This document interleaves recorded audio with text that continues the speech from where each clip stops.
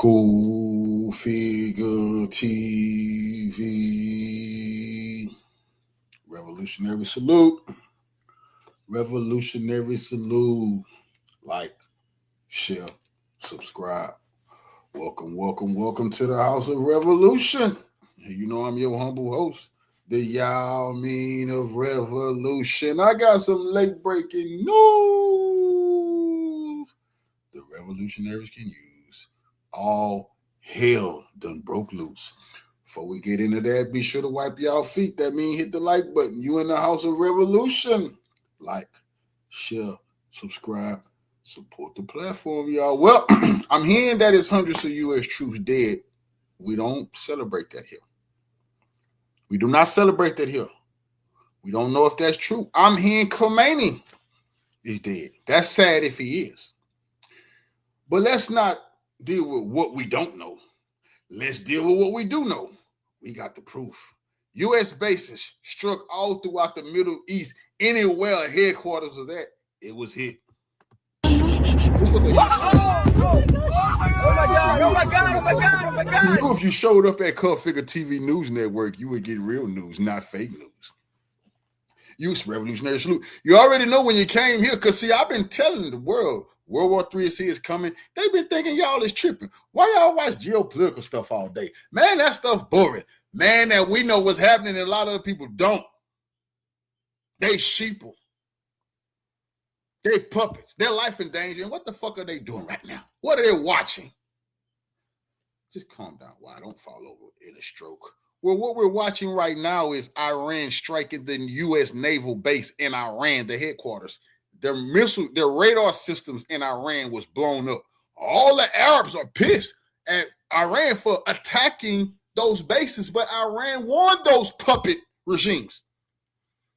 If you allow the U.S. to attack us from your soil, you're getting hit. Every base in the Middle East got hit. Okay. Now, they're not telling y'all that. They're not telling Americans that every freaking base in the Middle East was hit. And there are hundreds of you. I look on the news and all I'm hearing is Iran Supreme Leader Khamenei's dead. Khamenei's dead. Revolution is a way of life. Man, so what? Next up.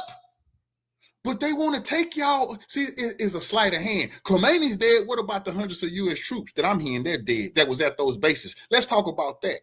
Well, if you go back to Trump earlier in the day, Trump came on the news and said, you know, we might lose some brave U.S. soldiers. That's when you should have knew what was coming. Oh, you're going to lose some, all right.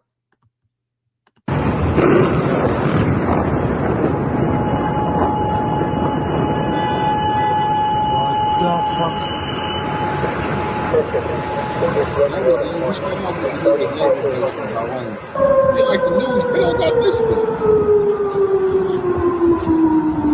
you. Let's see that again. Boom. You're seeing an impact. They're trying to tell me on the news that they're intercepting everything. No, you're not. The rest of the world got impact videos. Rest of the world got impact videos. Oh my God. Okay. This is the U.S. naval base in Bahrain. Hit. We don't know how many troops was in there when they got hit. We don't know. We do know that the headquarters was destroyed for the U.S. fleet.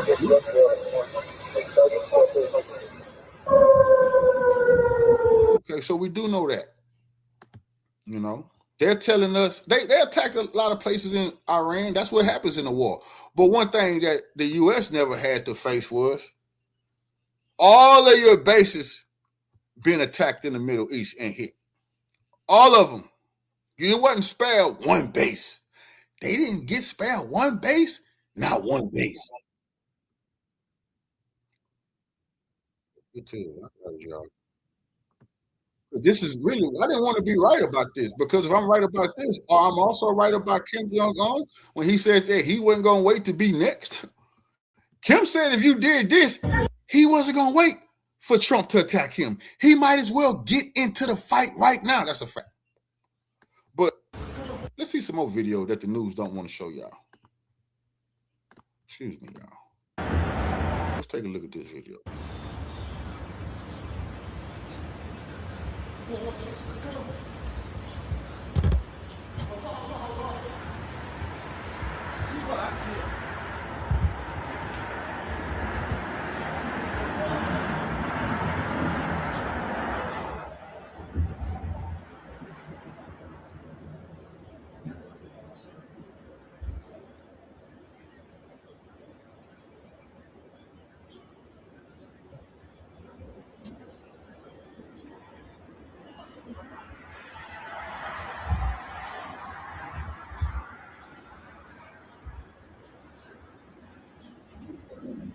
See, with Trump and Netanyahu gonna have this is a real war. This ain't no you kill a leader, you can kill a rebel. See, this is the I don't see these fucking pictures on the news.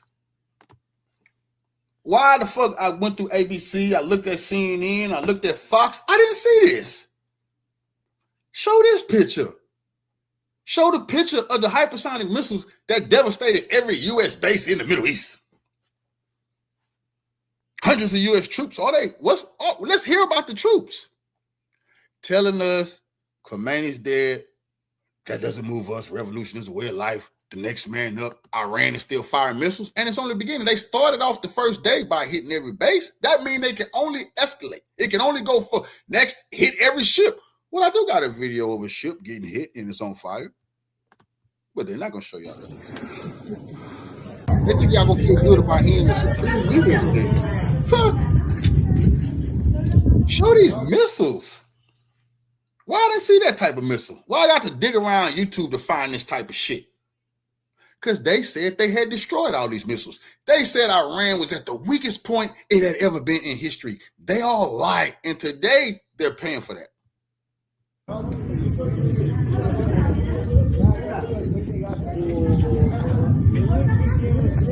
We don't even have no bases in the Middle East. We used to have some bases in the Middle East.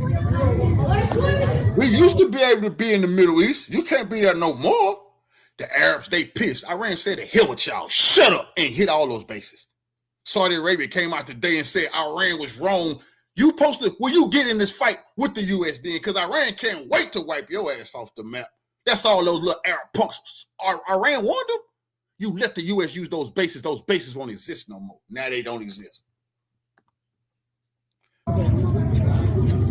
And they want to show y'all bullshit footage because they don't want you to see what's really taking place.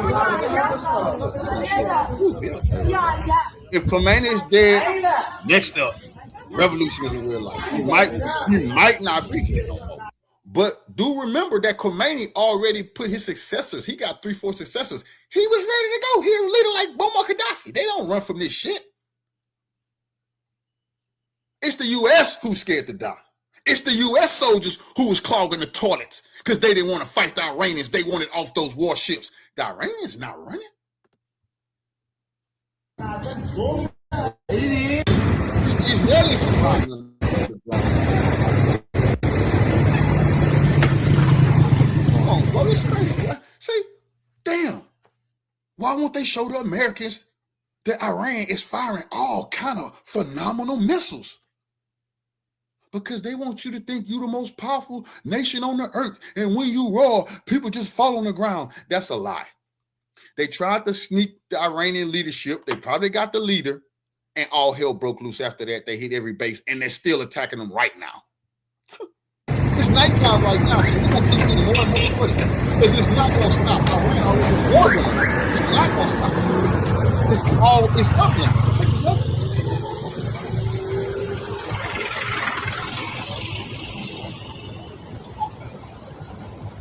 I just want to show y'all some few missiles. Since the news won't show y'all this shit. They don't want you to see Iran is firing some devastating shit up their ass. And that hundreds of U.S. troops is dead and wounded right now. That's a fact.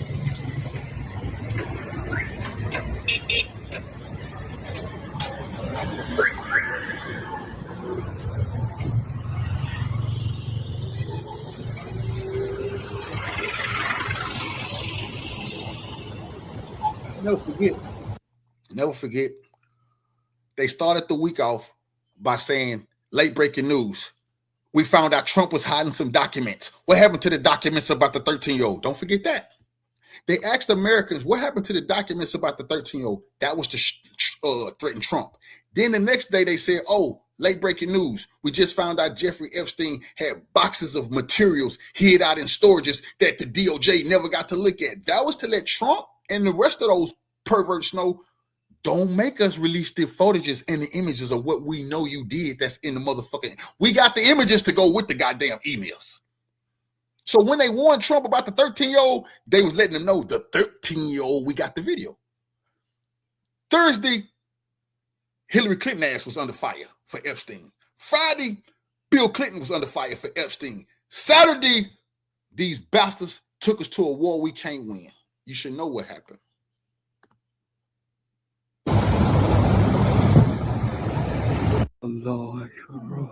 Look at him. Yeah, Allah. You can call on Allah now, brother. You in the Arab nation, you're getting wiped out for housing the U.S. You're getting wiped out for housing the U.S. bases. That's crazy. Donald Trump think this is Venezuela. We got the leader. Boy, you at war right now, nigga. Don't tell us Khamenei's dead. We don't care. What about our U.S. troops? What about our bases that we pay for? Are our trillions down the drain? Yes. And the Iranians want to fight. They want to fight. They want to actually see us on the battlefield. They really want this now. Let's let you kill.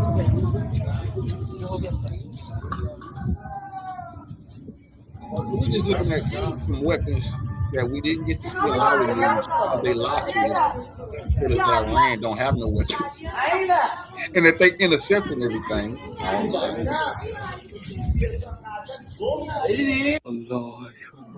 Look at this man. He in the Arab nation, scared to death. What is good? Look at that. Come on, bro. I swear to God. Look at those missiles going up. But they not showing this on American media because then that would mean that they're fighting. They ain't gave up. Iran ain't crying. They not begging Trump to stop. They not all on their knees. Fuck no. They want to fight, and they're fighting like they said they would.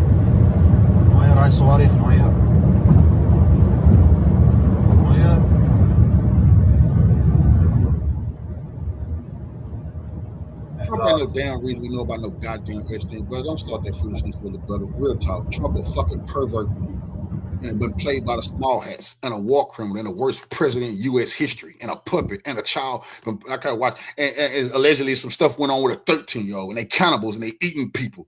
The hell with that. Trump, he needs to be impeached immediately, man. He needs to be impeached immediately for a war of aggression, for getting hundreds of U.S. troops killed this morning. Yeah, that's a fact.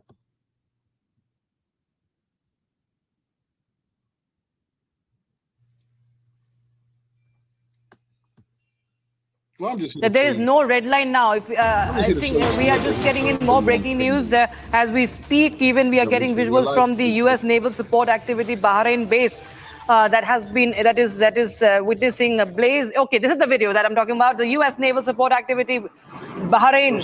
That's the Bahrain base. It's on fire. You can see that mammoth plume of smoke there. Bro, say I'm too emotional. You need to learn something. Get some emotions about this goddamn country. You house niggas, y'all just don't do nothing. But listen, it's time for action. Enough listening, nigga, to me. You get off your goddamn couch, goddamn it. Now, what we're looking at is shock and awe, but the Iranian style. Fires in you can see the extent. The UAE, you know that place where all the rich like to go partying? It's on fire right now, too. Anybody who been invested in the United Arab Emirates because they heard it's not like the other Middle Eastern places. Well, your investment just went down the drain. They got some of that. They got some missiles launched their way too. So yeah, Jordan, they got hit too. Kuwait, they got hit too. Bahrain, they got hit too. Anywhere the fucking United States military had a base, had to pay today.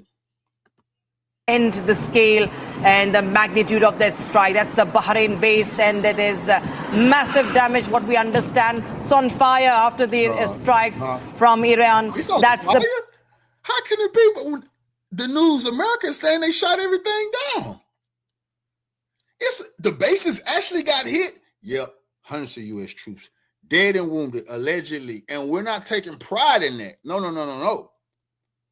Because we warned our brothers and sisters that this would happen. And never forget the U.S. military on the warships was clogging the toilets. They didn't want this. This fall on Trump. This fall on the genocidal congressional black bootlickers. This fall on Congress, the senators, all of them. They should be arrested. I don't know what's wrong with the military, but a bunch of U.S. military is imperialist they goddamn self. It should be a civil war in America behind this, bro. The breaking news we have right now, exclusive footage on Republic TV coming in from the Bahrain base. And as we speak, there are more and more such visuals that have come in from different locations across West Asia. The damage that has been inflicted by the Iranian missiles. So that's clearly we can see. We are also getting in more guests. You tell me, have you seen this on TV? You tell me, have you seen all this smoke and fire? And I showed you at the beginning a missile directly hitting the headquarters. That was the headquarters for the U.S. military in Bahrain that got hit, where the generals be. That's a fact. I think they did kill the defense leader of Iran. I think he did. I think they killed the leader of the IRGC. But who cares? You know what I mean? Russian generals, man, them people ain't scared of this battle. I warned it's the U.S. and those cowards on the other side, the imperialists. I don't think they want to lose generals and lieutenants and sergeants and bases. I told them, I warned them. Trump want to be Putin. Nigga, Putin done lost hundreds of thousands of soldiers kicking NATO ass.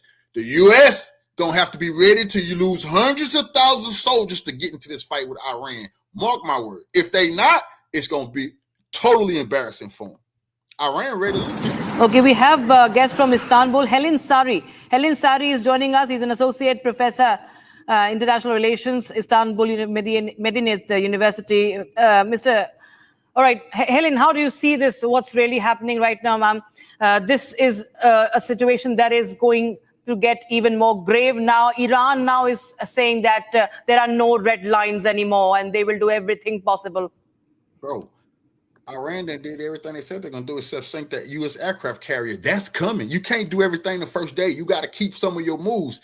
They said they would hit all the bases. They hit them. They said they would close the Strait of Hormuz, which is a nuclear option for financial reasons. They closed the Strait of Hormuz. Iran was not lying. Khamenei probably is dead. Everything they said they were going to do, they doing it. That don't sit well for the U.S., bro. That's mean they in deep trouble. Well, it's a complete chaos. What I see is a big danger, a big risk for the region, unfortunately. It's not only about any kind of clash or, let's say, conflict between Israel, U.S., and Iran. And they proved that those Arabs puppets are nobodies and that Iran would have never attacked those Arab countries if you didn't have the U.S. there. See, now the U.S. got another problem because now the Arabs like, damn, bro, having you here is the reason we're being attacked. You can't, and I want them Arabs to understand something. The Americans cannot defend themselves against the Iranians. What the fuck make you think they're going to be able to defend you against the Iranians? That was a lie and a scam. Iran blew that shit up all in one day. This is something which can cover the whole region, including the countries like Turkey, my hometown. So we have to be very careful at that moment because it's a delicate situation in which all sides should really be rational, think in detail, plan for the future cleverly. Because for the countries like Israel, unfortunately, sometimes they are being nourished from tension. They are being nourished from harsh politics supported by military means. But this is the last thing that we need in this region. I mean, I'm from... This good, racist ass bastards, the racist ass Arabs, now they ass, yeah, this they get. We ain't tripping on the Arabs that's not racist, but all those racist ass Arabs, they ass had to pay today, they nobodies, nigga. They all crying, they the kings. The king of Saudi Arabia couldn't do nothing but make a statement. And Iran told them, shut up, puppet, before we come for you too. What you gonna do about this? Yeah, we hitting bases in your country. What y'all gonna do about it? From Turkey, and I can see as an international relations associate professor that we do not need any more tension, any more chaos for our future. So every side, all counterparts should be really clever about what they are doing. Where do you see this, now spilling over? How do you see the other forces in West Asia reacting now? This is the definition of fuck around, found out. The U.S. and Israel fucked around and found out. They wanted to sneak attack Iran, kill their leaders. Iran say, well, we are the leaders. All of us the leaders. Revolution is way of life. Then they attacked everything. Israel is hiding underground. It's over for Israel. No more fucking Israel. Over the next couple of days, y'all gonna see what I understand. I say, no, it's over for them. No more vacation in the United Arab Emirates. It's over for all that bullshit. No more U.S. military bases in the Middle East. That's over with, bro. That's done. Trump done fucked up. End of the empire.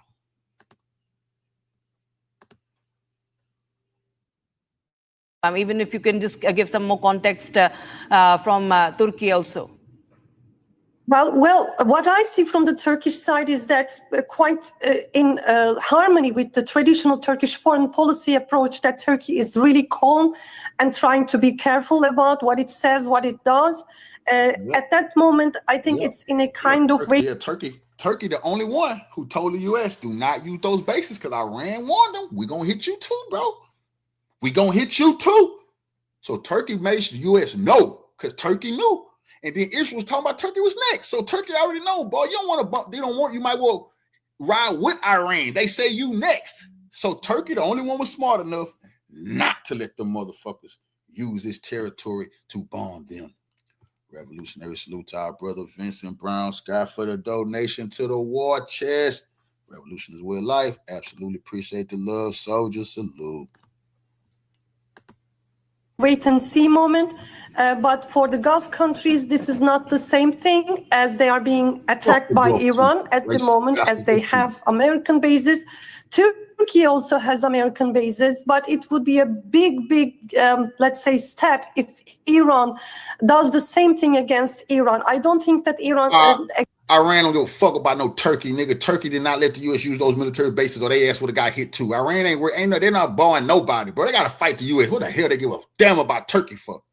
Turkey did not let the U.S. use its territory like the other puppets did. So Turkey was spared. That's what happened. Against Turkey. I don't think that Iran can venture that. I don't think that Iran can attack the American forces, American bases inside Turkish territories, but it does. Iran. What Turkey gonna do about it? Terry Leah Wilson wants you to forget what she did. No, I forgot you just said you was from Turkey, so now you want to try to make us think you tough, man. Turkey got a decision to make, nigga. They making the right one. Mind their goddamn business. Don't let the U.S. use those bases, and they all right. Shit. If Turkey let the U.S. use their bases, they going up in flame like those Arab puppets. Ain't no king of Saudi Arabia today, nigga. Iran say you ain't no king, nigga. I'll attack everything in the mother. Iran needs to capture Mecca and Medina, nigga. That's for real. That's what Iran should do right fucking now. They can do it, bro.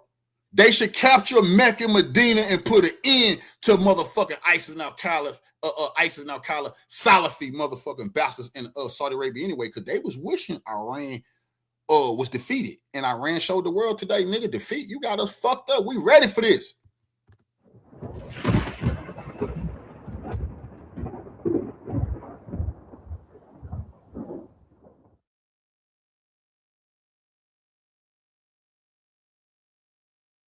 Revolutionary salute. Telling y'all, I couldn't wait to get here, man. Run this motherfucking live, nigga. Shit. This the one y'all been waiting on. I got everything lined up for y'all. And it don't look good, bro. For the US and NATO, I'm just telling the truth. I don't know how they gonna sell this shit to the Americans.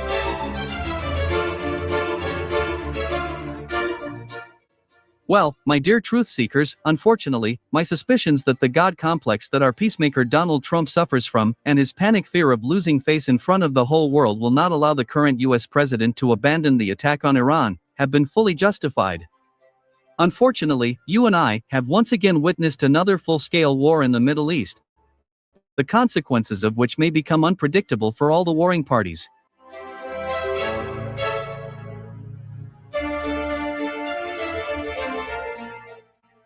So, on the morning of February 28, the United States and Israel attacked Iran. In Tehran alone, monitoring services recorded several powerful explosions. In addition, residents of Tehran confirmed that after these explosions, thick smoke appeared over the area where the presidential palace and the National Security Council are located. It is worth noting that the attack by the United States and Israel began on the first day of the Iranian working week, when millions of people were at work and at school. It is reported that in the Iranian city of Minab, a girls' school was destroyed, killing 40 children. And that's been reported. Even the Western press is talking about that. I seen CNN, they killed they hit a girls' school, bro. Like this was Gaza or something. Iran definitely gonna make them pay for that, bro. You're not gonna treat them like that. That really pissed them off. You gonna try to kill our kids like we the Palestinians? Okay. That was a mistake.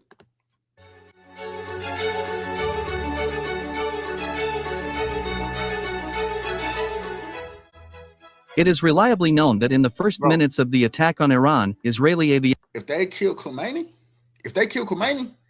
it's going to be 10 times worse. I guarantee you that, bro. If Khamenei is dead, then shit, they definitely not going to want no motherfucking truce or no peace or nothing like that. Also struck the residence of Iranian President Masoud Pezeshkian. In addition, the intelligence headquarters of the Islamic Revolutionary Guard Corps was also attacked. Hey, the president is a reformist.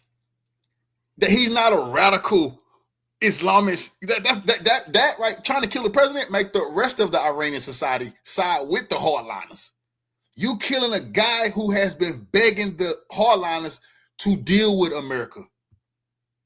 You see, this is real talk. This guy right here, this is what's called a reformist. He's been begging the hardliners to stop saying death to America just because you're mad. Stop saying that. It don't look good. Come on, work out a nuclear deal. Let's try to make a deal.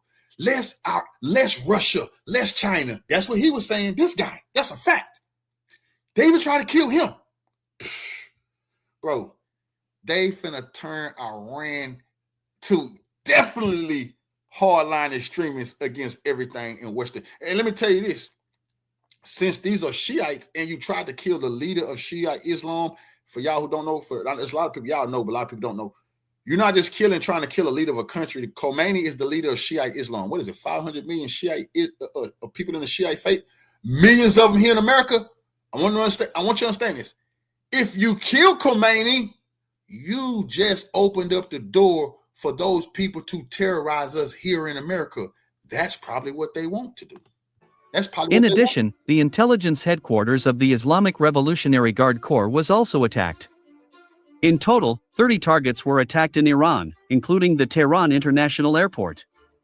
It is noteworthy that immediately after that, Israeli Prime Minister Benjamin Netanyahu made an official call to the Iranian people. In particular, he called on the people of Iran to take their destiny into their own hands. According to Benjamin Netanyahu, Israel will help the Iranian people not only... This the craziest shit I was saying. What Netanyahu and Trump did, these war criminals need to be arrested. Trump went on TV and said, Iran, now's the time. You never had a chance like now. And then people look like, what the fuck? You killing our kids? You mean to tell me you want the regular people to rise up and overthrow the military? You want the military to turn on the other military? These cowards are scared to go into Iran and get their butt whipped properly like men. The world should be demanding Israel bitch ass send ground troops into Iran, bro. The world should be demanding that Israel go through Saudi Arabia, go through Bahrain, you on the border of Iran, you in Iraq, go through Iraq. They should be demanding that Israel take their ass into Iran and just get finished off. Shame on Trump. These bastards thought they were just going to fire missiles to Iran like Iran is Libya or something. That's crazy, bro. Not only to destroy the bloody regime, but also to build a new Iran. Peaceful and free. In addition, Benjamin Netanyahu said that Israel will do everything to ensure that the terrorist regime in Iran stops threatening humanity with nuclear weapons. They're gonna whack this man. According to the Israeli Prime Minister, the Iranian leadership will pay a heavy price for the murders of Israelis, Americans, and its own citizens. By the way, Benjamin Netanyahu called the current military operation against Iran a lion's roar. Yeah. Iran say this true promise forward, nigga.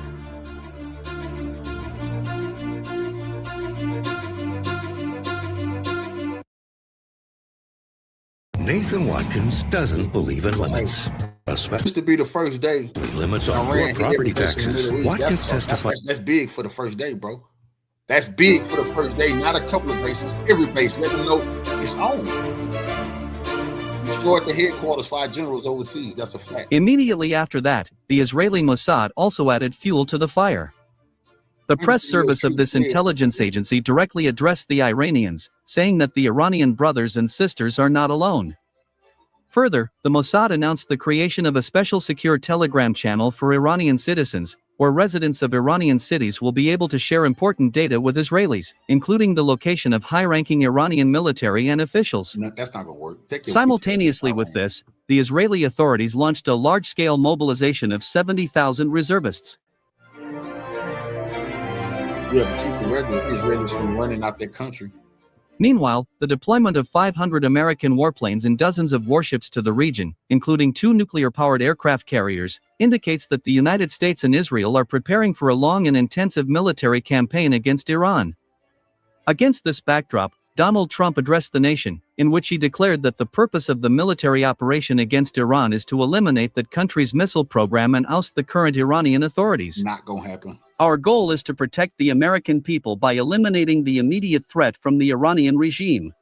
A group of very cruel and terrible people, Donald Trump said.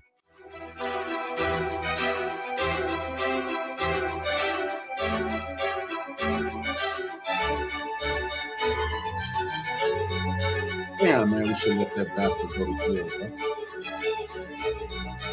bro. Kamala couldn't have been no worse. Well, will Trump be able to achieve all his goals? Even pro-government American think tanks have difficulty with this question, especially considering the harsh and decisive reaction of the Iranian authorities to the attack by the United States and Israel.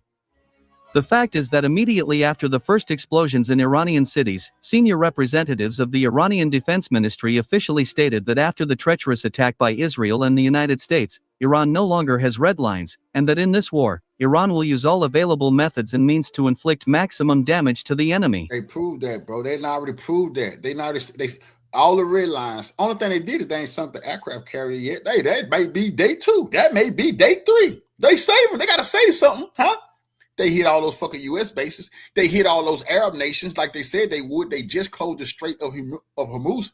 Oil finna be sky high. Food prices finna be sky high. That's a fact, bro. That's day 1.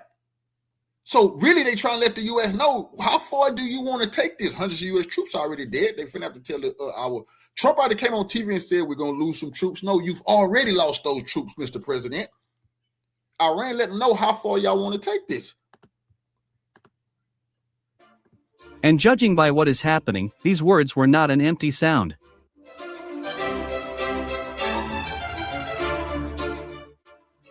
The fact is that at 11 a.m., the Israel Defense Forces announced the launch of dozens of ballistic missiles by Iran.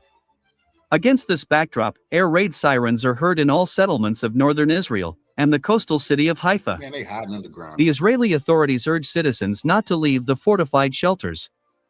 A few minutes later, monitoring services began recording numerous explosions both in Israel and in such Middle Eastern countries as the United Arab Emirates, Bahrain, Qatar, Jordan, and Kuwait. As it turned out, in Kuwait, Iranian missiles rained down on the American Ali Al Salem Air Base.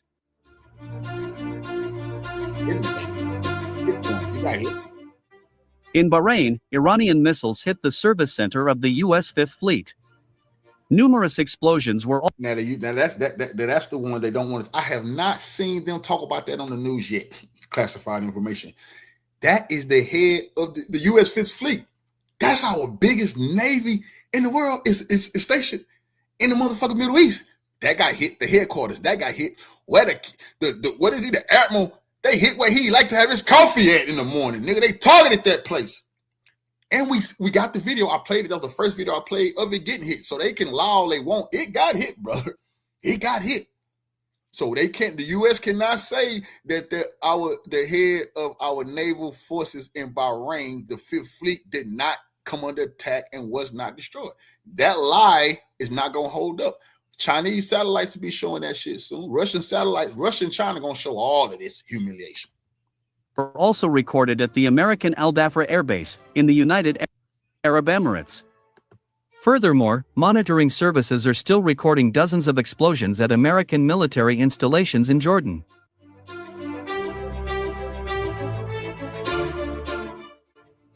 In Israel itself, the situation is close to critical. All Israeli air defense echelons are actively operating in cities such as Jerusalem, Haifa, and Tel Aviv. However, despite this, many Iranian missiles managed to hit their intended targets. As it turned out, Iran used a combined strike tactic.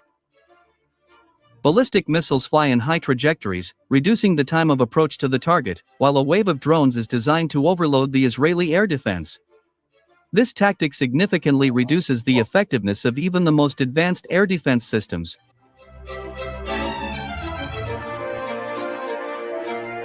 He destroyed all this stuff. What are they fighting with? The little tablet. Trump is a liar.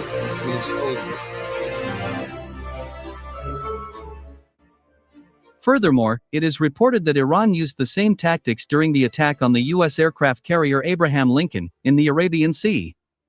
The first to announce the attack on the American nuclear-powered aircraft carrier were journalists from Israel's Channel 9. In addition, American warships were also attacked by Yemen's Houthis. At the moment, monitoring services and journalists are trying to find out the extent of the damage that Israel, the United States, and Iran suffered during the first wave of mutual strikes. That happened. I don't want that to happen. And I'm pretty sure the Chinese and the Russians, because in war, you got to hold back certain things. They're probably telling them, let that be maybe your last resort.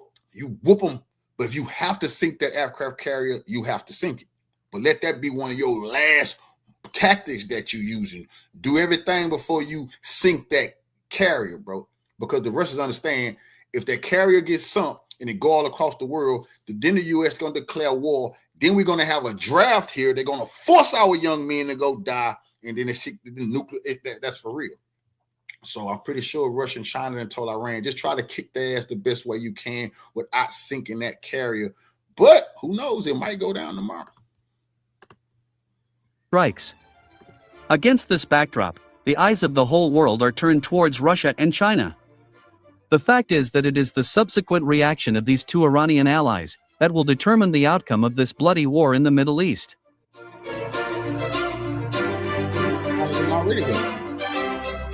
China did already help them. They would have never been able to hit every last base pinpoint hit where the general headquarters is in Bahrain without them Chinese satellites. But see, that's how crazy the U.S. is. China warned them. China showed them. We already showing Iran where all of your shit is at. So if you attack them, it's going to be like shooting ducks in the goddamn fish in a barrel.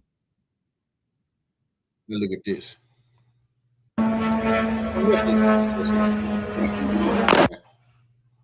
The news not showing this. I don't know why. This look like good footage to me. That is a Iranian drone hitting a high-rise tower in Bahrain. Now, why the hell is an Iranian drone hitting a high-rise tower in Bahrain? Who the hell is in a high-rise tower in Bahrain? The U.S. military personnel who's in Bahrain trying to be in these hotel rooms. Oh, yes. They learned from the Russians that you get. Russia did this in Ukraine. You hit a lot of those hotel rooms where the U.S. mercenaries try to go and hide out there. In Iran, somebody gave them the heads up with some intelligence. You can find U.S. personnel hiding out in that high rise, but that's exactly what happened too. Immediately, they was in there. And that's why the Arabs made a dumb mistake playing with Iran. Because now Iran is bombing all of their shit. And they too weak to do anything about it. And the person that protected them is the U.S. This should be all over the news media, but they don't want to show you this because this shows Iranian strength. No, they want to show you this happening in Iran. Yeah, get y'all phones out, nigga, and take a picture of what it looked like with Iran. U.S. military trying to hide that in that goddamn high rise near Iran and caught them napping, nigga. That's exactly what happened. Caught them napping. Caught them trying to run warfare in a high rise building. Nigga, Iran said, I don't think so. So That's some more war footage I had just stored up for y'all, you know, because they don't want to show y'all nothing. I can't have y'all just. All right, let's look at some more terror. We're gonna get to the analysis about some of our great war correspondents, but I gotta set the stage first because y'all have been watching fake news and y'all want to see what's really going on, correct? Y'all waited all day to come figure to get on this shit, so I gotta really bring it. What we're looking at is the Gulf puppet nations. Now I gotta be a serious news man here. I gotta stop all this laughing because this ain't funny, but shit, to see the imperialists get slapped in the face like this definitely is. What we're watching is the U.S. naval base targeted, hit. They telling you on the news this didn't happen. This ain't AI, bro. That's direct shit. Direct hit on the U.S. naval base. Middle East people are saying hundreds of U.S. troops. Trump said some U.S. troops was going to die. Is it hundreds? The Middle East is on the brink. After the Israel-US strikes on Iran, the theater of conflict is widening, and American bases across the Gulf are now firmly in the crosshairs. From the UAE to Bahrain, from Saudi Arabia to Qatar, the message from Tehran is unmistakable. Unmistakable. Retaliation will not be symbolic. Sure. Nope. It will be strategic. Washington's military footprint in the region is after this over with, all those motherfucking Arab nations don't kneel to Iran, nigga. After this over with, nigga, Iran gonna come out the leader of the motherfucking Muslim world. After this is over with, because not only is they finna defeat the U.S. and Israel, but they have humiliated all of those Arab nations. I don't want to hear no more talk out of them. If you had a problem with Iran, today is the day to fight them. They don't want to fight them. They wanted the U.S. to fight them. They cowards, and Iran is proving it.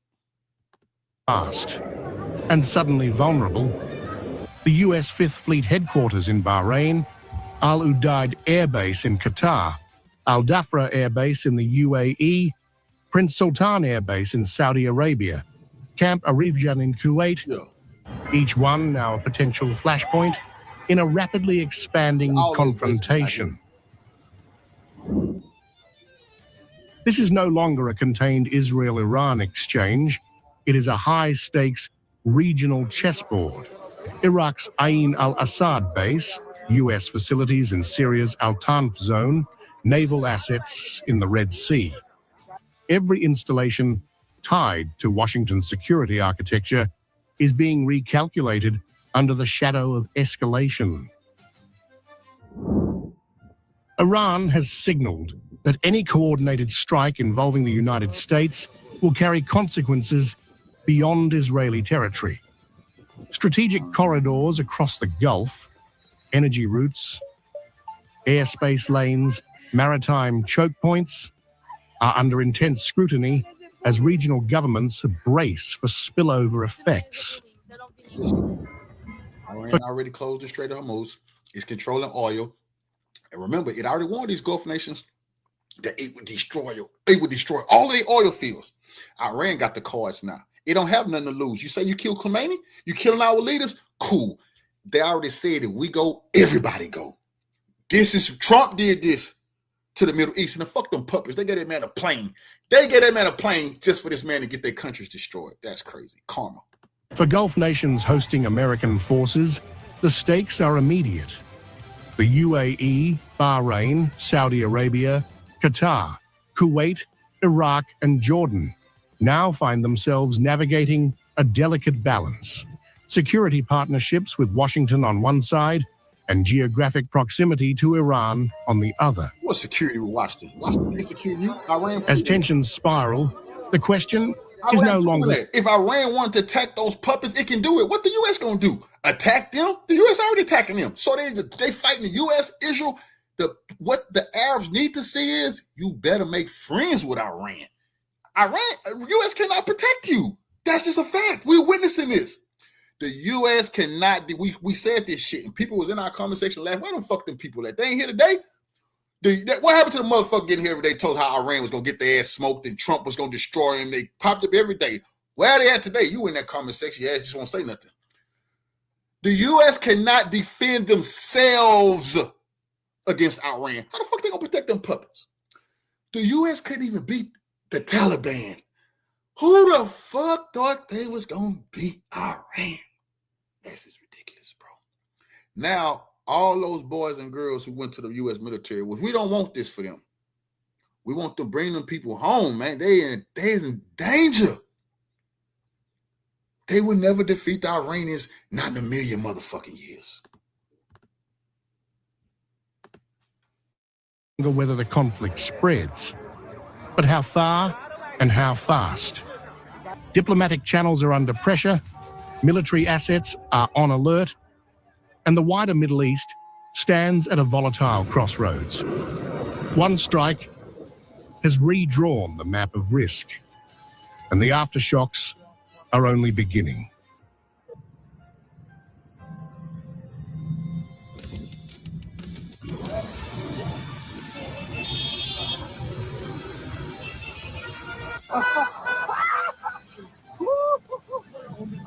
Well, this is bad, man. This all bad. But it's going to be a new Middle East after that. That's the one good thing, you know. And the Middle East is a new day. I hope all the racists get ran up out that motherfucker. Now let's look at, because we do know that a U.S.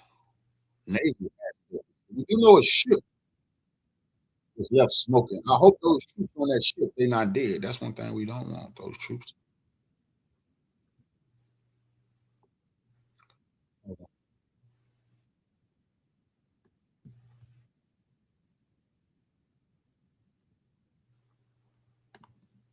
Let me see, because I don't know if this video gonna show the ship, but I know I got the video that does show it. Tell you this ship that was here, so ain't gonna be no acting like they don't know what the fuck going on. Revolutionary Guard Corps, the powerful Islamic Revolutionary Guard Corps, now claims it has delivered a direct and punishing blow to the United States at sea.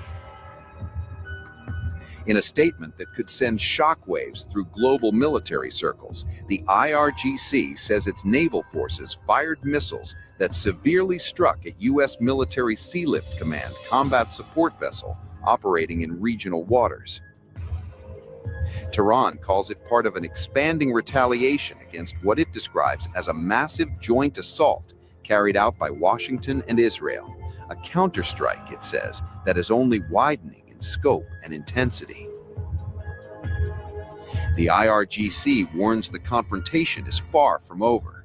According to its statement, additional American naval assets across the region remain well within range of Iranian missiles and drones, and operations are continuing. So far, there has been no official confirmation from the United States Central Command, leaving the claim unverified but not unanswered. The alleged strike comes amid a broader wave of Iranian attacks sweeping across the Middle East.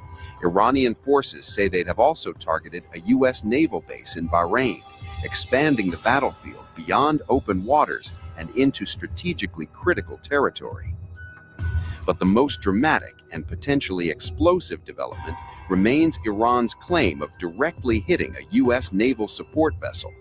If confirmed, it would mark one of the most serious direct strikes on American naval assets in years, a bold escalation at sea, and a dangerous new threshold in a conflict already spiraling outward.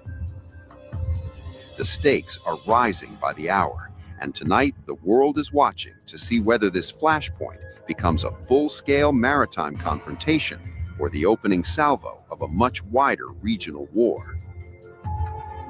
Video circulating online shows large plumes of black smoke rising near the headquarters of the U.S. Navy's Fifth Fleet in Manama. The extent of the damage remains unclear, and Washington has not yet officially commented.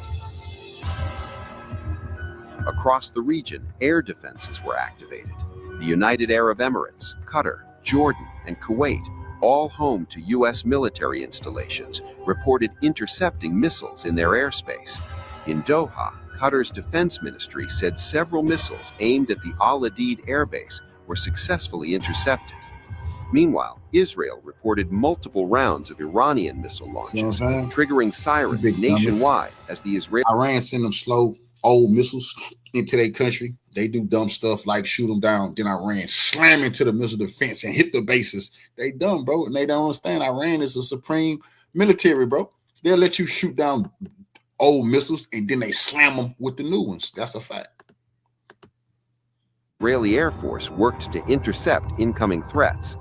Jordan's armed forces also confirmed shooting down 2 ballistic missiles headed towards its territory.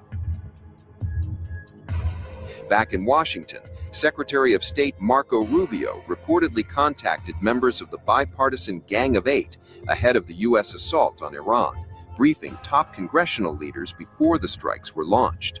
One lawmaker was said to be unreachable.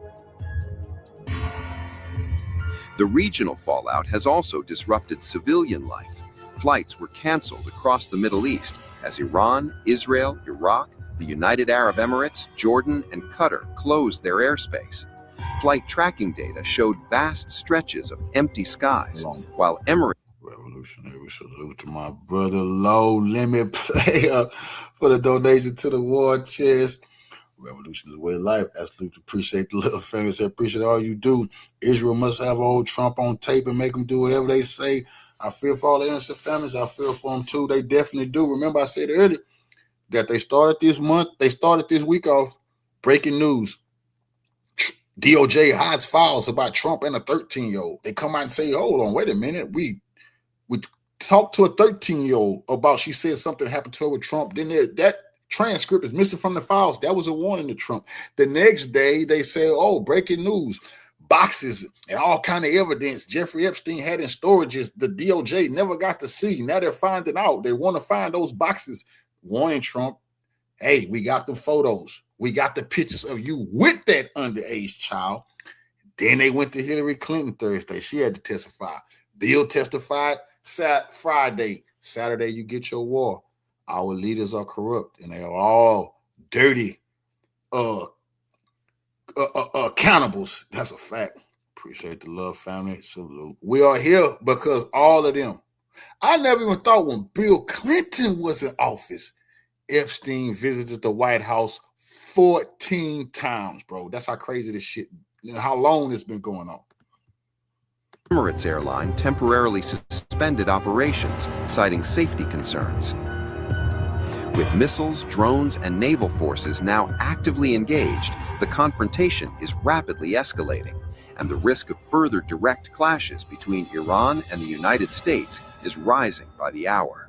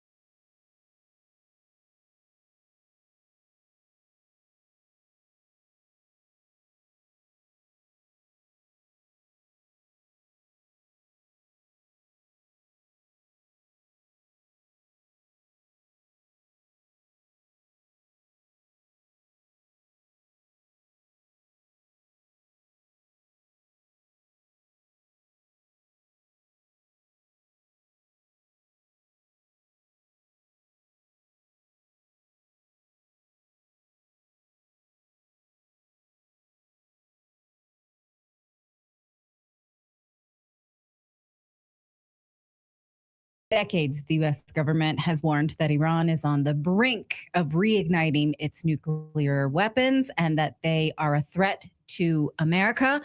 We've heard this before in the early 2000s during the Obama years, under the first Trump administration, and again under President Biden. Now the language changes slightly. The urgency is always imminent, though. It's always right there, right? Like right around the corner. You're going to blink and it's going to be there. And there's always new proof. Here yesterday is Vice President J.D. Vance saying again he has fresh intelligence that Iran does have a renewed nuclear program. We blew it up 6 months ago, but I have new evidence that it's back. It's like herpes. Watch. Iran cannot have a nuclear weapon. If they try to rebuild a nuclear weapon, that causes problems for us. And in fact, we've seen evidence that they have tried to do exactly that. So the president sending those negotiators to try to address that problem, as the president has said repeatedly, he wants to address that problem diplomatically, but of course the president has other options as well. Okay. Now, fresh intel. This video is also going viral this week. This is a compilation of 2 decades of Israeli Prime Minister Netanyahu saying that Iran has a nuclear program and it's weeks, if not months away. Watch. If not stopped, Iran could produce a nuclear weapon in a very short time. It could be a year. They have the wherewithal, the stored up, preserved knowledge to make a bomb very quickly. If they wanted to. Iran is so dangerous. Weeks away from having the fissile material for an entire arsenal of nuclear bombs. They're very close. They're 6 months away from being about 90% of having the rich uranium for an atom bomb. Iran is gearing up to produce 25 bombs, atomic bombs a year, 250 bombs in a decade. Iran will be capable of producing alone, without importing anything, nuclear bombs within 3 to 5 years. Once Saddam has nuclear weapons, the terror network will have nuclear weapons. Next thing you'll see is a nuclear bomb in the World Trade Center. If you take out Saddam's regime, I guarantee you that it will have enormous positive reverberations on the region. It's been so great. It's been amazing. Yeah. It's been unbelievable how well it's gone. Can we hold him to that promise? Is that possible? No, you can't hold him to that promise. No. And when is a journalist can actually say, vision. If I got to sit down with Netanyahu, that would literally be the first video I would show him. Of course, he would never do our show, but that would be the first video that I would show him. Like, you've repeatedly said this, and you've led us down this trail repeatedly. It hasn't come to fruition. When is that going to change? Yeah. Is this your great vision of positive things in the Middle East? Is this it? We're here? Because I don't think this is so fun. It's not fun for me. Now, I want to remind you that during the Bush administration, George W. Bush, the U.S. launched the world's first cyber weapon, Stuxnet, on Iran's nuclear centrifuges, which were never proven to be for weapons, but they still did it. Bush left office and Obama said, I got it. He took the baton and kept this cyber weapon going. So this is bipartisan, the attack on Iran.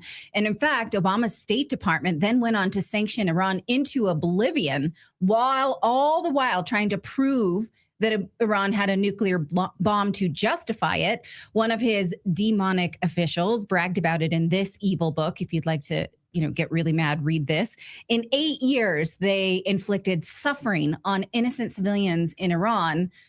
They weren't able to get the same medicines as these demonic Washington livers who can order food and go to a CVS and get whatever they want, but they still were sanctioning Iran under the auspices that they may have a nuclear program.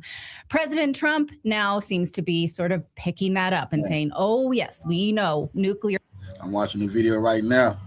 NBC News. Missile appears to slip through defense and strike Tel Aviv. They were showing the video, and while they trying to show the video of the air defense system working, you see the missile just hit the next trajectory and bam, slamming into Tel Aviv. It's going to be a long night for Israel and them U.S. bases. Iran is clearly showing that they cannot defend themselves, and it's going to get bad for them. Nuclear program. It's like a weed. It's like a nuclear whack-a-mole, basically. Now, on Tucker Carlson's show this week, Clayton was his guest, and he said that the threat of this war alone is a psyop. So if you are feeling that, if you're like, oh my God, is it coming any minute now? Okay, never mind. It's not. Oh wait, yes, it is. Well, you're not alone, but this is the largest military buildup in the Gulf since the Gulf War. So joining us to break it down today are two men with very different but deeply informed perspectives. We have Colonel Douglas Macgregor and former CIA officer John Kiriakou. Thank you, gentlemen, for coming. Now, I want to ask you this question, and I think we'll start with Colonel Mack, if you don't mind. Given how unpopular this war is, how unwilling Americans are to go along with it, how much would it cost us in lives and money, given all of that? Politico is now reporting that the Pentagon wants Israel to strike first.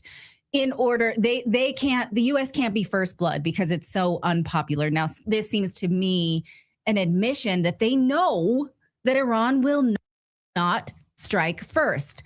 So why are we so trigger happy, Colonel? What is the reality of how the U.S. military would fare in an actual war against Iran? Hold on, we're gonna well, obviously, this is more evidence that the people in Washington think Americans are incredible.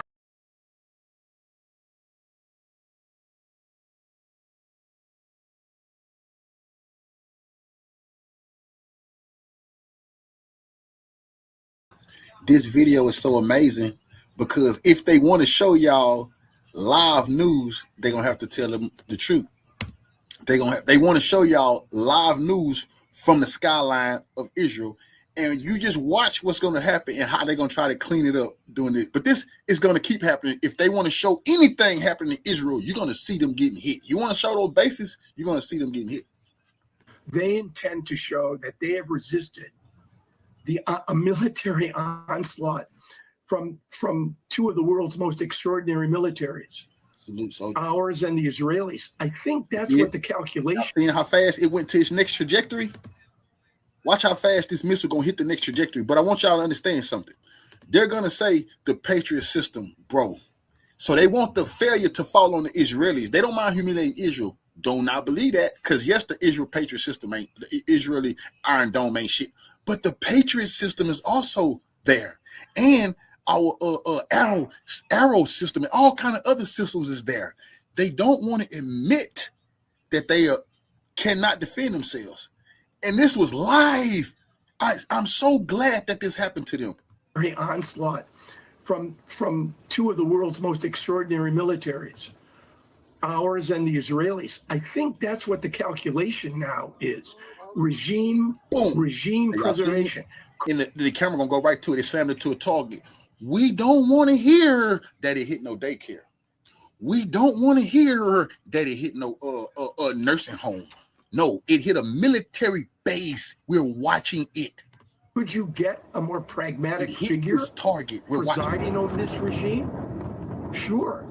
Aaron, I just want to break in for a moment because we're looking at live pictures in the air over Tel Aviv, and obviously, as many people know or maybe don't know, there is an Iron Dome that Israel uses as its missile defense system, and we're seeing it working now. But in some places, an incident by for me, I would appreciate it because I do want to bring in NBC News military analyst Colonel Steve Warren to talk more about the images that we're seeing in Israel right now.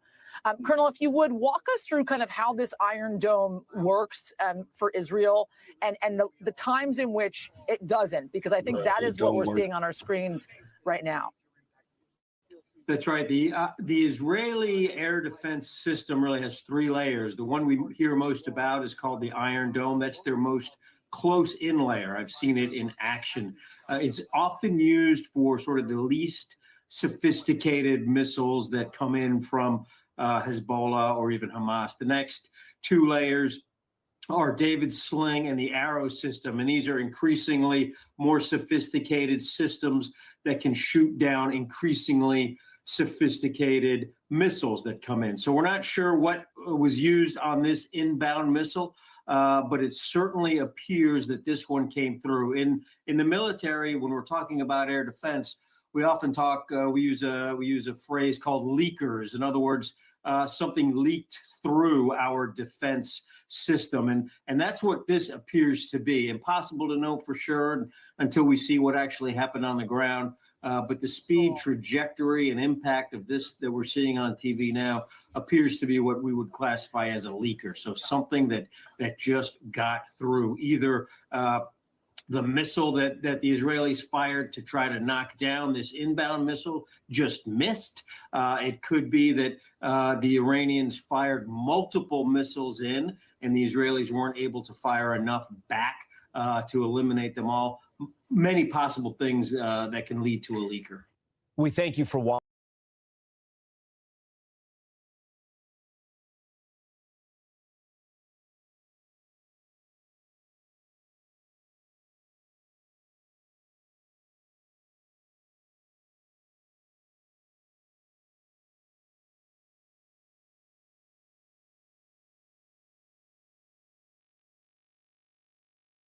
Got it. He took the baton and kept this cyber weapon going. So this is bipartisan, the attack on Iran. And fact, Obama's State Department then went on to sanction Iran into oblivion, while all the while trying to prove that Iran had a nuclear bomb to justify it. One of his demonic officials bragged about it in this evil book. If you'd like to, get really mad, read this. In 8 years, they inflicted suffering on innocent civilians in Iran. They weren't able to get the same medicines as these demonic Washington livers who can order food and go to a CVS and get whatever they want, but they still were sanctioning Iran under the auspices that they may have a nuclear program. President Trump now seems to be sort of picking that up and saying, oh, yes, we know, nuclear program. It's like a weed. It's like a nuclear whack-a-mole, basically.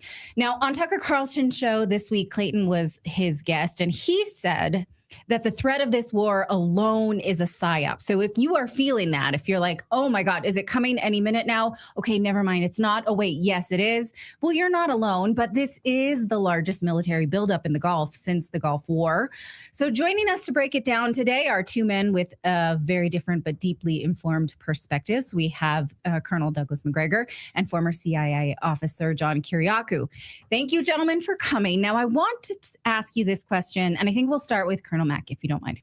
Given how unpopular this war is, how unwilling Americans are to go along with it, how much would it cost us in lives and money, given all of that? Politico is now reporting that the Pentagon wants Israel to strike first in order, the U.S. can't be first blood because it's so unpopular. Now, this seems to me an admission that they know that Iran will not strike first.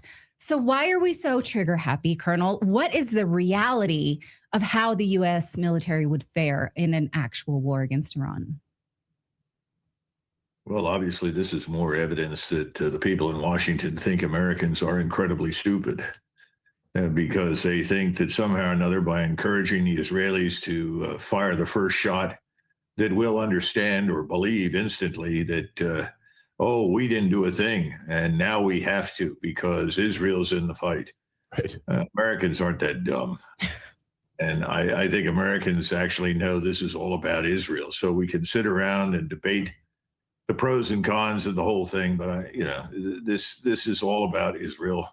And it's about Israel's agents in the United States, the collection of billionaire Zionists who essentially are dictating policy to our government. And, I hope you remember that the only time the Democrats and Republicans all stood and cheered wildly was when Mr. Trump talked about attacking Iran. That seems to have been the unifying force because that's where the money is.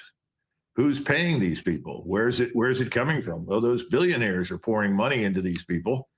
And they all know that if you go along with it, you're going to get more money. And if you don't, they're going to give it to your opponent. So now, militarily, how will this goes? That's a real tough call. I've been looking at Larry Johnson's work today. Larry put together a great story involving all the various types of aircraft on both sides and the types of missiles and so forth. And so if these reports is true, and Iran is saying Khamenei not dead, but who knows? Because Hezbollah said Nasrallah wasn't dead at first. You know what I'm saying? If it's true, this thing's just going to get worse from here. So on. The truth is this. This is a big country, very large. They have a lot of very bright, capable people. This is not a backward desert waste disposal plant. This is a serious country with a long and distinguished history. These people are not going to surrender. They're not going to submit to Israeli hegemony on the basis of our threats. So they're going to fight. What have they got? They have an almost inexhaustible arsenal of missiles, and at least 2,000 of them fall into the theater ballistic missile category, maybe a few less, but it's close to 2,000. Then they have a lot of other medium-range ballistic missiles, cruise missiles. Some of these are of a relatively new variety from China, including missiles designed to attack and demolish or even sink ships. The range, though, of course, is an issue, and the radars are an issue. We know that the Chinese have provided some very new state-of-the-art radars that theoretically can look out to 420, 430 miles and even identify stealth aircraft at that range. On the other hand, we have extraordinary aircraft. There's no question about it. This is the largest, I think, collection of modern aircraft, fifth generation and fourth generation, that the world has ever seen. And these aircraft can reach out far beyond the normal range thanks to the weapon systems they carry. We don't need to go through all of them, but they have the capacity to destroy a number of these radars at a distance, at a standoff distance. But we don't know the range of the missiles that will be fired at them in some cases. Some of these are Russian in origin, but a lot of them are also Chinese. So to answer your question, worst case, we could have our bases utterly destroyed in the region. They may actually be able to go all the way out to nearly the Red Sea and beyond Israel. We don't know. We know that they see everything. They have satellite-based intelligence from China and Russia. We also know that they have agents on the ground who can pick up the proverbial cell phone and call. So there are a lot of people out there that are going to help them, and they've got lots of information. The real question is, how tightly integrated are these air defenses?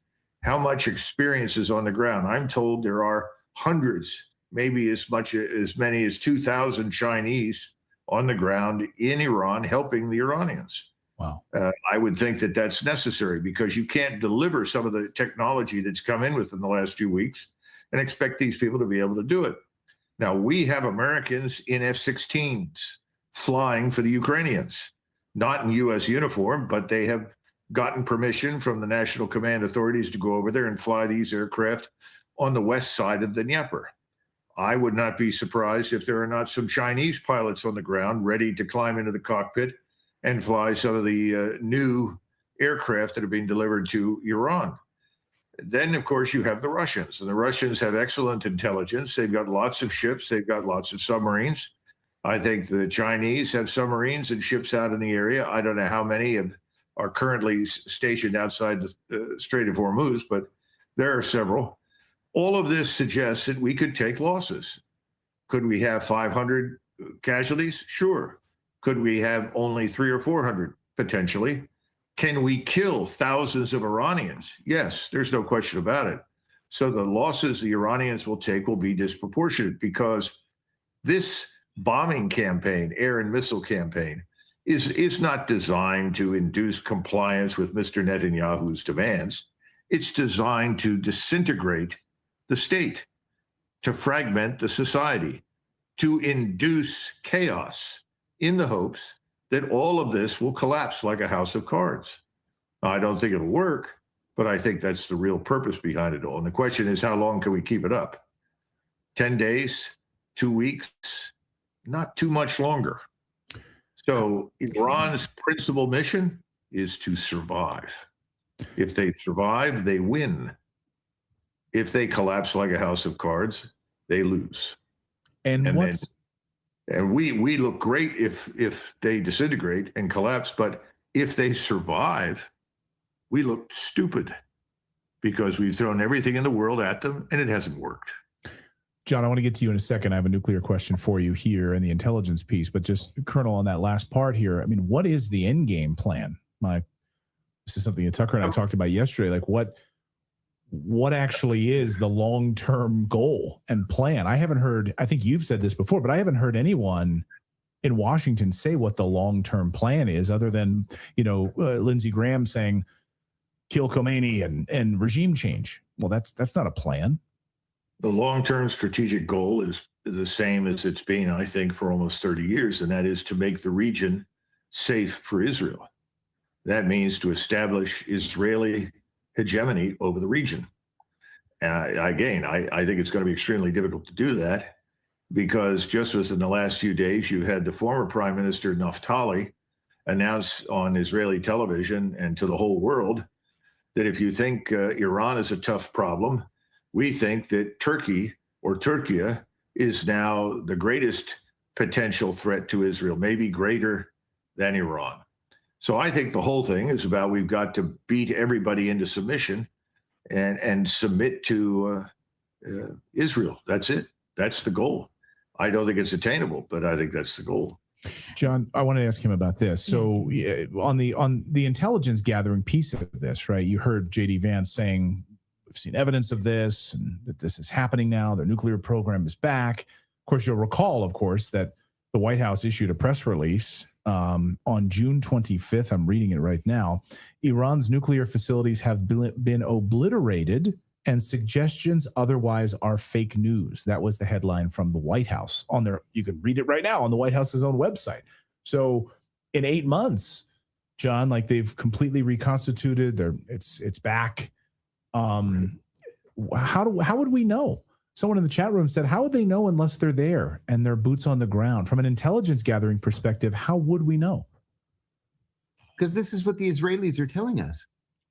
Oh, okay. Yeah, we've been traditionally weak in terms of boots on the ground in Iran, and we've long relied on the Israelis passing intelligence to us and then just treating it as gold straight from the mouth of God. But the Israelis tell us what they want us to believe, and we just run with it. I think that, look, starting at the beginning, Ayatollah Khamenei, the supreme leader, issued a fatwa decades ago saying that Iran would not build a nuclear bomb. The CIA has published two, not one, but two national intelligence estimates saying that the Iranians do not have a nuclear weapons program. The Israelis and the United States together released the Stuxnet virus, which destroyed Iran's centrifuges, even if they were spinning to enrich uranium. The bottom line is there really is no Iranian nuclear weapons program. There never has been. They have a nuclear program, but I haven't seen any evidence, even when I was still inside the CIA, to indicate that they were trying to build a nuclear bomb. And even if they had one, they don't have a delivery system for it anyway. So Iran is no threat to the United States. I don't believe Benjamin Netanyahu when he says that it's an existential threat to Israel. It's Israel that's the existential threat to Iran. Iran's not the country that has had a history of attacking all of its neighbors. It hasn't attacked its neighbors. Israel certainly has attacked its neighbors. And so this is just one of those, another in a long line of made up crises where the Israelis try to either talk us into or trick us into doing their dirty work for them. I don't know if you know, number of conservative commentators and influencers and otherwise have had their bank accounts shut down. They've been debanked. Friend of the show, Scott Ritter, Wyatt Reed, in fact, from the Gray Zone, had his bank account or his, I think his PayPal was just like. How can they possibly do this now that we just see bullshit coming out of their mouth? Well, two things. First of all, Natalie, I'm shocked. I thought you were in kindergarten in the mid-90s. I was in middle school but I remember it. Well, we wore it on backpacks. The way I heard it from Morris and how you met, it's kind of scary. She's pushing 50. I'm telling you, man. She might look I'm 47 and a half, actually. She's got a cherubic face, On Colonel. Saturday, I'll be 47 and a half. It's my half birthday. And another quick point, and John knows this from his experience, I'm sure. Presidents get the generals they want, and presidents get the intelligence they want. We need to keep that in mind. If you don't like the intelligence assessment that was just delivered, you tell them to go back and do it again and bring it back when it says what I want it to say. So that's a permanent problem. Look, this whole thing is Iran just blew up the Dubai International Airport. They finna put them puppet Arabs through hell, bro. It's catastrophe. And I think President Trump is running an enormous risk. This is not something the American people want and are prepared to support. This country today is radically different from what it was in 1990. Iran blew their airport. I remember when we deployed to the desert in 1990. We came back in 1991. There was this sort of outpouring of pride, satisfaction, and happiness that we had erased, frankly, the stain of dishonor from Vietnam. Not because of the things that we did there, we did a lot of things wrong, but because people were disappointed that we lost. Natalie, I don't see that here at all right now. people are saying, wait a minute, what happened in Minnesota? You went there, you were challenged by the governor, you packed it in, you surrendered, you left. You can't do that. This is a war we have to win inside the United States. We must enforce federal law. You've done a good job thus far on the border, but you haven't stopped all the human trafficking and the drugs. Look at Mexico. It's a catastrophe. We have to protect ourselves from that. What are we doing? You know, these are the things Americans voted for President Trump to do, and they haven't done it. So I agree with you. I don't think this is marketable at all. And if we were to take sudden losses, substantial losses, I think the pressure would be to cut bait and get out. People say, what are we doing this for anyway? The danger is that we suffer terrible reputational damage around the world, all in the belief that not only are we making the region safe for the Israelis, we're also attacking China by attacking Iran. After all, Iran supplies all this oil. And if the Straits of Hormuz close, we're going to destroy the global financial system. You know, I don't see an upside to this at all. But it's very clear. I just got this recent bulletin in. These talks are over. There can be no compromise. Well, gee, I'm so shocked that Witkoff and Kushner could not bring the Iranians to their knees. This is absurd. Well, that's a bit of breaking news. So the talks are off now? Well, the Wall Street Journal is reporting that most of the conditions were rejected. But then we saw this from the Crown Prince of Oman, who mitigated some of the talks, saying that there will be technical discussions next week. Do we have that tweet? Yeah, can we put that up? They called it progress. The United States says they are disappointed. That's sort of what they're supposed to do. They're saying next week we'll have more technical discussions in Vienna. So, I mean, this is tedious. May I add something to that? Please, John. Yeah. I just got off of an interview with Al Mayadeen, the Lebanese network, and the person that was the other guest was the head of the Iranian nuclear negotiating team. And he said the same thing. He said that they are going to have to go to technical talks because the U.S. just won't budge on what really is the Israeli position, that Iran not be permitted to have any ballistic missiles at all, and that they have to cut off all ties to the Houthis in Yemen, Hamas in Gaza, and Hezbollah in southern Lebanon. Those are non-starters for the Iranians. So what these technical talks are going to be are about how to what extent the Iranians can enrich uranium. Will it be as low as 2.6% or as high as 35% or something in the middle? The Israeli position is no enrichment whatsoever. And the Iranian position is we're going to enrich to something below weapons grade, for use in medical research, for example, but that the enriched uranium will remain in Iran. It will not be sent to Saudi Arabia, United Arab Emirates, or Turkey, all of which have been proposed. I'm usually an overly optimistic guy. I'm not optimistic about this. So I want to follow up then, John, with what Natalie mentioned about the sale of this war, because to the Colonel's point, we're not buying it. On the military side, and the American people aren't buying it. Close to 80% of Americans don't want to have anything to do with a war in Iran. And so that's where your old group, the CIA, comes into play. And false flags work enormously well. The propaganda. U.S. bases in Saudi Arabia being devastated as we speak. It's an existential threat now to the United States that we're going to be attacked. I just want to play an example of how the media and the CIA and the intelligence state works in tandem to kind of push this fake news on people. Here is Mark Levin on television, and here is what he had to say about the nuclear threat to the United States. That they must destroy civilization. They believe today that they must destroy the West. Most prominently, the United States of America. Those nuclear ICBMs aren't aimed for Tel Aviv or Jerusalem. They're aimed for New York and Los Angeles and Chicago and everywhere in between and around the United States of America. They're working closely with the communist Chinese, Putin, and North Korea. And we are on the precipice, I believe, of finally addressing this so that we can have peace and security and prosperity. We haven't bothered that regime. That regime has been kidnapping, slaughtering, maiming Americans since day one.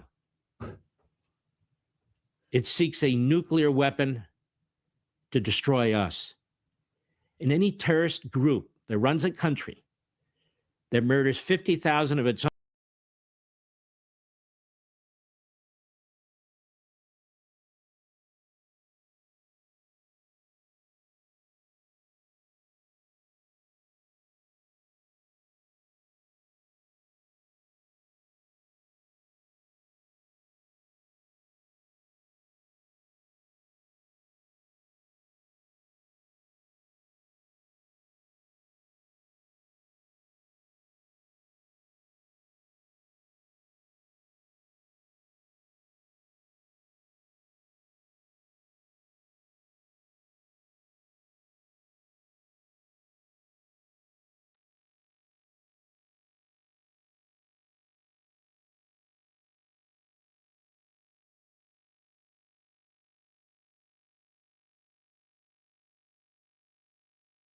Benjamin Netanyahu made news when he went on television and said that the Ayatollah had been killed.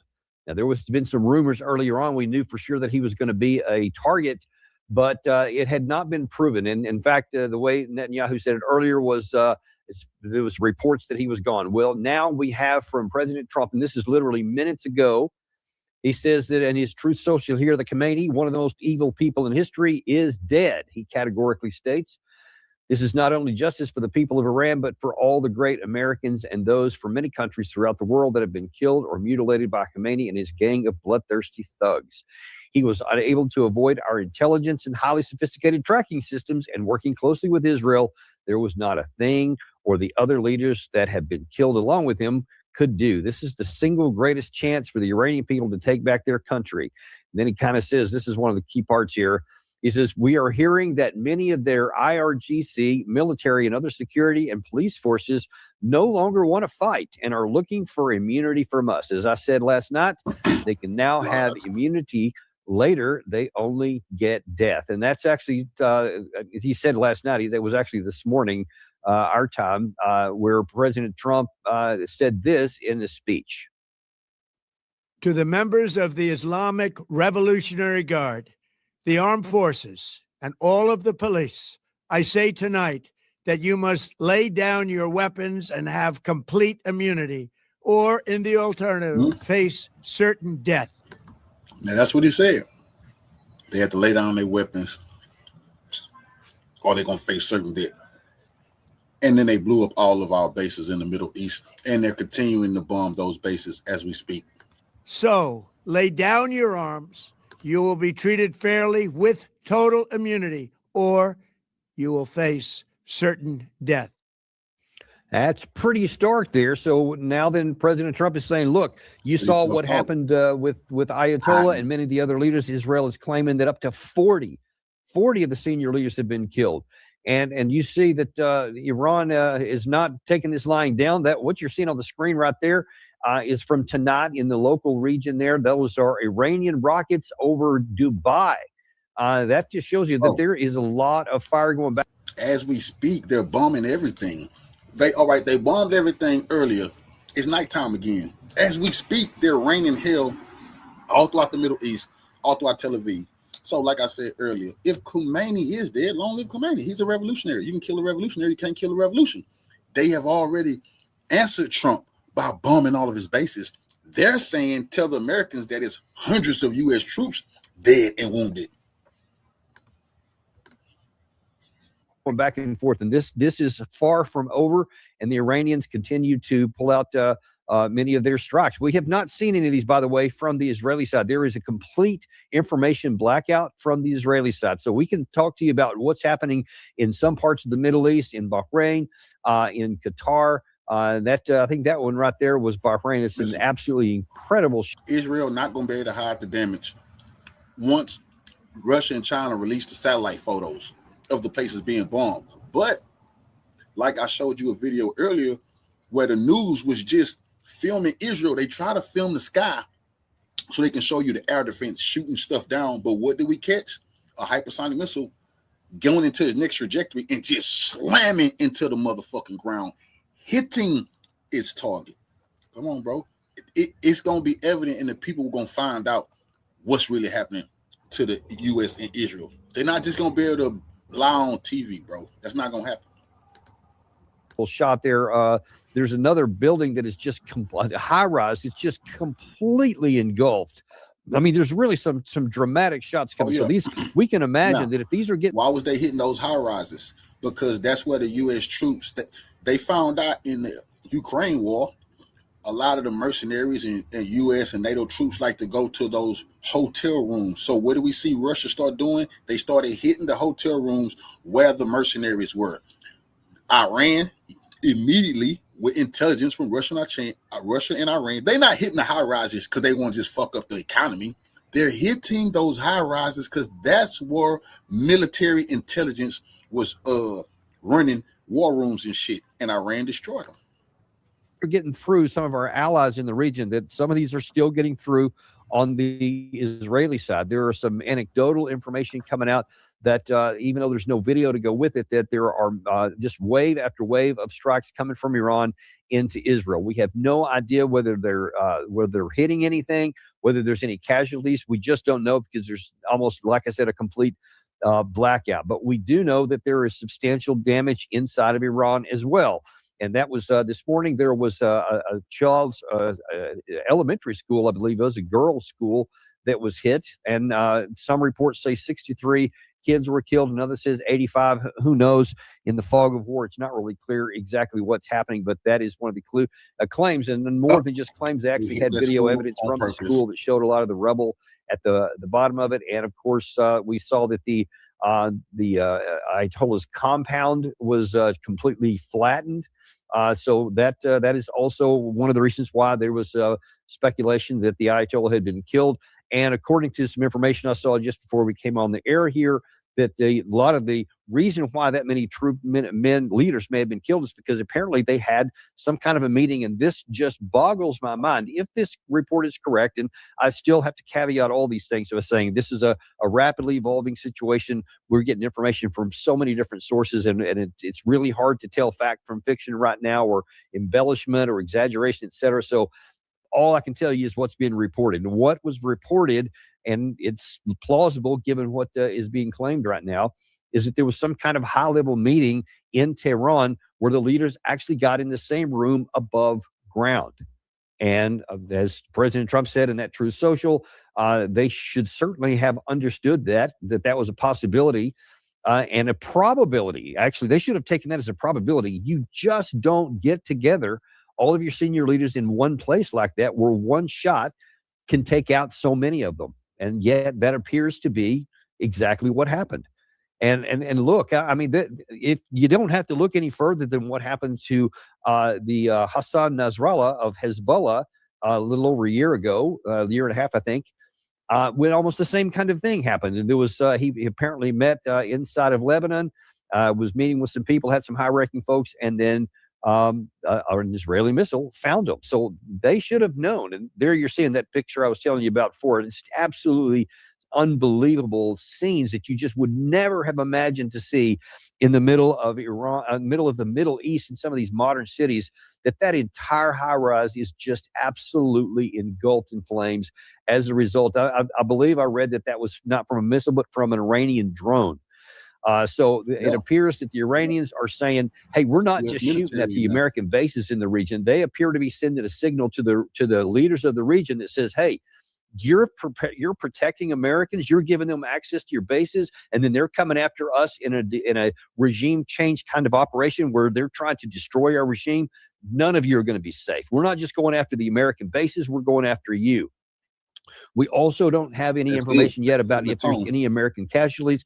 I continue to look with that. Gary, if you can keep kind of scanning the headlines, I haven't seen anything at all. We've seen a number of hits on our bases. There's been a radar installation that was severely damaged, apparently a multi-$100 million radar that had a pinpoint strike that got through our air defenses. There was a drone that got through at the naval headquarters in Bahrain. Come on, bro. Stop it. I mean, come on. You're a military man. I know you don't want. That was a command center. Radar command center, brother. Direct hit. Don't you believe that people were commanding the radar there? Do you think that the radar system, is it AI?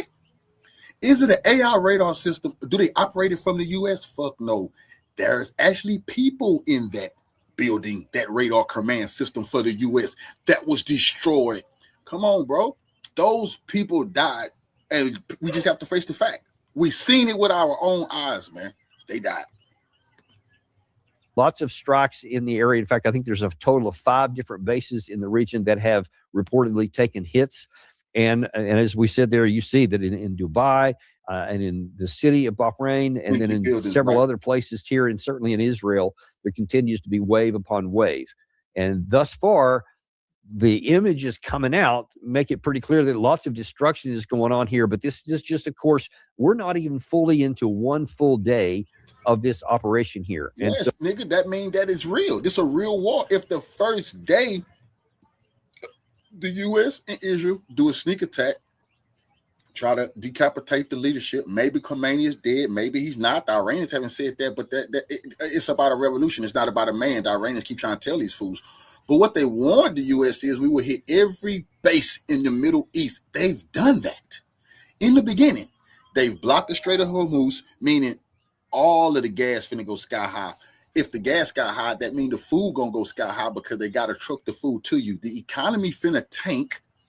Next, tomorrow, Iran might just start hitting those Arab oil fields. They said they'll do that, bro. It's only gonna get worse, and it don't look good for Israel and the U.S. because, like we knew, they can't defend their fucking bases, bro.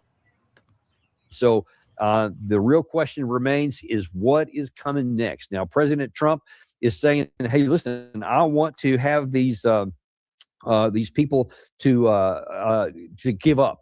So he's saying rumor is, the claim is not even a rumor. He's claiming it's a fact that the Ayatollah has been killed, and so now you guys should lay down your arms. First of all, the Ayatollah already put 3 lines of succession. He did that. They've been reporting it in the news over and over and over, but they haven't been telling Americans.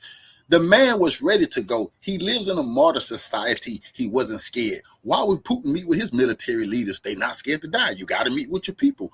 Only the Israelis and the Americans hide out like that. So it's a new supreme leader if he's dead. It's somebody else is the head. But this is the problem. He's not just the head of the country. He was the head of a faith, a religion. It is 500 million or more Shiite Muslims who the U.S. and Israel are saying they killed their leader. It's millions of Shiites in America. That's a problem that these racist bastards don't even understand. They putting all of our life in danger because these bastards is corrupt and they in them goddamn Epstein files. That's a fact, bro. Anything can happen to us while they bragging about killing the leader of 500 million people. So now that we're kind of into the what's the word I'm looking for? The psychology of war, to where you're trying to use information as a weapon against to try to sap away the will and the political desire of the Iranians. I can't imagine that would work, but listen, you can't dispute anything at this point. Because there had to be clear knowledge and expectation that there would be casualties. The Iranians had a publicly announced succession program. There's the Revolutionary Guard Council would have to meet to assign a permanent replacement to the Ayatollah. That would take some time, but apparently they had an immediate replacement in the event that any of the senior leaders were killed, that there would be somebody to take place right away. According to the Iranian Foreign Ministry, the president, Pezeshkian, is still safe. He still is some undisclosed location, and apparently was not with the Ayatollah when that missile strike came in. So he was not killed, and he's going to be, the Ayatollah will be replaced. Apparently a number of other high-ranking IRGC leaders and generals were also killed in that strike, and they have also been replaced. They had a contingency plan as well. So the real issue is going to be what's going to happen next. In a war, it's not just a battle, and especially in a war of attrition like what we see in the Russia-Ukraine situation and could unfold here. is that you can expect to have some successes, you can expect to have some setbacks, you can expect Russia, Ukraine. I'm glad he said that. Ukraine has lost 1.6 million soldiers. Russia has lost hundreds of thousands of soldiers. Let's just plot those numbers to the battlefield right now. Let's say Iran loses 1.2, 1.8 million soldiers. Let's say the U.S. and Israel loses hundreds of thousands of soldiers. That is devastating. That's what they're facing. Expect to have some losses, but it's very unlikely, in my view, that after all of these years and all of the suffering that the Iranians have endured at the hands of especially of Israel, but also some of the United States attacks, that suddenly they're just going to fall and crumble because they get hit with a lot of missiles at one time, which was expected. There was all kinds of this. Nothing was more positively signaled than this one coming here. I mean, we first figured it was going to come in the middle of January. Then we thought a couple of other times in February it was going to be coming. And then this past, the last night, as I said, there was a lot of notifications. I had a lot of people that were signaling me that this was coming.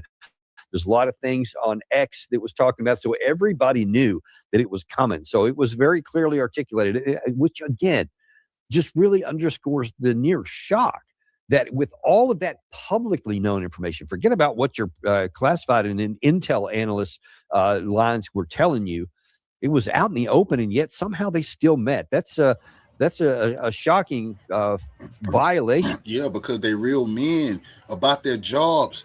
They not hiding not. That country can't function if the leaders is hiding not. That's what the fuck the Americans wanted. The communication to break down. No. And so this is where the Iranians show their real power. Okay, so you say you killed the leader. It's another leader is down. More generals are stepping up. You're in a war now. That's why all of the U.S. is doing on the news. Khamenei's dead. Khamenei's dead. It's trying to feed y'all some type of feel-good story. We don't give a damn about that. Why are you illegally bombing somebody? But what we want to know is what happened to all our military bases? And what happened to our troops? That's what we need to talk about. Just basic operational security and protocols to have that many leaders together when it's very clear that the enemy is getting ready and all the planes were in the sky, etc. But that's what happened. If these reports are correct, we do know that the compound was hit. That's a fact. We've seen imagery of that. But who knows? Maybe we're going to be shocked and there's going to be a video of the Ayatollah coming out and say, no, I'm not dead. I'm still here, and whatever they may do. We'll see how that's going to happen. But right now, that's where we are in this, and there is definite fire going back and forth. And President Trump is trying to exploit this situation by saying, listen, what I want to do is to give you guys a reason to quit. So again, we'll see if this is going to work, but it seems unlikely to me that the Iranian, especially the IRGC, who've been in control all this time, are just going to walk away. And they're just going to leave because they got hit with a bunch of missiles. And in a day, that a number of their senior leaders were killed. I mean, even Hezbollah, when it had a complete decapitation by the Israeli side, when they lost Hassan Nasrallah and most of their senior generals, they went to ground, but they didn't give up. And in fact, to this day, there's still strikes. In fact, the day before all this happened, didn't get much notoriety here in the West, but there was some massive strikes by the Israeli side against Hezbollah in southern Lebanon. So that has been continuing on for a long time, and they're still available. They're still online there, and that hasn't been ended either. So the idea that the Houthis were going to survive all this time and they would never have given up, even though they get pounded and pounded by both Israel and the United States for many months, and the Saudi Arabian military in about the decade before that, they never gave up. Hamas has never given up. Hezbollah hasn't given up. So it seems not very likely to me that Iran at the head of this is going to suddenly just say, yes, you killed our leader, we surrender and give up. So we'll see. I can't predict anything either because a lot of things strange happen in real life. But based on evidence that we have and the people in the region that have been aligned with Iran, it doesn't seem like a good prospect that they're going to lay down. More likely, it means that they're going to recover, that they're going to get back together and to try to figure out what they can do next. That's kind of how the 12-day war went last time, is that they were caught, with their pants down with a lot of stuff, especially inside the country. They got hit really heavy at the beginning. It took them a good 12 hours to start getting responses. This time they were quicker on that. But then once they got their bearings and got back close, then they started operating and started really hitting back on the Israeli side, to the point that both Israel and the United States needed to sue for a ceasefire in a peace, or not a peace, I'm sorry, but a ceasefire to stop that war at the 12-day mark.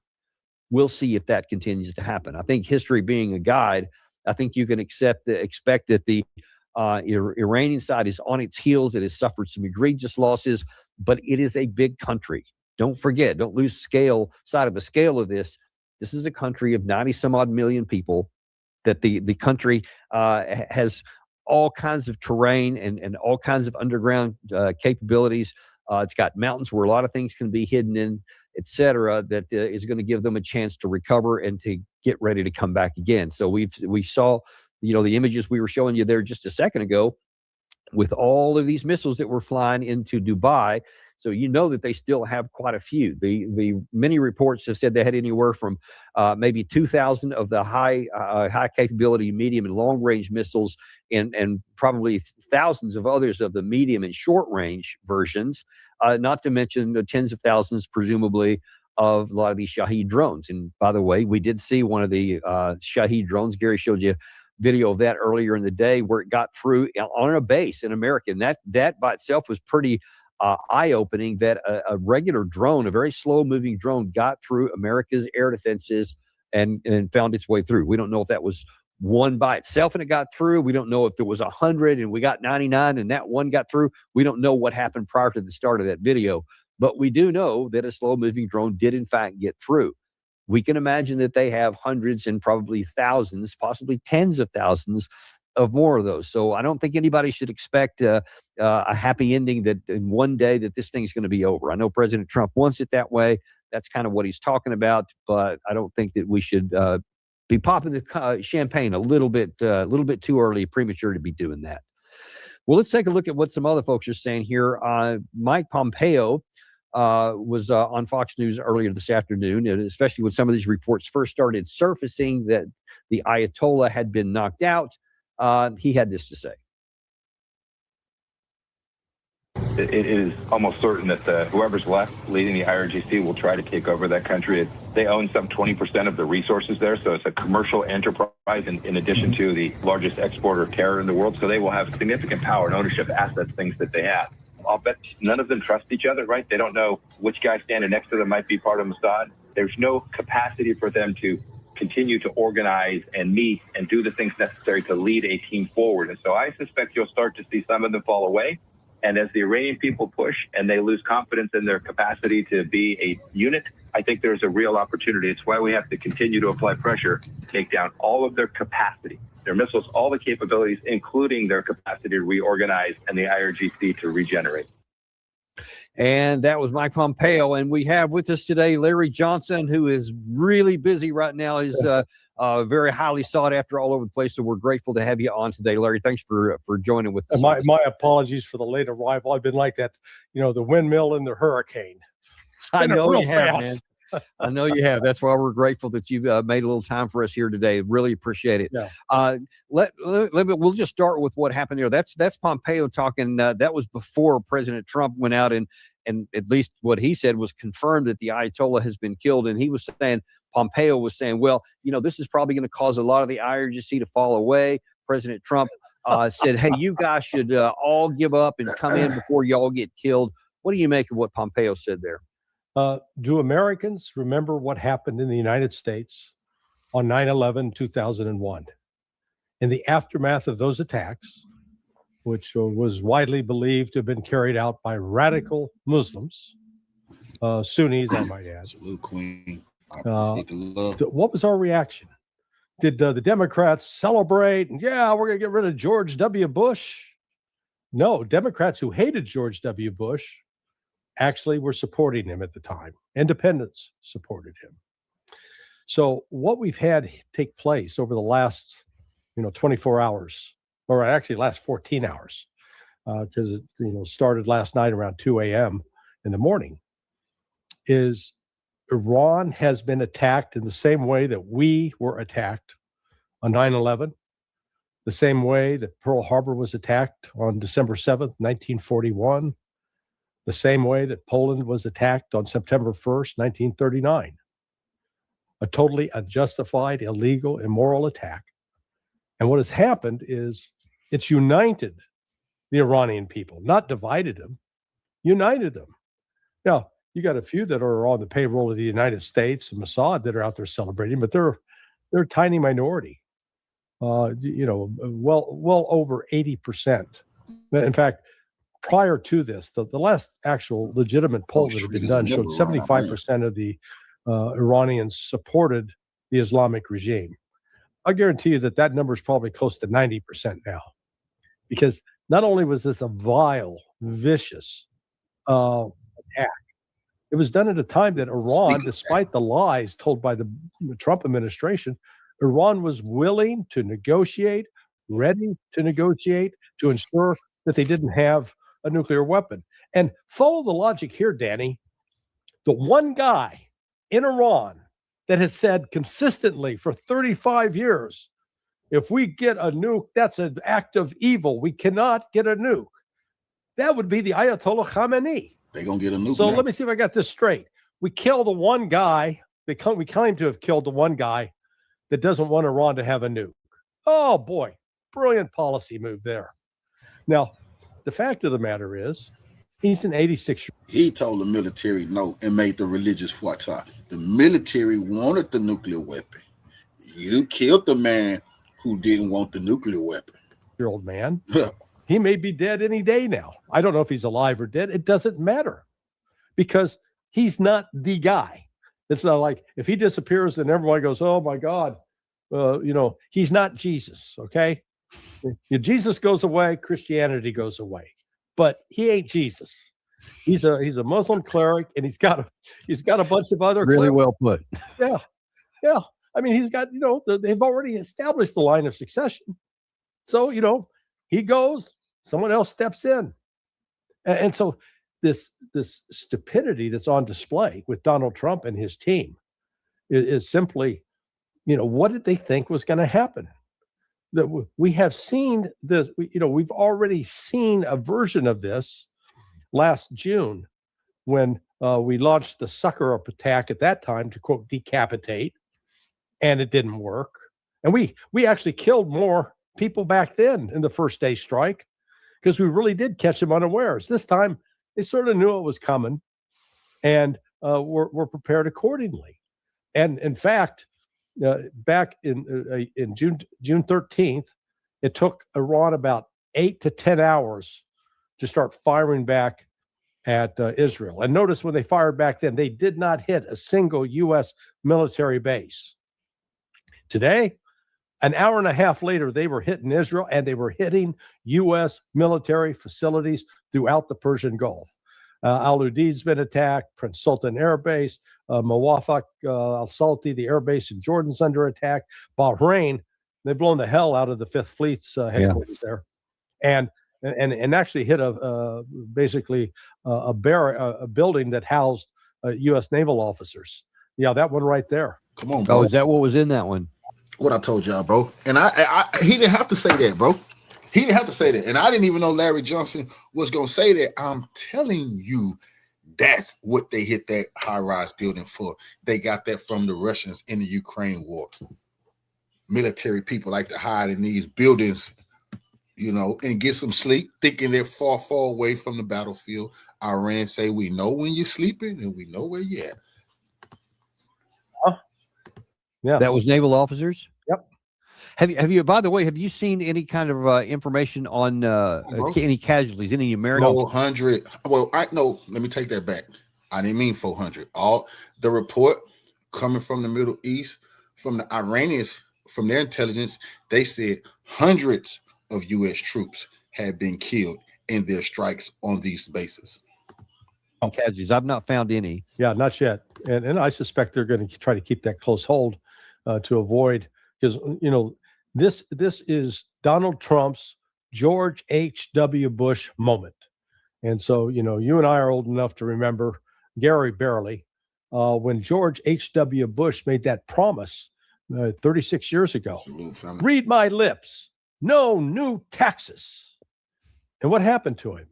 when he raised taxes, he got destroyed politically. And then Bill Clinton beat his ass. And this was a guy who just won the war against Iraq. Yeah. I remember the parade we had down. They actually had a better parade back then than this thing that Trump put on last year. But, here's Donald Trump. He promised no more needless wars.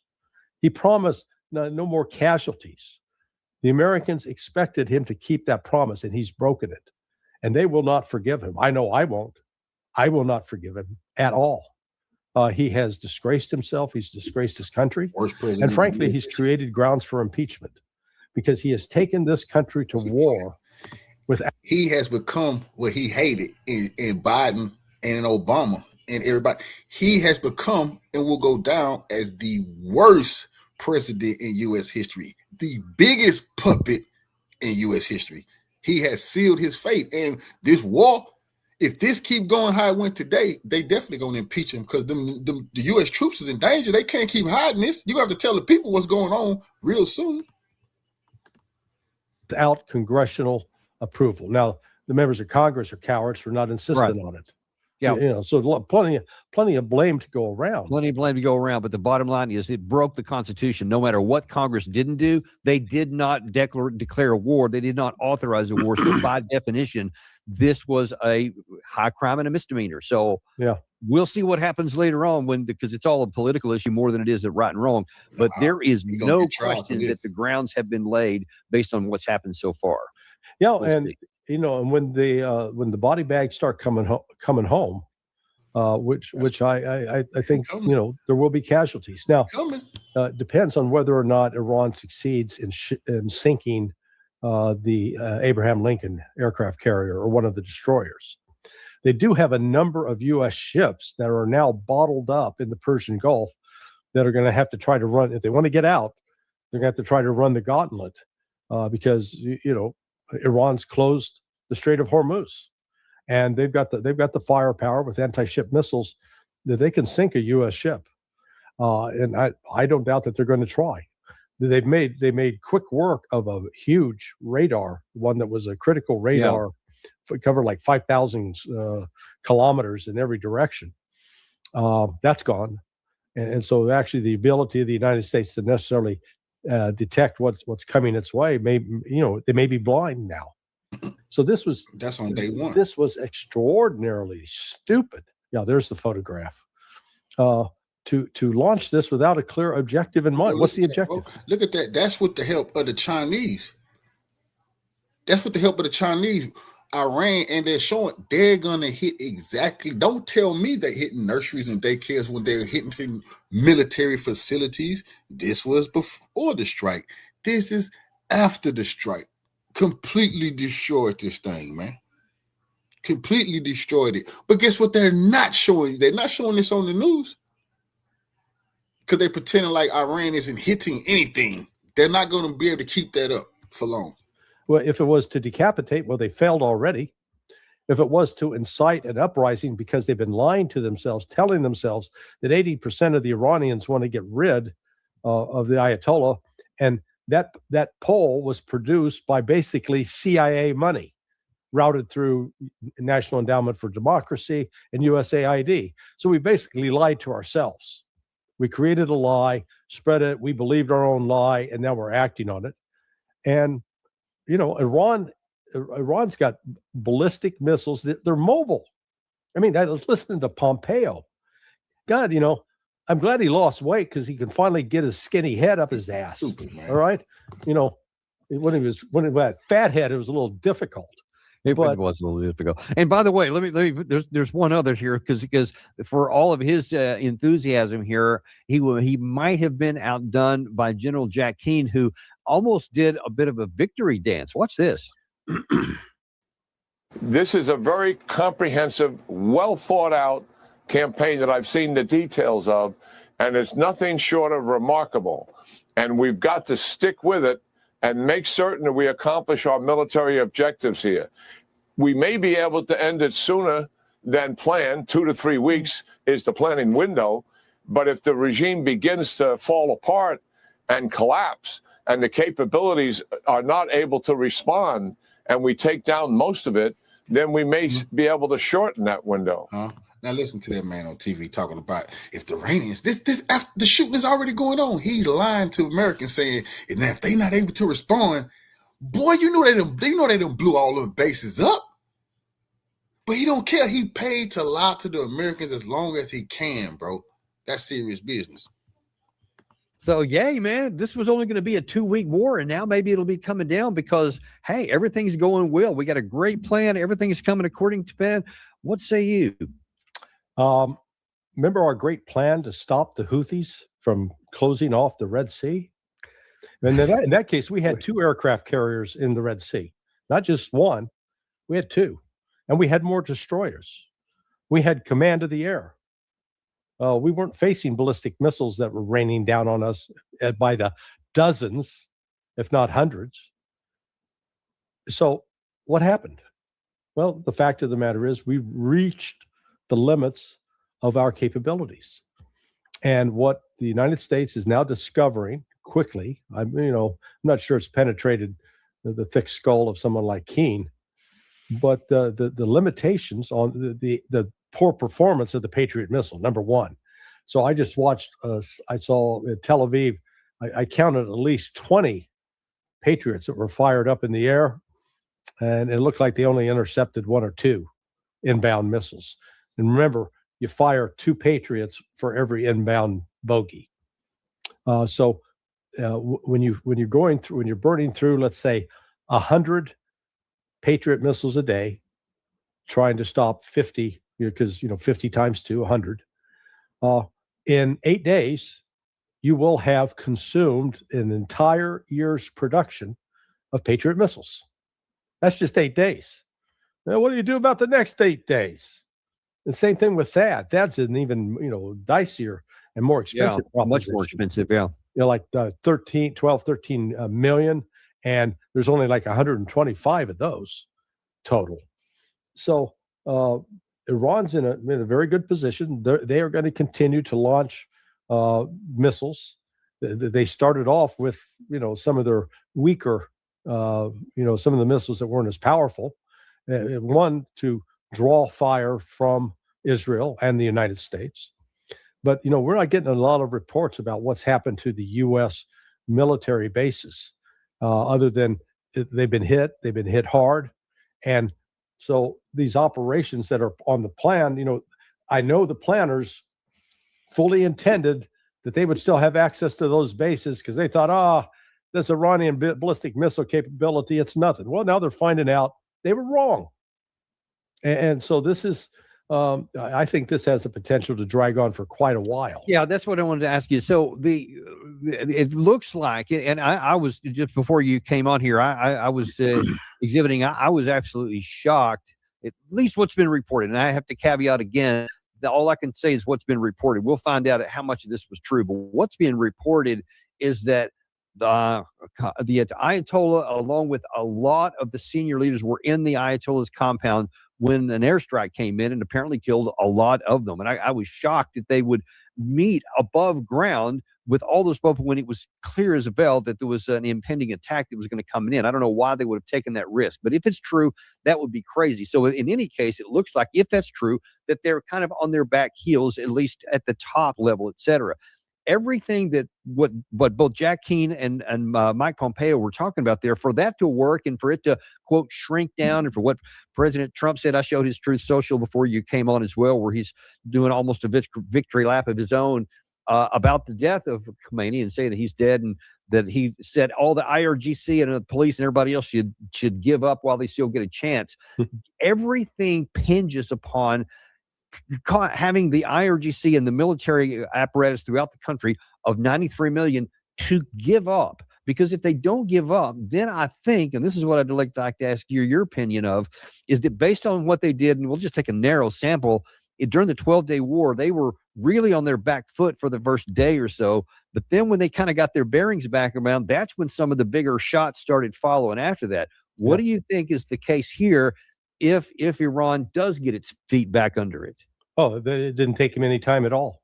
Remember, in June, he got hit, and it was about 12 13 hours later that they finally got off their first missile firing back at Israel. It took them about 10 to 12 hours to get everything back online. It took them 45 minutes to an hour this time. So they were ready. They'd prepared for this. They were not sitting back ignoring what was going on. In fact, you can't rule out that they got a heads up from both Russia and China. They're coming.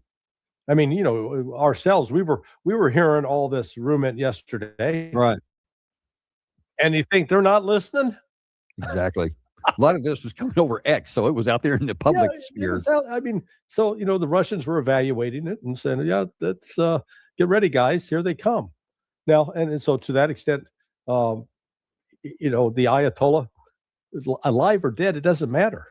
It really doesn't, because what this is all predicated on is this belief that if, and this is why they're putting out now, oh, the Ayatollah is dead. He's dead. He's dead.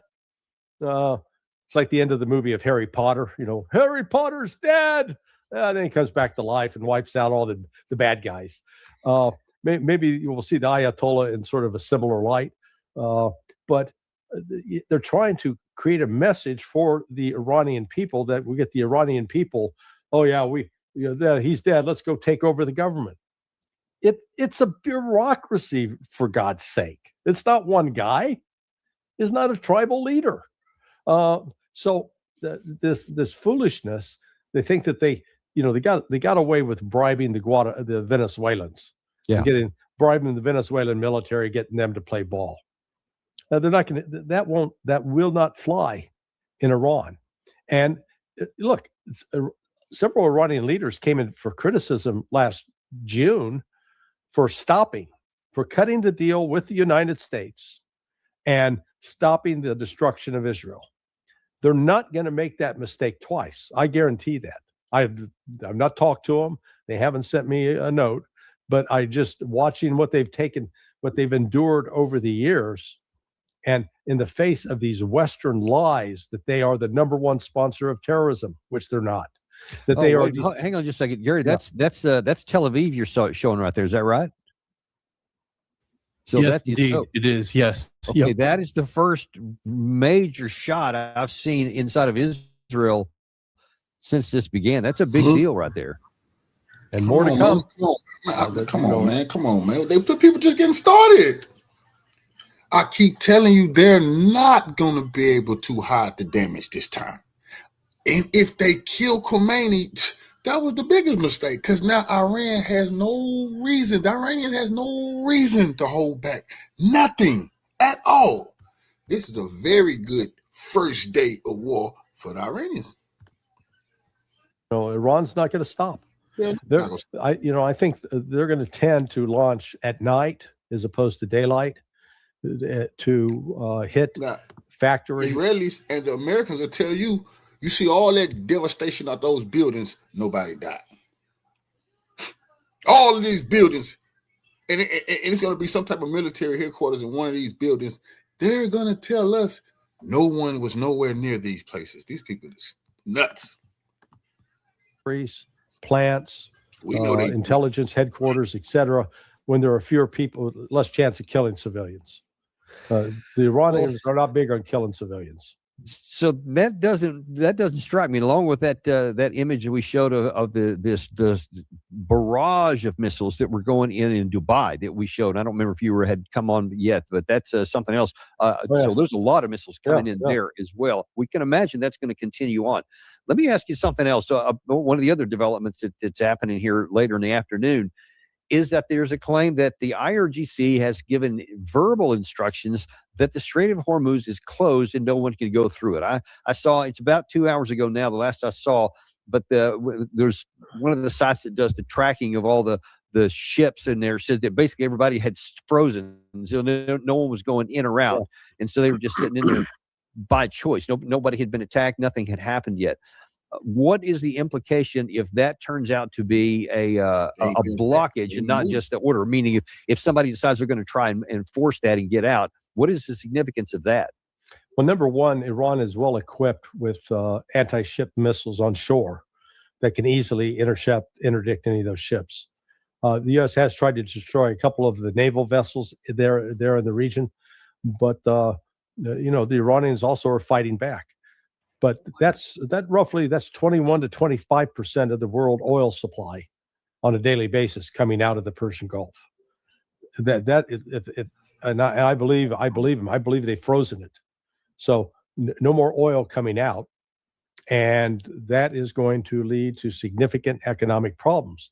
And we sort of had a clue a couple of weeks back that China was anticipating this, that because it started buying extra oil and shoring up its reserves.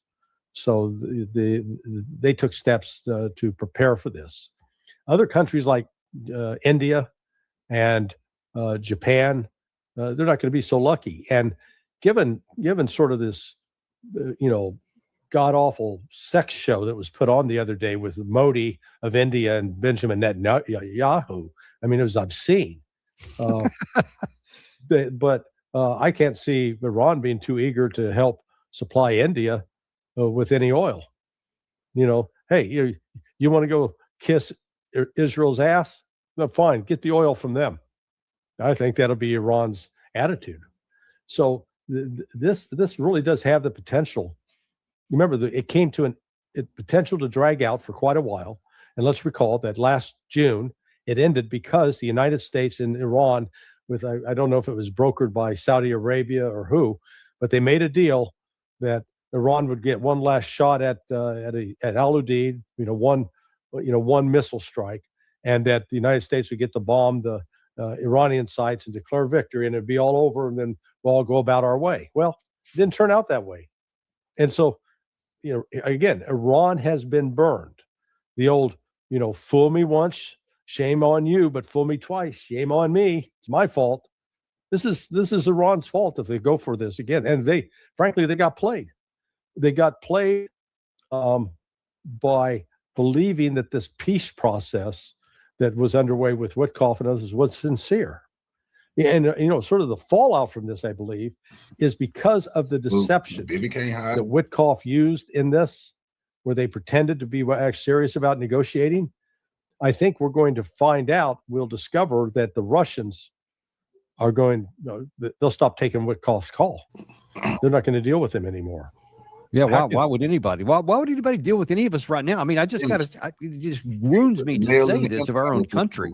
But I mean, we're just nakedly saying, yeah, we want to enter into negotiations. And when we get handed on a golden platter, here's a deal that could have avoided war and given you what you wanted, what you said you wanted above all, which was the nuclear component, no enrichment capacity. What they had, they would get rid of. And then they even put on the table long-range missiles and the proxies. They said, we'll deal with that separate, but at least it's on the table. And no, we can't even have that. And so we launched hours later, we launched a war. I mean, this to me, completely poisons the water for any kind of negotiation for the U.S. Yeah. No, I mean, the United States is not a trustworthy partner. And again, Russia's been burned before in the whole Minsk II, Minsk I process. So, I don't see Iran willing to be conciliatory now, especially since, from President Pezeshkian's, they tried to kill him again. They went after, bombed his residence, bombed his office. And again, that tells me that some of the Iranian leadership, they knew it was coming and they had time to get away and prepare. And that's why you're seeing this CIA information operation roll out. Oh, we killed everybody. Rise up, Iranians, rise up. And when they don't rise up, I can see at some point down the line, Trump's going to blame them. Well, we did everything we could to help you, and you guys just didn't take advantage of it. So too bad. We're going to walk away. Well, we'll see what's going to happen with that one. But there's one more victory lapper that I want to put up there who's ready to do the victory dance on the carcasses of Ayatollah, and that is, I hate to do this to you on a Saturday, Lindsey Graham. Oh, God. It's going to be messy, but here's the big picture. With the fall of the largest state sponsor of terrorism, the pathway to peace and prosperity in the Mideast is going to be wide, and it's going to be long, and it's going to be a 1,000-year moment here. If this regime falls, Hamas, Hezbollah, and the Houthis, terrorist network supported by Iran will collapse slowly but surely. The mothership of terrorism is about to go down. There's a new dawn coming in the Mideast. There's an opportunity for the region to build on the Abraham Accords started in President Trump's first term. This is the most significant thing that's happened in my lifetime. It's the most significant thing that's happened in the Mideast in 1,000 years. In 1,000 years, Larry, what do you think about that? Yeah, was it the Sam Cooke song? Don't know much about history. Don't know much about biology. That's Lindsey Graham. Don't much about anything at all. Not at all. Finish it. And it's not a wonderful world with him in it. No. You know, when he's describing the number one sponsor of terrorism going down, is he talking about the United States? Because in fact, the United States is the number one sponsor of terrorism in the world, both in terms of deaths and actions, followed closely by Israel, but it's not Iran. I mean, that's just, again, that's been a persistent lie and myth put out. It's not backed up by the numbers. And again, just I refer people again to the State Department's annual report on terrorism. They got a statistical annex. So what we're seeing here is this. You know, this is the early. We're not even 24 hours into this, and they're popping the champagne corks. Well, the United States they don't understand how much damage has been done to those U.S. bases. And we don't know. And by the way, since Gary's showing that right now, let me ask you your question on that, because these are reportedly images inside of Iran, and the fact that you have a drone that's hovering over it, taking these pictures while other things come in, that also implies that there's some pretty good, significant weaknesses in the Iranian air defenses as well. What can this tell you about that? There's also this thing called artificial intelligence, where you can recreate movies and make it look like it is real. So we don't know. This could very much be just a propaganda piece, or even something drawn out from Ukraine. So I don't put a lot of stock in that. Let's just see. Let's see what the air ops are. You know, what we're seeing on the ground right now. The commentary that's coming from different. I've been on Al Jazeera. I've been on RT, and then there was Arakchi. He was being interviewed by NBC of all people. They're not running around with their hair on fire. They're talking. The streets were calm. There were some explosions that went off, and they killed an estimated 105 little girls. Is it up to 105 now? Yeah, 105. So that's what the United States is good at: killing children on purpose. Probably. Do we know who actually fired it? Was it Israeli or an American missile? Do we even know? We don't know. We don't know. But doesn't matter, I guess. Yeah, we facilitated either we did it directly or we facilitated. So we're accessories. Yeah, it's hard to me imagine. With killing the Ayatollah, it's hard for me to imagine how the IRGC of all people, that's ideological in many regards, or the military, is just going to say, okay, you killed our kids and you killed our leaders. Okay, we surrender. I mean, I just don't see that. Well, and let's, again, people forget that Iran, one of the most powerful militaries in the world, and the world finna witness that over the next few days or weeks or whatever go on. That's just a fact. 1980 to 1989. Iran fought a bloody war. That's a great point. With Iraq. They lost at least over 300,000 people. Some estimate that it could have been higher than that. They didn't give up. They fought, and they were fighting a proxy of the United States, because we, the United States, had helped arm Saddam Hussein, equipped him with the chemical precursors and taught him how to make mustard gas that was used against the Iranians. Iran didn't give up. They continued to fight. So, and 250,000 is a substantial number of people when you've got a population. At the time, it was 80 million. So, those are enormous losses. So this is the school, by the way, that Larry was talking about a second ago. It was 85 dead earlier. If he's saying there's more now, but this is where it happened. And all those people, they're going to be enraged. Yeah, I mean, this just turns the venom on against the United States, and that's why we haven't seen a lot of attacks on Israel today. I mean, there's been some, but I think the Iranians are focused on the U.S. military bases to make those unusable and to force redeployment, because we did have a couple of squadrons of F-35As based at the Prince Sultan base in Saudi Arabia. Well, that's under attack now. So they're going to pull those F-35s out of there. Where are they going to go? Probably to Cyprus. And so then you got longer legs that you got to fly. Right. More tankers, and it's going to complicate U.S. operations. More gas, yeah. Gas is going to be a big issue. Let me ask you a question here. Also, you mentioned you referred earlier to the Ayatollah being, if he in fact is dead, him being the one guy that has been saying, I have a fatwa against nuclear weapons, and I have forbade anyone to go, even though there's been a lot of conversation over the last several years in Iran to go that direction. Well, if he is indeed off the chessboard now, as Lindsey Graham likes to talk a lot about, what is the possibility, do you think, that those who follow in behind him may say, you know what, this proves that the only way that we can defend our country is to have a nuclear weapon and rush to the bomb? What do you think about that possibility? Oh, I absolutely think it's highly possible. In fact, the majority of opinion in Iran, at least according to Professor Morandi. So I'm just seeing a report, Iranian MiG-29 Falcon with a R-27 air-to-air missile, that's a Chinese missile, has shot down an Israeli F-15 XS, that's a U.S. plane. So that's been confirmed. That's the first air-to-air combat shoot down of the war. Iranians have shot down an Israeli plane. The U.S. better watch out. They be the next ones get shot down. Is absolutely in that camp. They think, hey, we've been played the sucker long enough. Nobody does this to North Korea. Let's get a nuke and they'll leave us alone. That attitude is there, and Iran certainly has the technical capability to do it. I haven't heard anything. But the point is, they've chosen not to do it.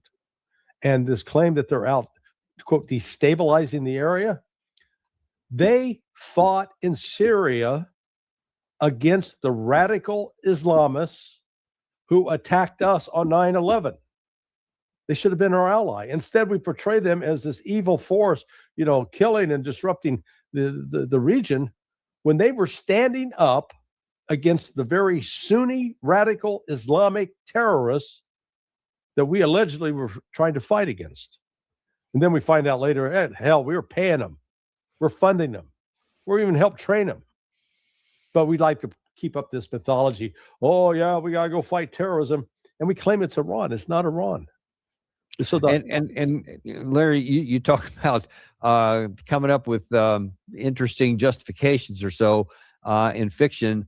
President Trump this morning, when he first announced this to the nation, made a couple of statements here that I think are really important. I'd like your view on them. First one, he's going to play what's the justification for this war, and then the second one, he's going to say what the objectives are. I want to see what you think about those. First of all, for the justification. Its menacing activities directly endanger the United States, our troops, our bases overseas, and our allies throughout the world. For 47 years, the Iranian regime has chanted death to America and waged an unending campaign of bloodshed and mass murder, targeting the United States, our troops, and the innocent people in many, many countries. Among the regime's very first acts was to back a violent takeover of the U.S. Embassy in Tehran, holding dozens of American hostages for 444 days. In 1983, Iran's proxies carried out the Marine barracks bombing in Beirut that killed 241 American military personnel. In 2000, they knew and were probably involved with the attack on the USS Cole. Many died. Iranian forces killed and maimed hundreds of American service members in Iraq. The regime's proxies have continued to launch countless attacks against American forces stationed in the Middle East in recent years, as well as U.S. naval and commercial vessels and international shipping lanes. It's been mass terror, and we're not going to put up with it any longer. So it's been mass terror. It goes back to 1979, what happened then. Then it goes to the Beirut bombing. Then it goes to the Cole bombing, which was Osama bin Laden, but somehow, well, no, it was Iran. And then all the things in between and everything else has happened. All of this is this reign of terror that they've been doing to us. We're just victims in all this. How do you read it? Well, the facts are otherwise.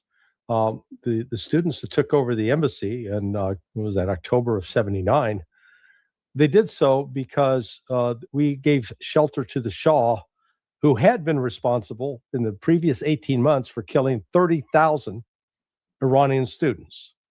So they were upset at the United States for its past interference in their own internal affairs. The death to America chant, quite understandable.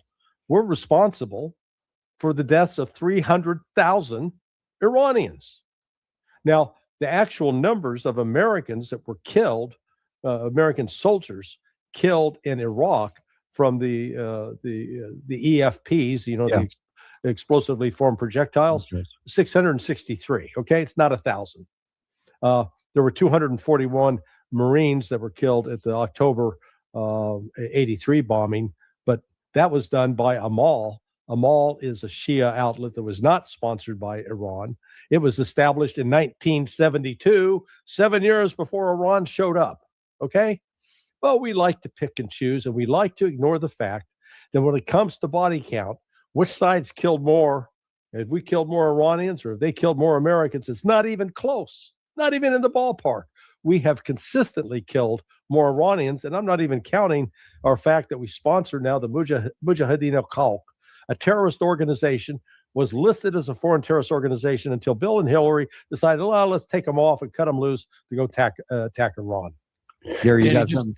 Yeah, well, just for information, it's circulating now that the refuting Trump that the Iranian leader is indeed still alive. He's commanding in the field. Yeah, if that turns out, man, if that turns out to be true, I mean, both Netanyahu and Trump will both be looking pretty stupid if they've made such declarative statements. And then if he shows up later, I mean, again, that could also be misinformation. So we just don't know right now. But man, there's a pretty big risk here if they didn't really know. Well, if nothing else, they could even produce an AI video that would make it. If he is dead, they could still AI videos so remarkable these days. You can't tell, is it real or is it Memorex? Yeah. You just can't tell this day. So it's information, misinformation, and deception is always part of war, and it's going to stay that way. This one for a long time. So the justification, this is primarily for the American audience, and he wanted to make them sound all this bad stuff so that they forget about the fact that we didn't follow the Constitution, that this was his own war to start. That it's a war of choice, not foisted upon us. Before I move to the objectives, do you think that, and then certainly some of the Trump supporters are going to, but how much do you think the general population is going to buy this justification? Not many. I talked to one of my friends. He does a Bible study every Saturday with guys who really aren't political. But he said, so they never really talk politics much. But when he walked in, he said to the Bible study today, the two guys sort of profanely said, "What the hell is going on? What are we doing?" And I think there are a lot of Americans that are going to be asking that question. Now, that's why the Trump administration is desperately trying to spin this as, we're combating terrorism. Wait, I thought we were combating the access for nuclear weapons. And I thought it was the poor protesters before that. And oh wait, no, it was the long range missiles. Wait, what is it? Yeah. I mean, it depends on what day of the week it is. It's different all the time. Now, the undoing of Trump on this will be the body bags coming home, and we may already have casualties because, like we were talking about that one building in Bahrain that housed U.S. naval officers, and that was hit, and so we don't know if there were any casualties from that or not. Yeah. That one right so let's jump to the last part here because I definitely don't want to let you go on this. And this may be the most important thing here. So far, we've not even had 24 hours yet. So there's been missiles going back and forth. There's been a lot of death and destruction in Iran, death and destruction in Israel, even in our bases around the region. So this is all right now a very fluid and uncertain and chaotic situation here. President Trump listed also during that statement his stated objectives for this. And I want you to tell us how realistic, given what you know now, are these objectives? We are going to destroy their missiles and raise their missile industry to the ground. It will be totally, again, obliterated. We're going to annihilate their Navy. We're going to ensure that the region's terrorist proxies can no longer destabilize the region or the world and attack our forces, and no longer use their IEDs or roadside bombs, as they are sometimes called, to so gravely wound and kill thousands and thousands of people, including many Americans. And we will ensure that Iran does not obtain a nuclear weapon. So that's it. No nuclear weapon. Utterly destroy all of their missile capabilities. Destroy the IRGC and denuclearize them. Otherwise, it sounds like a pretty easy deal. What do you think? Yeah, no, mission accomplished. Just put him on an aircraft carrier and dust off George W. Bush's mission accomplished sign. That's all we need to do. Apparently, somebody hasn't told him about what are called missile cities in Iran, and Cy Hirsch got fooled with this recently. He wrote an article, and his source, I don't know if it was Israeli or American, but the source told him, "Oh yeah, we obliterated, destroyed the ballistic missiles capability of Iran last June." No, they didn't. These missile cities are literally miles long, underground, filled with ballistic missiles that are on launchers, mobile launchers, but they're buried underground. We don't have we're not using bunker busters on them, and these, my understanding is, they got multiple exits, so it's not just you block one exit, they can get out another way. And once they're out running around, we have no way to locate and destroy them. We get lucky once in a while, but you remember the first Gulf War and when we were looking for Scuds. Yeah. Looking for Scuds in all the wrong places. Never found one. Yeah, didn't find one. And the same, we go back to us trying to stop the Houthis, a much simpler task in theory.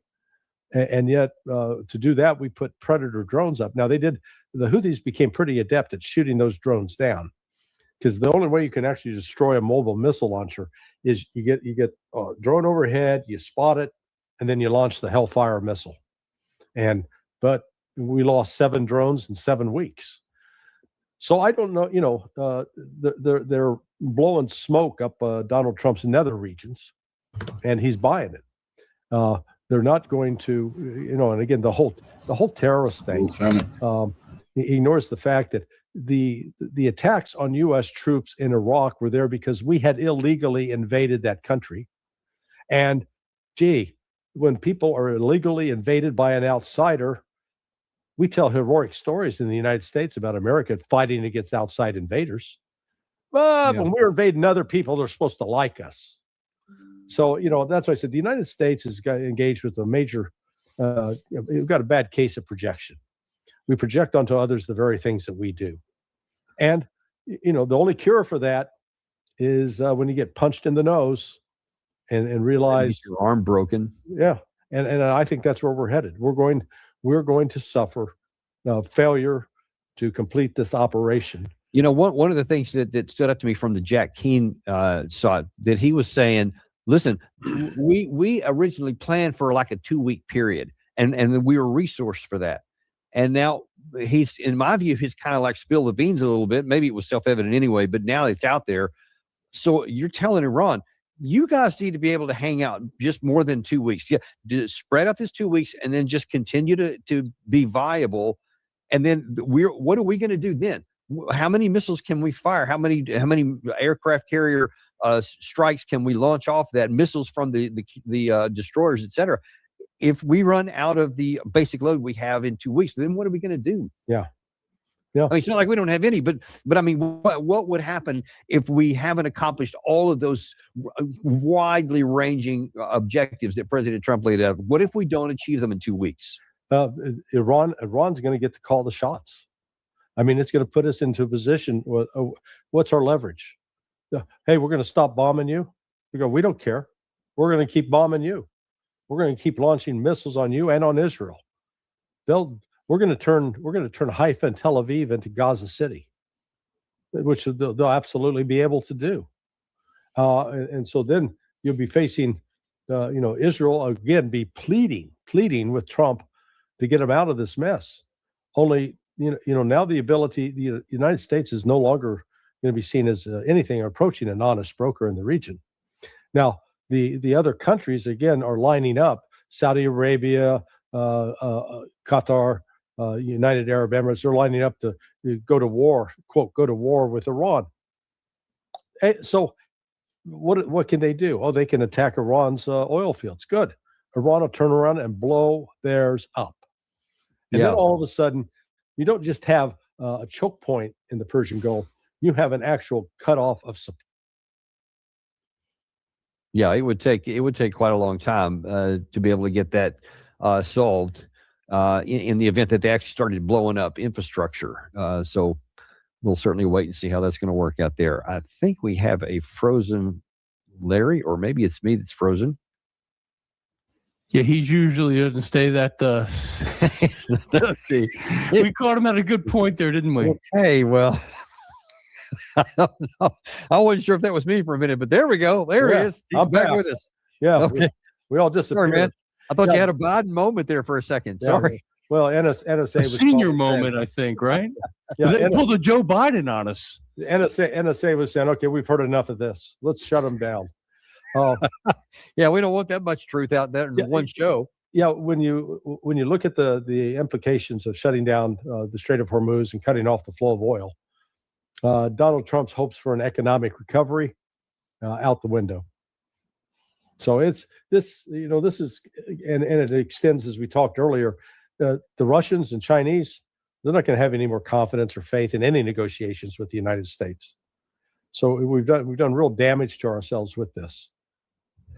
And let me ask you one final question before I let you go on the regional allies, because there's also this idea that being a good friend of the United States has always been something to protect them. But now that we're seeing that being friends with the United States has put them in the firing line, and especially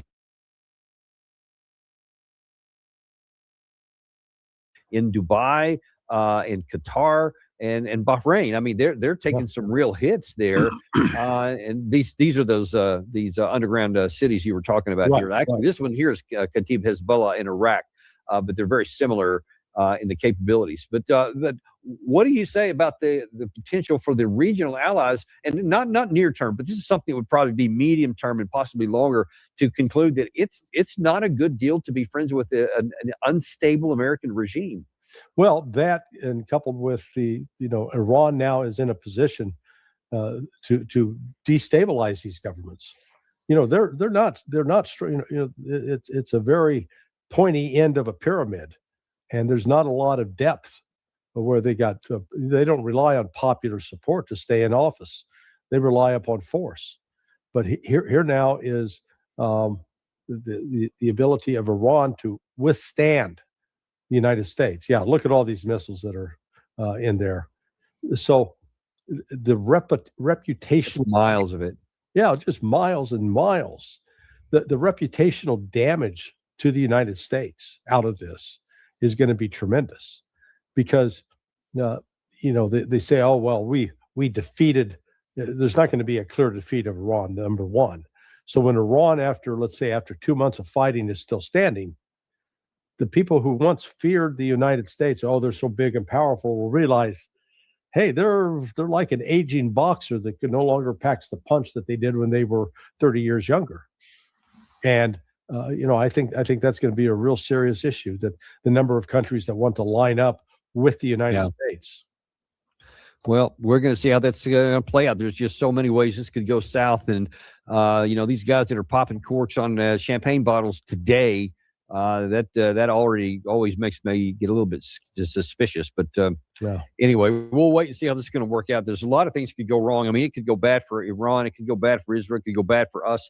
I don't think anybody's going to come out of this in a winner, but I think that we could come out and maybe the biggest loser. I just hope that I don't even know what I hope. I wish that we had a chance. We had a golden platter opportunity to avoid war altogether and get something, and Trump could have gotten a win out of it. He'd look good for for the voting population, and that's out the window. So I don't know how we get back to one now. We just have to hope that the death toll stays low. I guess that's maybe the best we can hope for there. But thank you coming on, Larry. I know you've been so busy today, and we really appreciate you carving out time.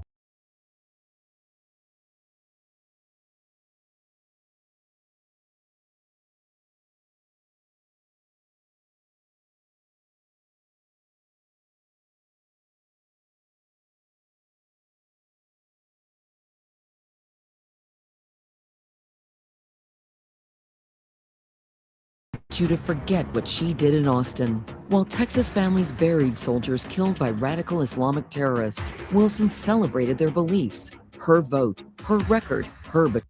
Hours ago, Iran's Islamic Revolutionary Guard Corps launched wave after wave of ballistic missiles and drones in a stunning retaliatory operation that has left the aggressors reeling, targeting the U.S. Navy's 5th Fleet headquarters right there in Bahrain. That massive symbol of American naval power strangling our waters in the Persian Gulf. Because for years, it's been the nerve center coordinating every provocation against us. A missile fragment falling to the ground and exploding in Doha, the capital of Qatar. It's part of the retaliation from Iran after the U.S. and Israel launched a massive and ongoing military campaign across Iran.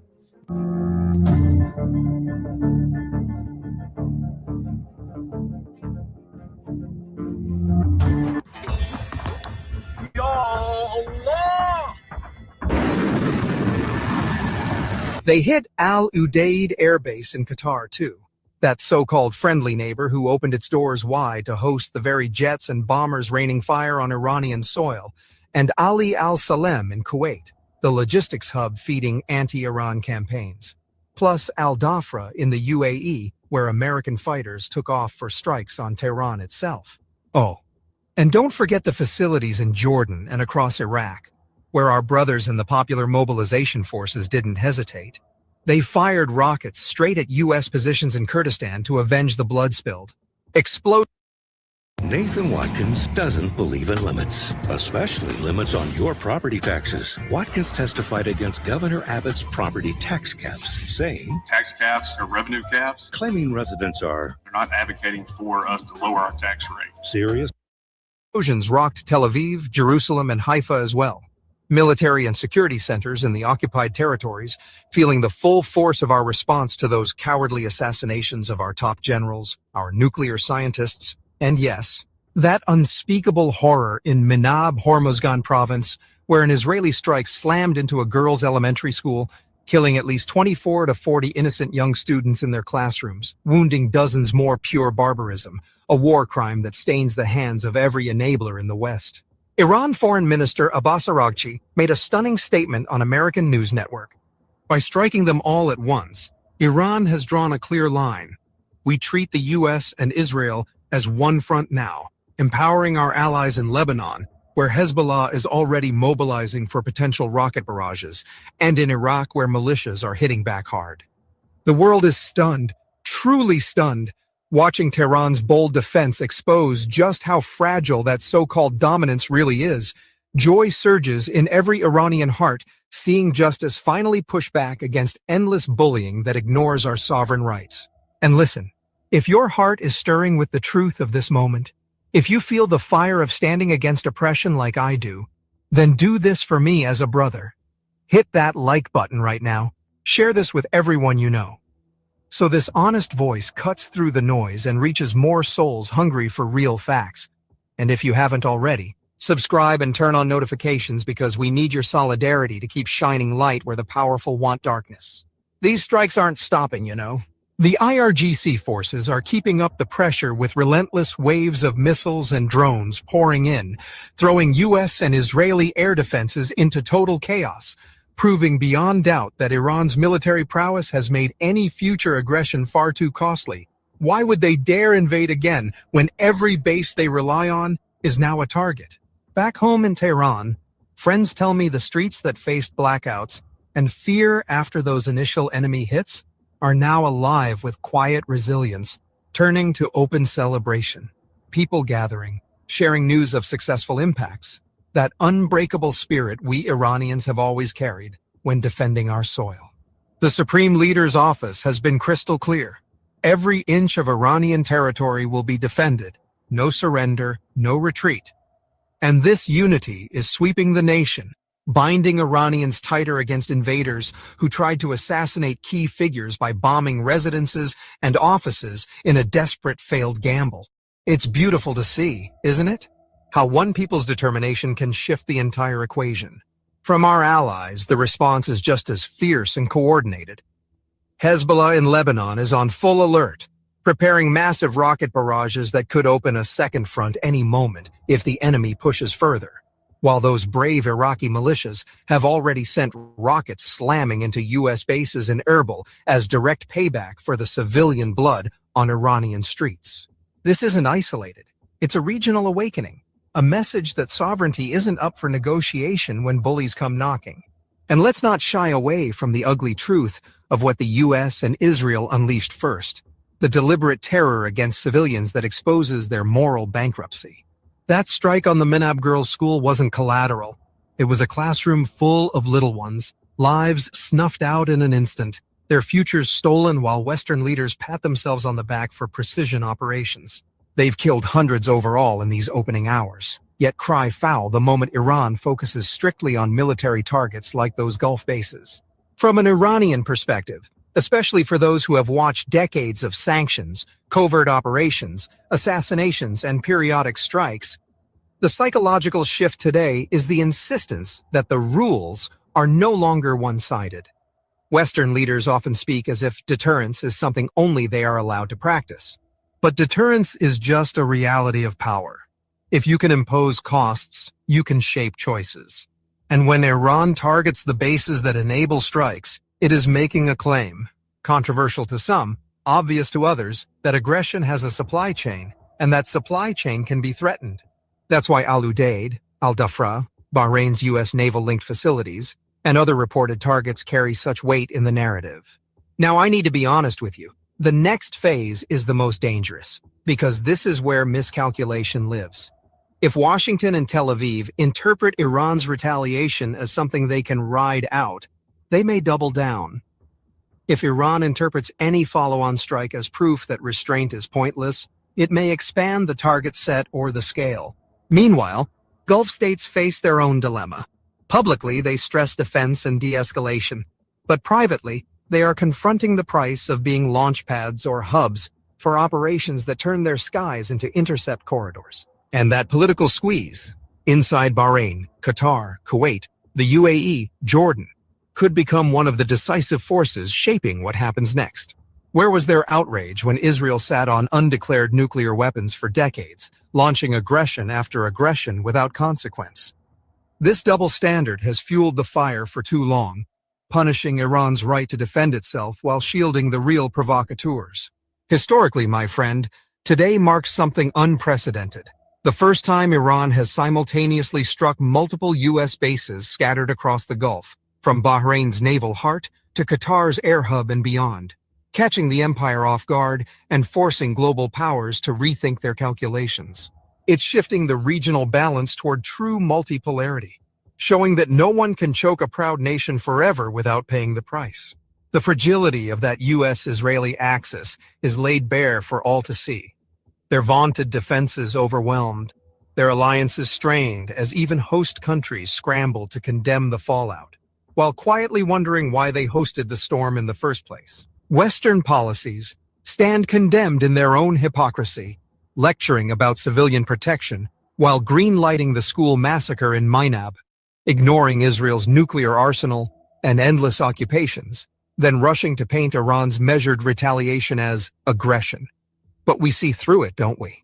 This is the cost of ignoring a people's right to live free from constant threat. As we speak, More updates are pouring in on potential escalations. Will the enemy double down or finally blink? Global voices are rising in condemnation of the initial assault, and Iran's strategic gains are already reshaping the map, deterring the very invasions they dreamed of. Stay close, my friend. I'll keep bringing you the unfiltered truth as it unfolds, because in the end, justice has a way of prevailing when courage like ours refuses to yield. What a day.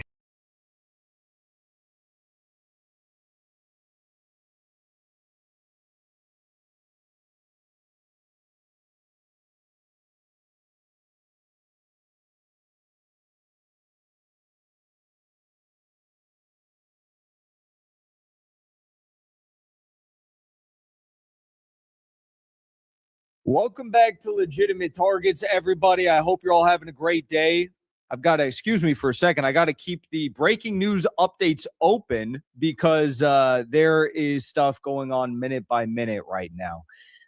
Ray McGovern has joined us, the one and only. I couldn't be more happy on this occasion to have you with us. Ray, I want to get your thoughts first on the recent announcement. It was about maybe 10 minutes ago. We saw Reuters reports the IRGC Navy has announced via VHF radio that no vessels will be allowed to access the Strait of Hormuz, and they have officially closed it. What are your thoughts on that? Well, that is the ultimate weapon. That's why I naively thought that common sense might prevail with Trump and his associates, because in my view, that's the end of the Trump administration, unless he's able to use ICE and other means to defer the midterms and the presidential election 2 years from now. I hope he's not able to do that, but I do think that is one of his possible options as he sees it. Now, I haven't been allowing enough for a delusional narcissism, okay? Or the fact that Trump has assembled a bunch of yes men. I was going to say, and yes women, but he's not real fond of them, except for as instruments, okay? So, I made the mistake, and as you probably know, I've been saying, this hippie, what I said yesterday, just yesterday, was, when something seems too good to be true, it probably isn't true. And so that was the logical issue, is when something seems to be too crazy and too consequential to the perpetrator to be undertaken, well, they probably won't do it. Well, I was dead wrong. So what are the implications of that? Well, you mentioned Hormuz. That's the ultimate weapon. 20 to 25% of the oil and gas that the world uses comes out through that. Now, one could say, 20 to 25%. Well, that means $7 a gallon here, okay? And, maybe people can tolerate that if they're brainwashed to the point where they say, well, these guys were about to get a nuclear weapon. But let's see what happens this month. Now, last month, the intelligence community, and I have to say that I was surprised that they went straight, they went honest. Now, they continued to be honest. And what I refer to, of course, is after the debacle in Iraq, where my former colleagues, this is painful for me to say, deliberately falsified and made up information, okay? Don't believe me. Believe the head of the Senate Intelligence Committee, who in the midst of all this, after a 5-year investigation by his committee, in a bipartisan report said the intelligence used to justify the war in Iraq was contradicted, made up, and even non-existent. My God, Jackson, what does non-existent intelligence look like? Okay, so I thought, well, my God, I'm going to do Iran next, and this is worth spelling out. there were sensible souls in Washington at the time, and they said, my God, they're going to do Iran next. The neocons are saying the real men go to Tehran. They were saying that in the open. Okay. So what happened? Well, somebody went to Congress and said, let's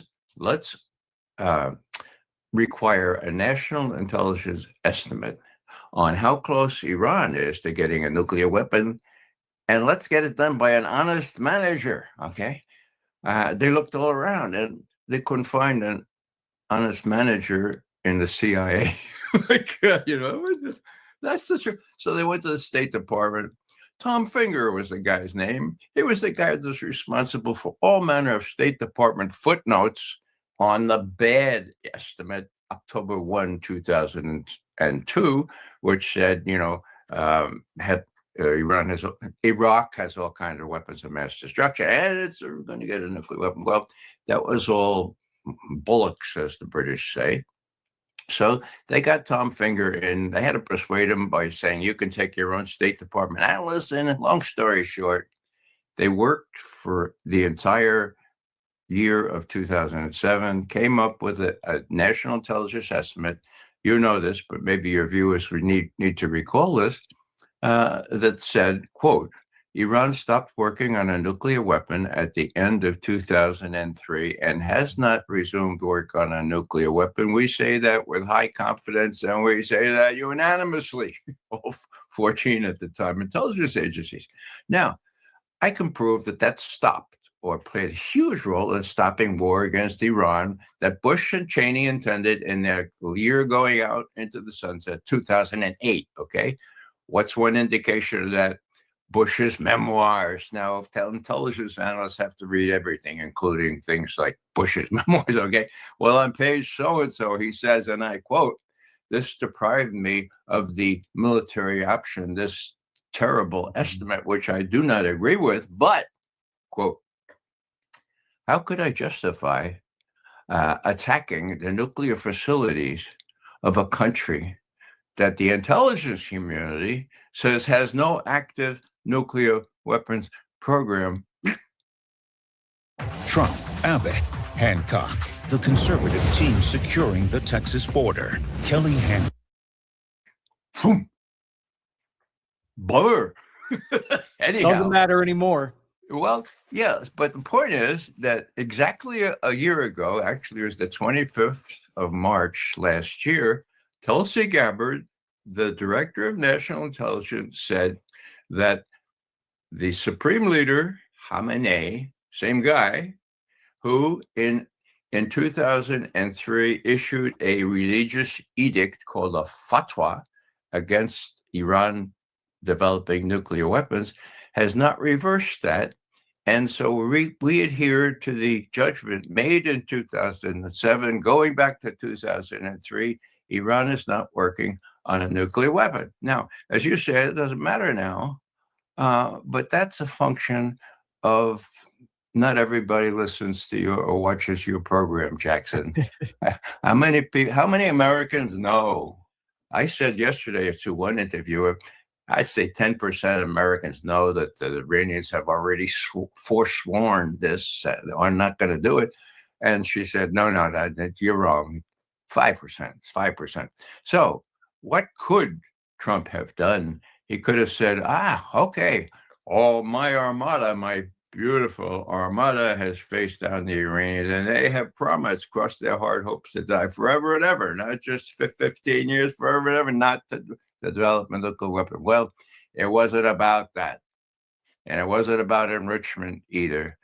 For some reason, these crazy people like Lindsey Graham think that they can break up Iran, destroy their supreme leader and the rest of his coterie, and that they can emerge unscathed. And the unscathed is a big deal here. The reason I thought they're not going to do this is because there ain't no more unscathed. And we'll have to see how this plays out. But Iran, with support from China and Russia, has the wherewithal now to withstand this. And if my military analyst colleagues are correct, the U.S. is going to run out of ammunition within about a week. And what the hell are they going to do then? It's all up for grabs right now. I was surprised as hell. I went to bed at 2:30 this morning thinking, oh, damn, you were wrong again, McGovern, because you thought there was still an element of sanity in this delusional narcissist. Mm. Well, you mentioned the efforts of regime change, and not to say that killing Khamenei would guarantee a full, end of the Islamic Republic. It might, very well might, but there are conflicting reports right now. Israeli Channel 15 initially came out and said that the assassinations failed. Now there's people from Israeli Channel 12, which are saying, we have reason to believe they were successful. Despite that, I'm getting the reports right now. I mean, it's endless attacks on all the U.S. military bases every few minutes. UAE is getting hit hard. And Strait of Hormuz shut down. It doesn't seem like, even if Khamenei and Pezeshkian were targeted successfully, it doesn't seem like that had the intended consequences that the U.S. was hoping for. If it did happen, it seems like they're just getting an even stronger response. Well, Jackson, that's a really good point. And what I can contribute to this is that about 3 weeks ago, the National Security Advisor, Larijani, from Iran, a guy who's played really important roles, not only in the diplomatic front, not only national security, but he's in the Revolutionary Guards as well, okay? So he goes up to Moscow. Whoa, what's that all about? Well, he's going to meet his opposite number there, Medvedev or something. No. He spends hours with Vladimir Putin. Oh, wow. Now, we know that for sure. We have photos and everything else, videos. But what did he also do? There's very reliable reporting that he visited the Chinese embassy as well and briefed them on these things. Why do I mention all this? Because this is really important. What happens if Khamenei is decapitated, as they like to say? Larijani is going to take over. It's public. The Iranians have said, look, we have substitutes for all these people that might be killed. And the supreme leader has named Larijani to take over. What does that mean? Well, that means whatever deals Larijani did with the Russians and the Chinese, that is now in effect. And the Russians have just come out condemning this, surprise, surprise, condemning it unequivocally. And, the Russians had been able to put a little trust in these people like Witkoff and Kushner. My God. If I'm Vladimir Putin, I spent 30 years putting myself in the shoes of Kremlin leaders. If I'm Vladimir Putin and Medvedev, the bad cop, and the military said, now, Vladimir Vladimirovich, you still think it's worth spending 5 hours from 11 in the evening until 4 in the morning talking to Witkoff and Kushner, for God's sake. I mean, they were going to meet. We're going to meet on Monday, right? That was going to be next week. These guys do this all the time. So it's sort of like Lucy and Charlie Brown, I mean, the football, and it does, whoops, there we go. So the big deal, in my view, and I'm a Russian specialist, actually it goes back 6 decades when I decided to major in Russian undergraduate and graduate school. So I've been watching this a long time. This is unique. The Russians have been acting with uncommon restraint, and Putin has been under some fire. Why the hell do you let yourself be diddled by the... Didn't they do that with the Minsk Accords? Didn't they do that when they promised not to enlarge? Vladimir, no. Look, we're winning the war in Ukraine. Don't make me do something stupid. Well, I don't know. Well, I do think, I'll have to say, I think Putin will not do something stupid, but it is within his capability, together with his Chinese partners here, and they are partners. They don't say they have a military alliance, but they do, okay? And the Chinese are active in this imbroglio. We know that there's a Chinese intelligence collection ship that has all kinds of sophisticated matter. And we know that probably Chinese submarines and Russian submarines right in that area that are so quiet that they can evade detection by the U.S. Navy. And I have no other than Larry Wilkerson, who knows about these things, saying, look, if they don't have to shoot their torpedoes and then have a little wake showing. No, they don't shoot them from afar underneath. No, they go underneath the carrier, right? They go underneath the carrier. They turn the thing and shoots up, and that's the end of, if they shoot enough of them, that's the end of the carrier. So we're in really uncharted territory now. I think the Russians and the Chinese are going to act in a collegial way, and they're going to act strongly. Whatever they do, they'll support Iran. I'll say one more thing, which is really ironic. The Russians and the Iranians took 3 years to negotiate their strategic alliance pact, okay? Now, they delayed and delayed and delayed. I think it was finally concluded a year ago, okay? Now, what was the foot dragging? I thought, big Soviet specialist, or Russian specialist that I am, the Russians are not going to want to get involved in, a mutual defense pact with Iran, because that's not like Putin. Well, I had it wrong. It was the Russians. It was the Russians that were sort of saying, look, let's have a mutual defense pact. And they were the Iranians that were dragging their feet. So I mention that now because, wow, what are the Russians going to do? Iran is right below the belly. It's a soft belly of what used to be the Soviet Union. Now it's Russia. It's not anything else. Ukraine is in a similar situation. You know what Putin thought he had to do with respect to Ukraine. He's going to protect his soft underbelly. The Chinese are going to help him.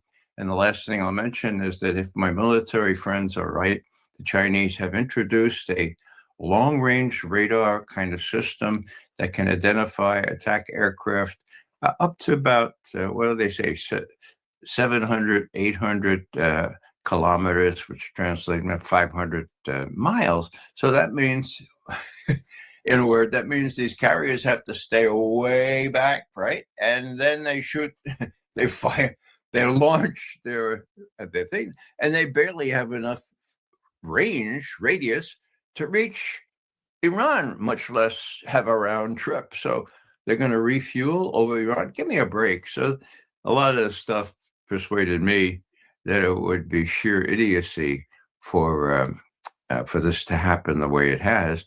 But I've been wrong before, and maybe this old dog can actually learn new tricks and interpret what the Russians and Chinese are going to do now, because that's the biggie. Let's face it. Radical protests are growing louder. Far-left agitators are getting bolder. Extremists push. What do you make of I believe it was 7 U.S. military bases and assets, the 5th Navy Command in Bahrain being, I think it was evacuated for the most part. There were some casualties, but that one was hit really hard and burned for a long time today. What do you make of those strikes? As I understand, most of these targets, with the exception of Jordan, were, short-range missile capability for the Iranians. And they did a number. They hit a radar, $1.1 billion radar at Al-Udeid Air Base in Qatar. And they did it with exceptional ease, and they did it just like that, right after the strikes began, much unlike the 12-day war. If anyone was killed, if leadership was taken out, didn't seem to impact their response. Yeah, Jackson, that was one calculation that I had. It was clear that the Iranians, number one, were not going to be tricked this time, okay? Now, they play along with these negotiations. They would have their foreign minister meet with Witkoff and Kushner, but they're not going to be surprised like last time, okay? Number two, they indicated that they're not going to play any games with these limited responses.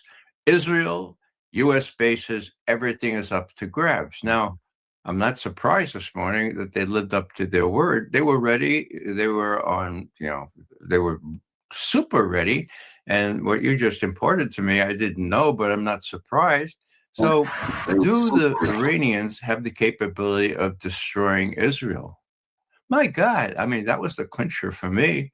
I thought that the battle last June, where Iran fired all their old missiles and the Israelis used up all their Patriots and their Iron Dome, right? And then they sent the hypersonic ones, and they got through, for God's sake. They got through really effectively.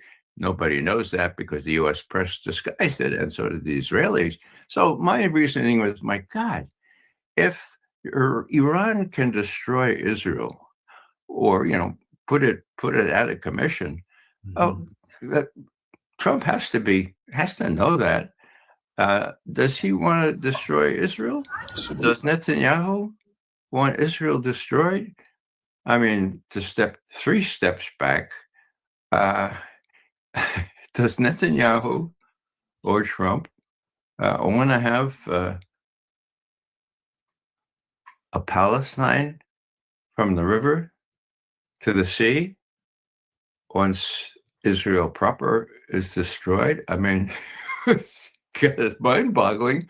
But if they could do what they did last June, where they had to say, Mr. Trump, please call timeout. Call timeout, for God's sake. We're getting smeared. And he did call timeout. Ain't no timeout. Whether that was smart move or not, they abided by that.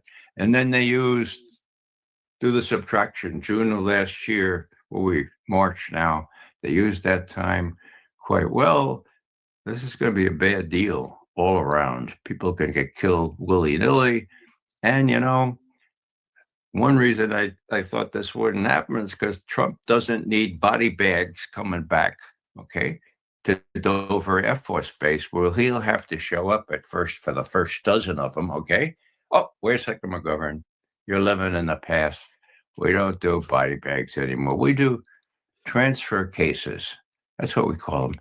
Transfer cases. Yeah, the bodies are in there and they're still in their bags probably. But transfer cases sounds a lot better than coffins. And you can put a flag around it and you can say, well, these transfer cases arrived at Dover. The president says it, or said his sympathy, and the next 18 transfer cases are not even mentioned. So 18, maybe 180.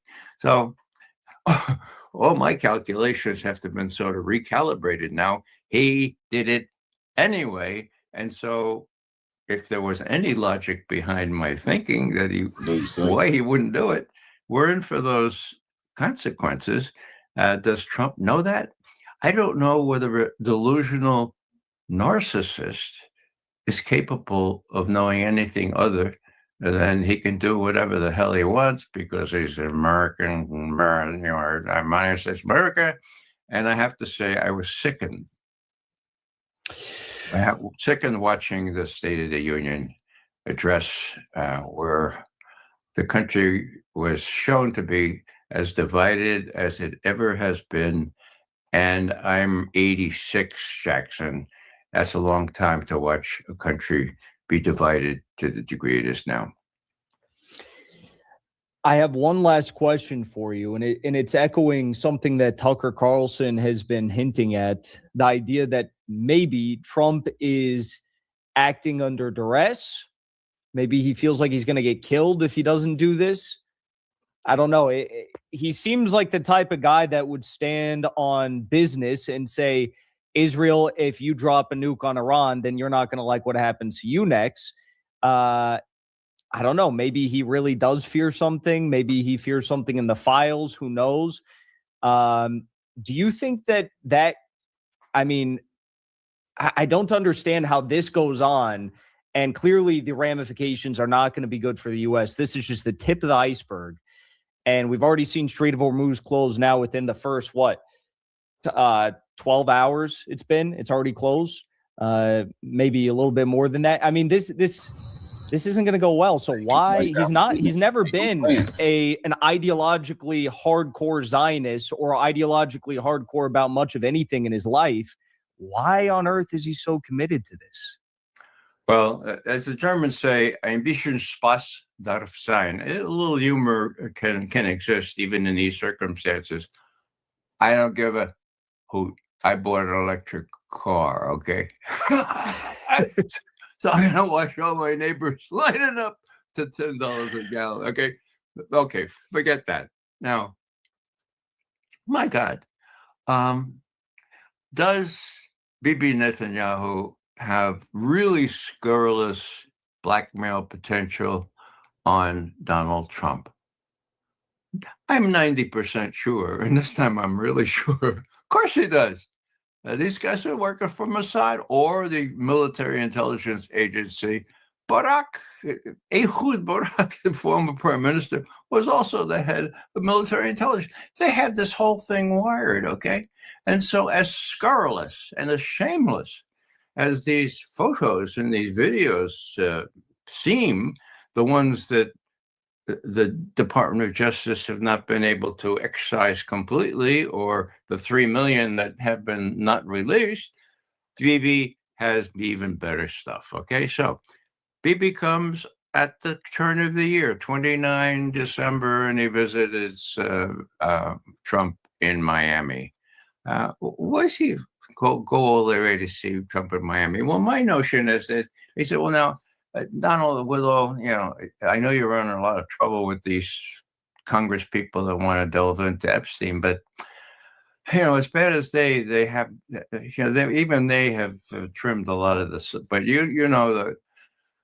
Well, I don't have to remind you. We have this dossier here, and you don't want to see these videos now. No, okay. Well, just saying. Okay.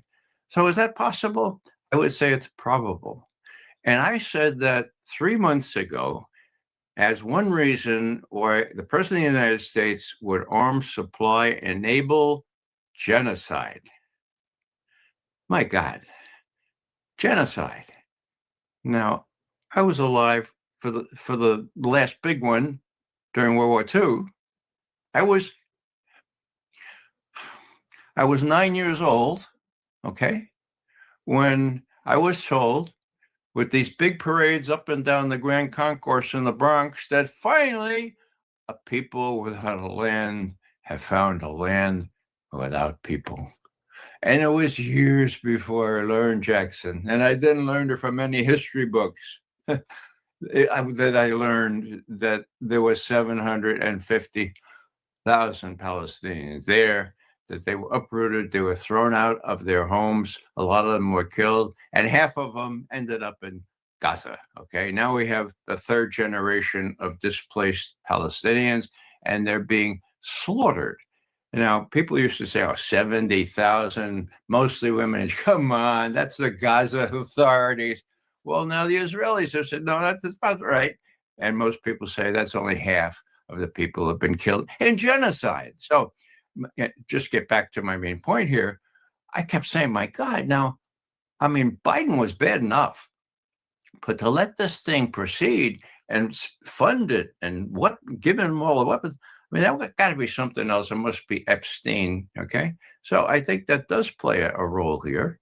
And I think that his Zionists, Miriam Adelson and those people that fund all these Republicans, maybe they think that, whoa, they'll be good for the midterms. Well, my view is forget about it. They can spend a lot of money, but I think I have a basic trust in the goodness of American people in their sense of decency. And I'm talking about the sexual escapades. I'm talking about killing people, genocide. Just to finish up, I knew about Holocaust. I grew up, when I was 9 years old in those parades on the Grand Concourse. I cheered, my God, the OE Catholics and all Jews, oh man, this is great. And my God, only later did I realize what a hoax this was and what a hold the Zionist lobby and the Zionist dominated press and Leon Uris and all this other stuff, what a hold they had, not only on our imagination, but on our facts. And so I said to myself, Ray, 9 years old, I know what happened. If this is if there's another Holocaust. Well, I'm not big, but when I'm big, I'm going to. Well, Jackson, I'm big now, okay? And it's just destroying our country. And mostly people don't watch me or even you most of the time. And so the Zionist-dominated press will be able to justify whatever. Genocide? My God. Oh, yeah. So anyhow, if I seem a little agitated, I am because of the consequences that I thought would obtain and militate against Trump doing precisely this. Now he has. Was I right about the consequences? I think we're going to see, and I'm not looking forward to it. I couldn't have said it better myself. Ray McGovern, thank you so much for joining me today. I really appreciate it. Most welcome, Jackson. Thanks for having me on.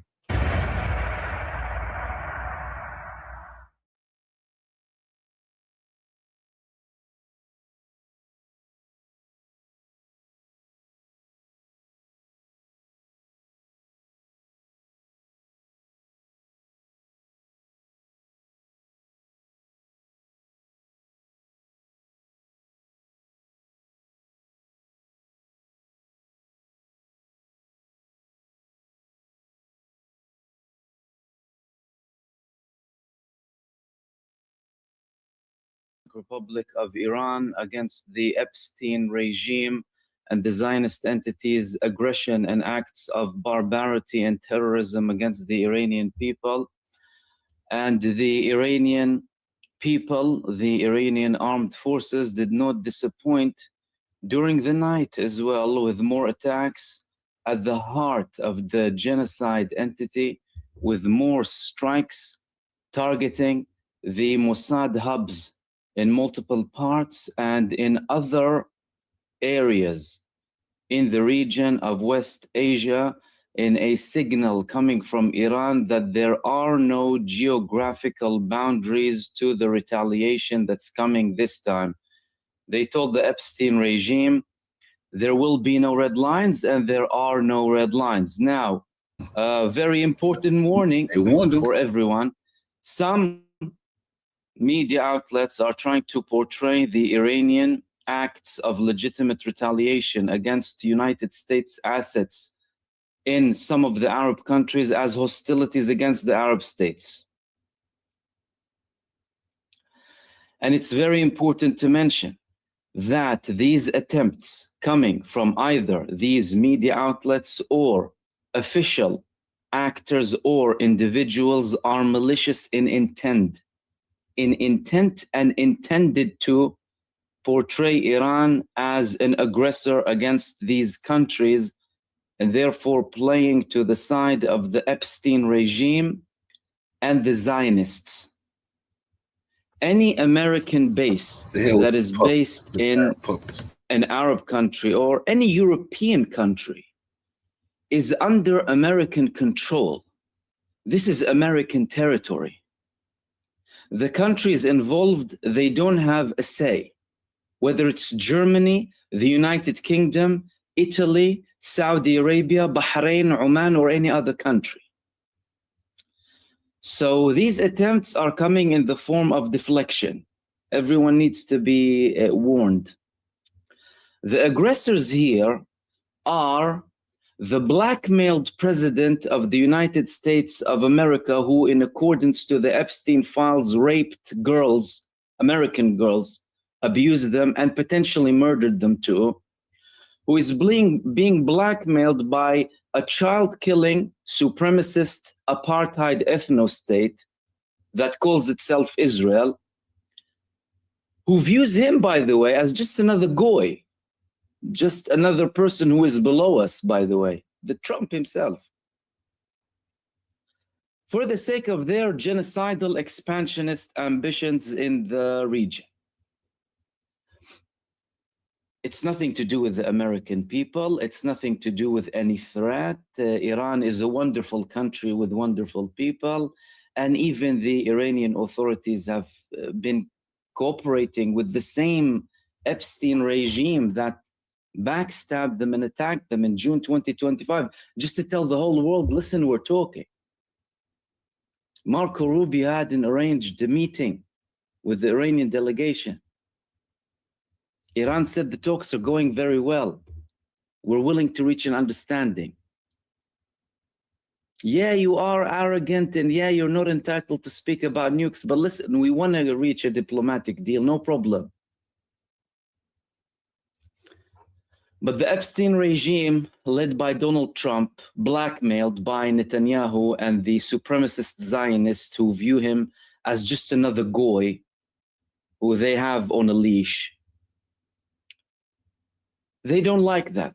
They want the greater genocidal supremacist ethno-state, apartheid country taking over everything from the Nile to the Euphrates River. Iran clearly told them now and showed by actions that they are exploding all out. 14 American locations, American bases were attacked, and multiple parts in the genocide state. Let's begin with some of the attacks that took place after this morning, you know, during the day when Iran targeted multiple locations. Firstly, we saw something quite, well, new. This was one of the Iranian missiles that were launched earlier on in what resembles the Oreshnik. It resembles the Oreshnik, clearly a hypersonic missile that was going and making the direction towards the occupied territories. Iran told them, and Iran indeed delivered. There were also more videos coming out from the locations where Iran had multiple strikes, especially in the UAE. This was the landing of the Shahid drone, the Shahid 136, targeting a location in the UAE. Let's have a look. Oh my God.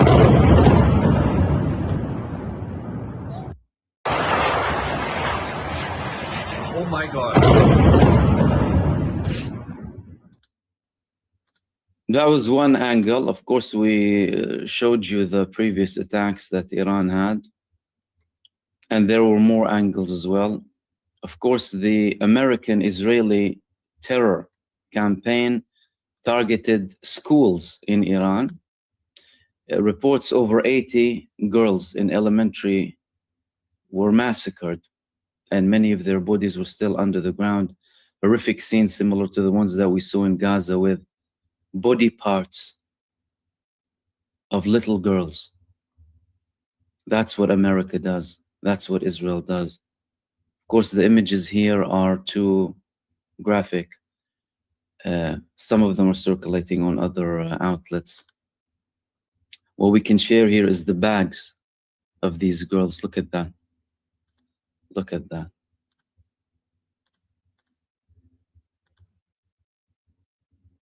Covered in blood.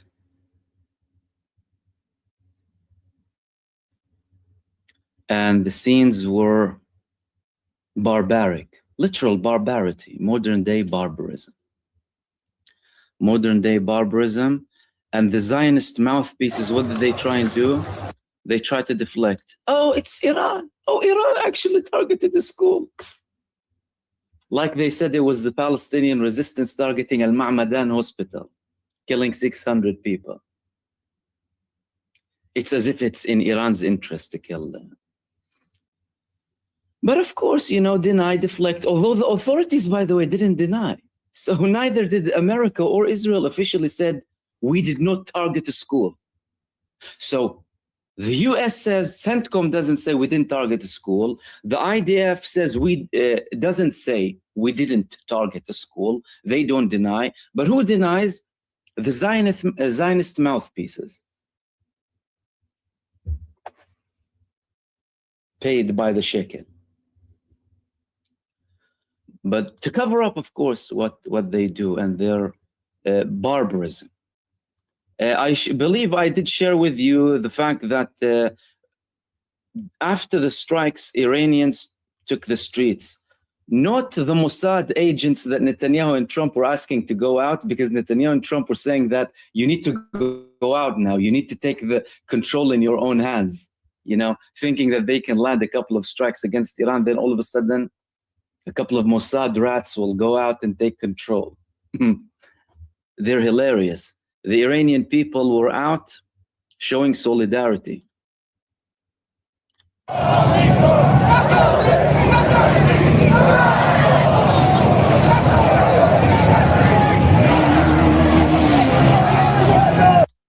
That solidarity with the Islamic Republic of Iran, solidarity with the supreme leader, and with the nation.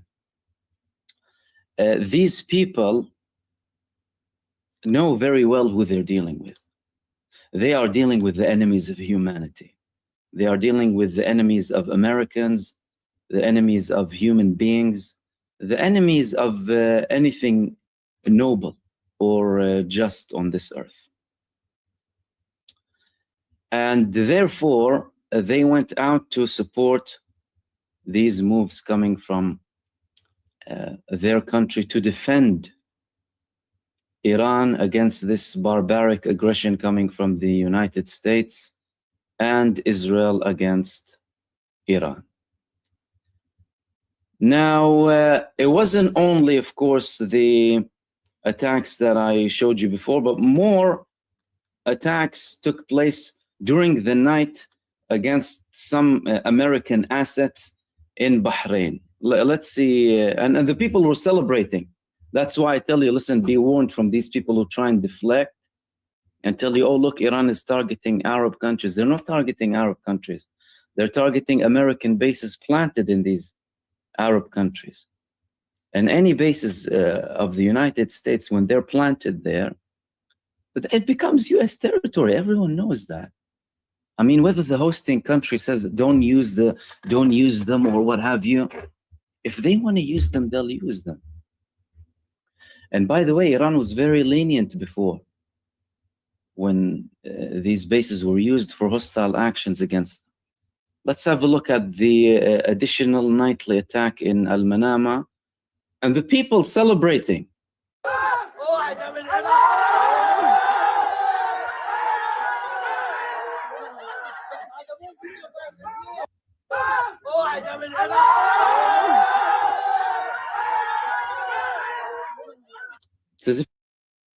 Nathan Watkins doesn't believe in limits, especially limits on your property taxes. Watkins testified against Governor.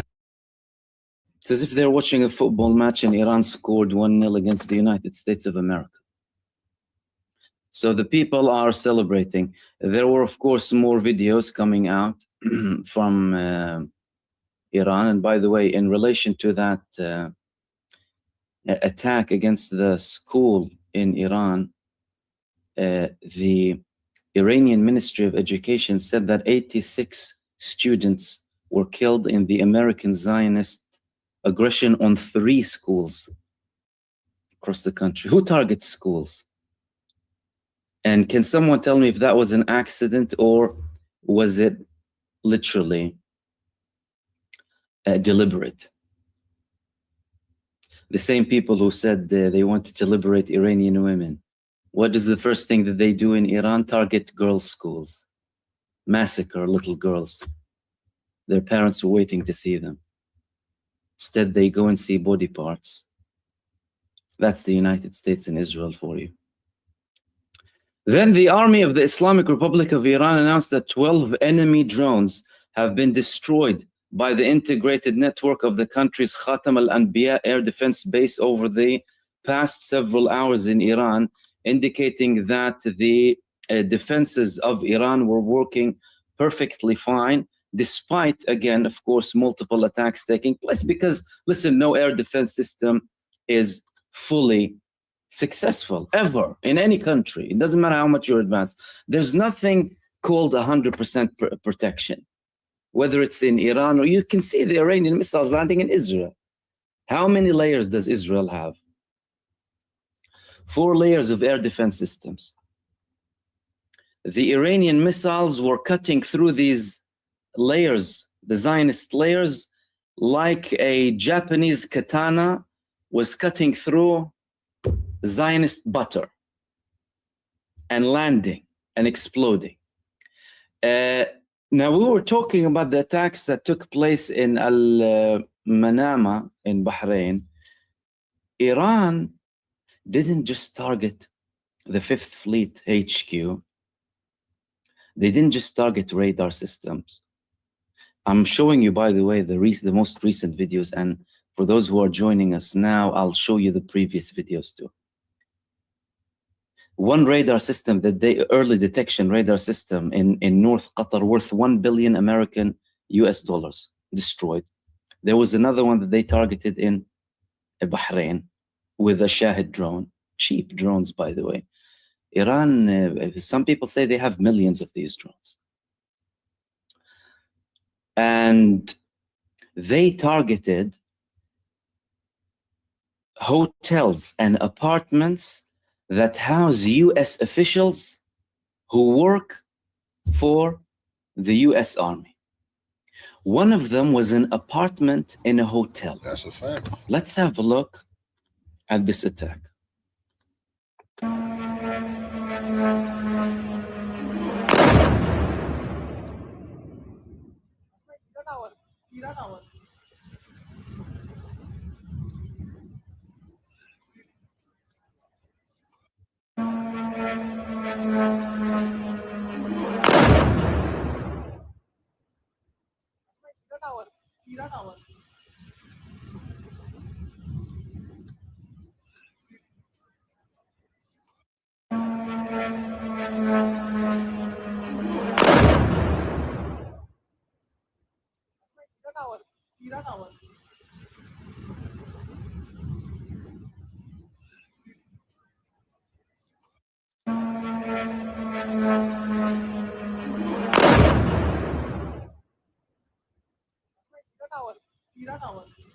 So that was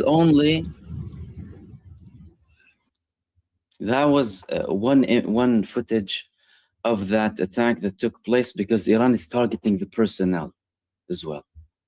Anyone working for the US forces, they're targeting them, whether they are in an apartment or any other location too. Then there was another scene from the Shahid 136 drones that struck the US Navy Command headquarters in Bahrain, as we can see in the following video.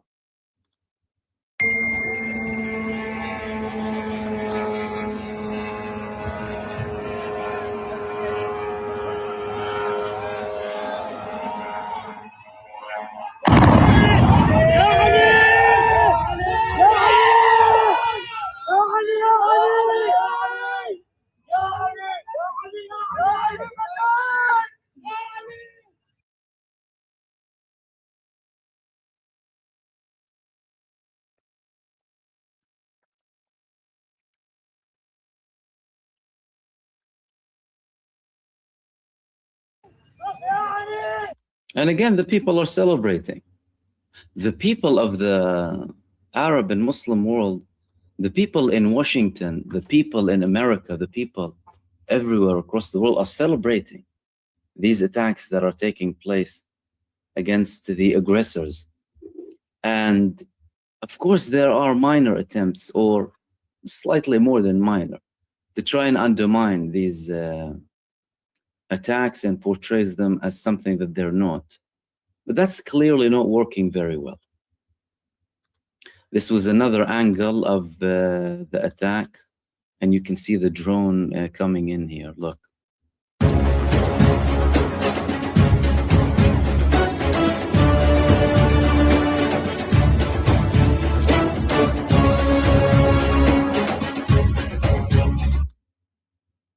So nothing was working here. You know, they're telling you about defenses. Nothing is working. At least the ones in Bahrain. Multiple other things were working. Now, I showed you the building attack, right, of the personnel that work for the United States forces.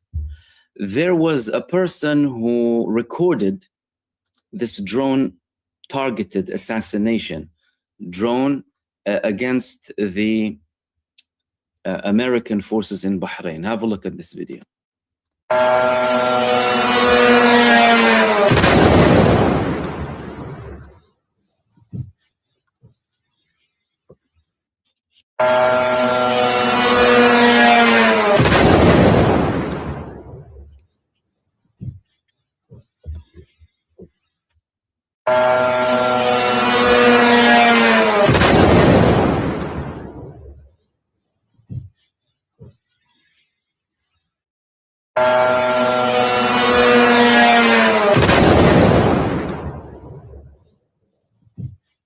That was, of course, the close-up of that same attack that I showed you before on the building, the suicide drone building. In case you haven't seen it, this is another angle. Here you go.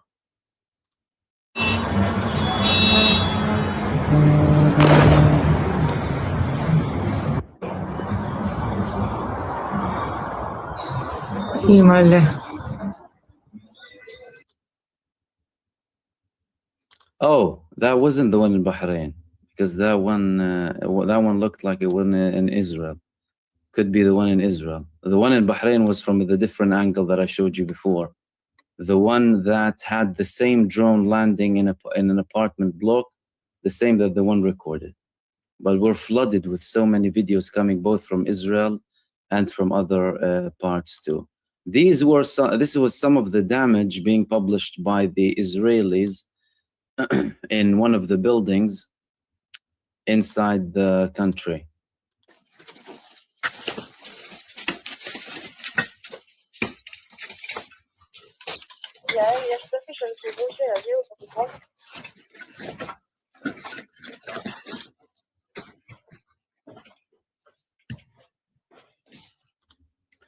And that's all, by the way, despite the fact that Iran didn't really unleash everything on Israel. That was just the beginning session. That was just like the taster session against Israel.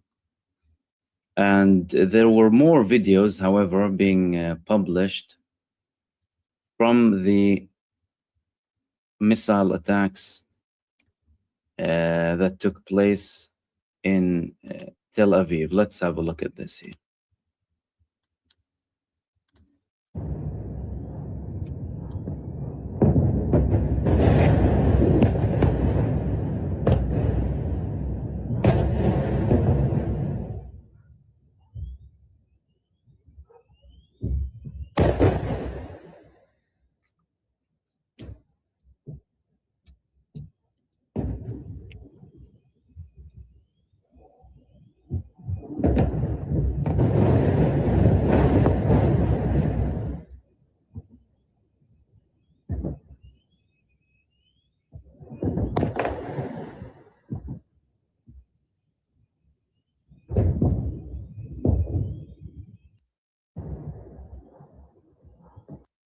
So that was one angle from the attacks that took place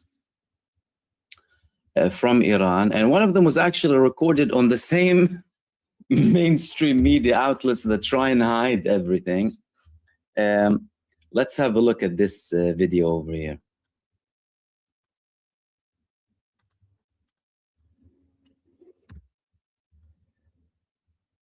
And the Israelis. I think that's what the calculation now is.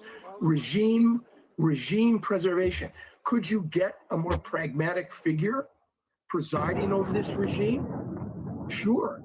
Aaron, I just want to break in for a moment because we're looking at live pictures in the air over Tel Aviv, and obviously, as many people know or maybe don't know, there is an Iron Dome that Israel uses as its missile defense system, and we're seeing it working now. But in some places and instances, it does not work. And I believe this is one missile feasibly that has broken through the Iron Dome. Oh, they admitted that something broke through the iron. I thought they said this was an interception, but what you're seeing is not really real, and it would be anti-Semitic if you actually believe that a missile landed. How bizarre. Anyway, that was happening, and you can see, of course, the conversation on NBC News.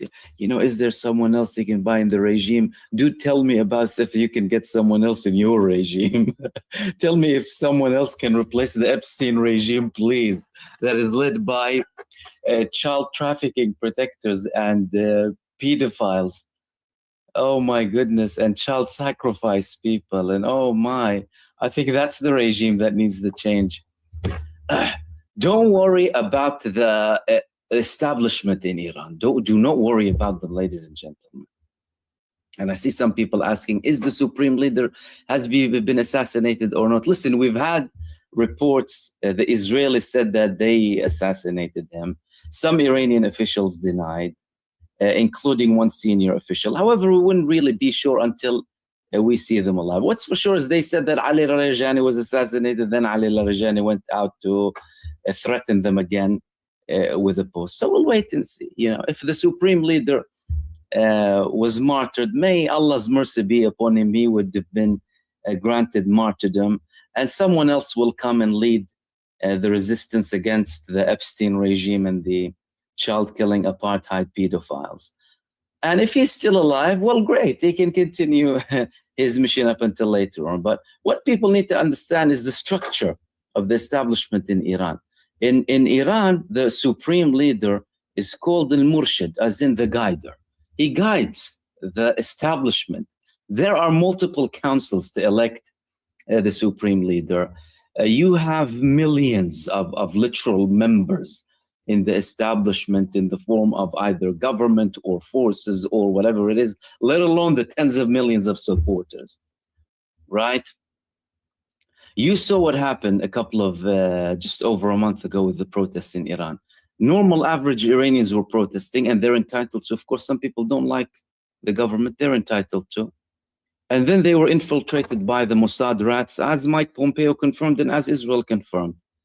Mike Pompeo said he greeted the Mossad operatives in Iran.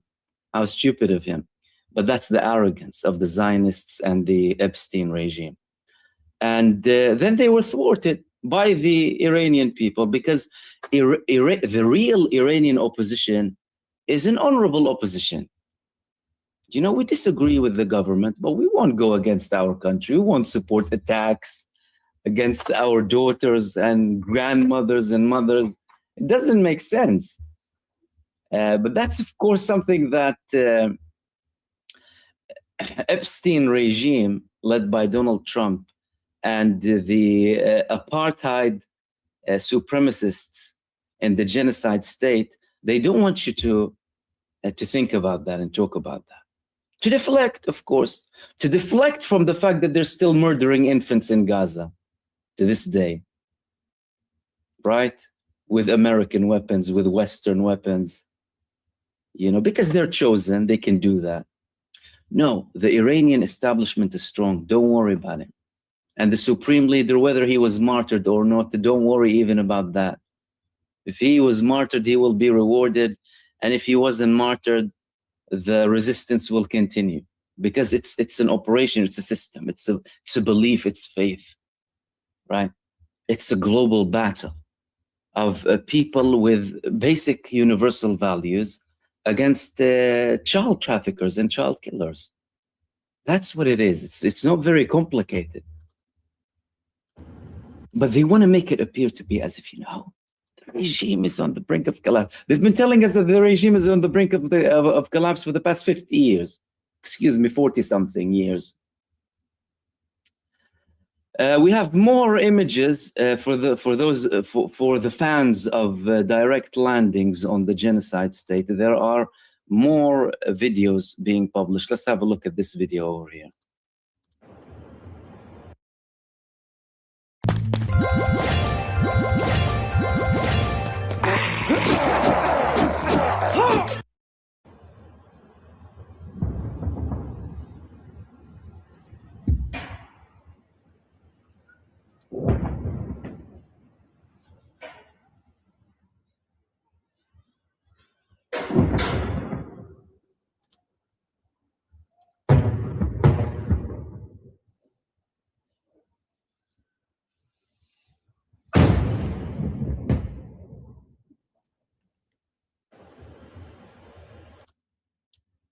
And again, guys, that's just the beginning, by the way. This is not major. These are not like major attacks happening.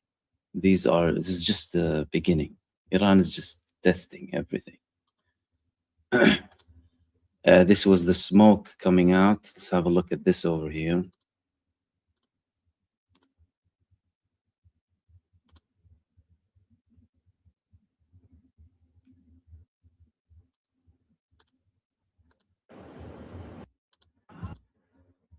This was the smoke coming out after the attack happened in Tel Aviv and in multiple other parts. And people, of course, want to know what exactly did they hit. Iran said that they targeted multiple locations, but the attacks weren't necessarily intended to literally land on everything, by the way. This was just the initial strike. This was just the initial strike, initial test.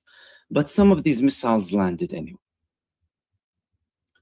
They landed and they caused damage, and they caused damage in what is believed to be the Kirya, or the hub of control and command, as we can see in this video. And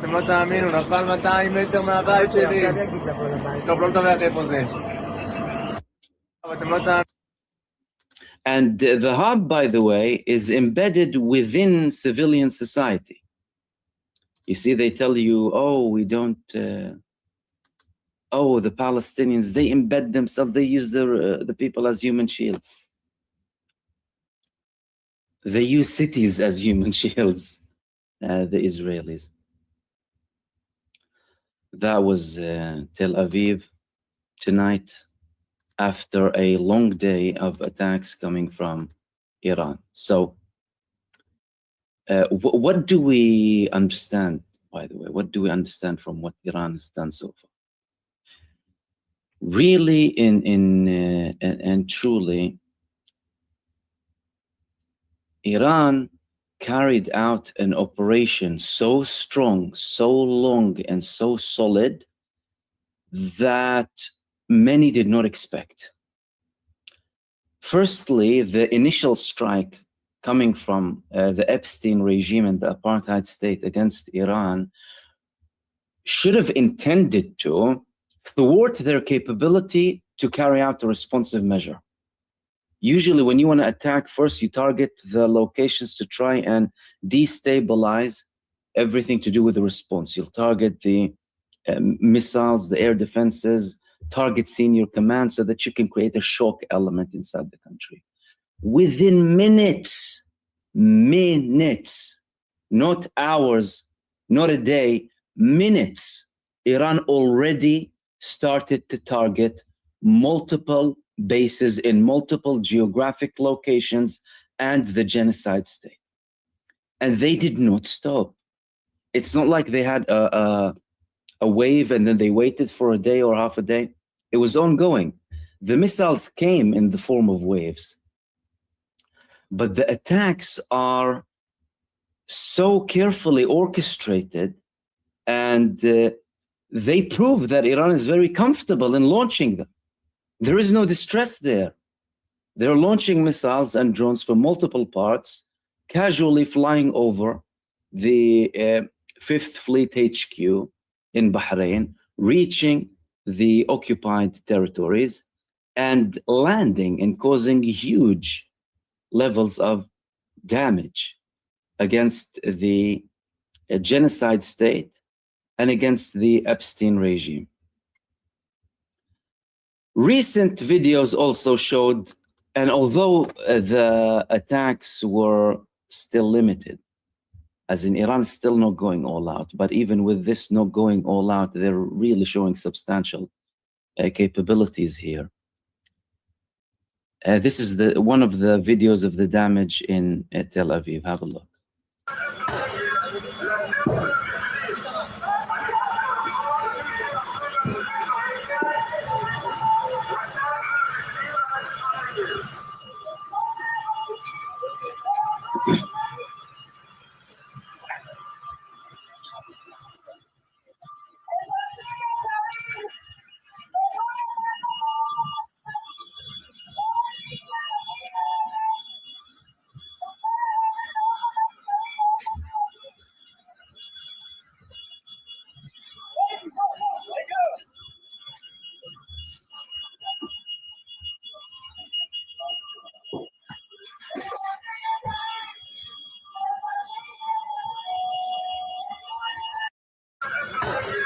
So this was reported to be a hit in Tel Aviv and the after effects that took place in that area following the attack.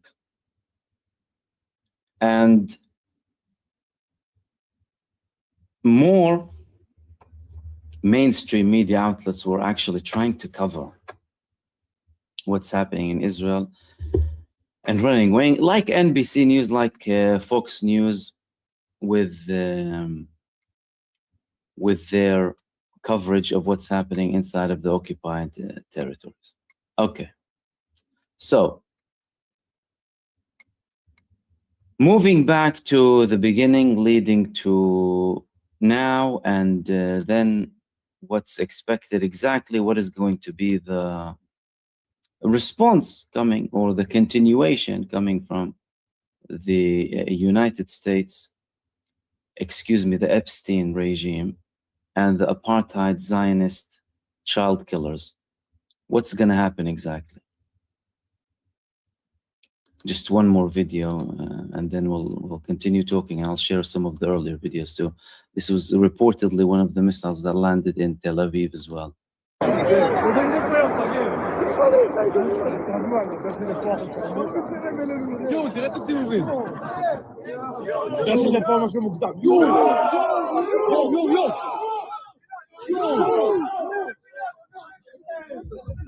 תפילה של החיים.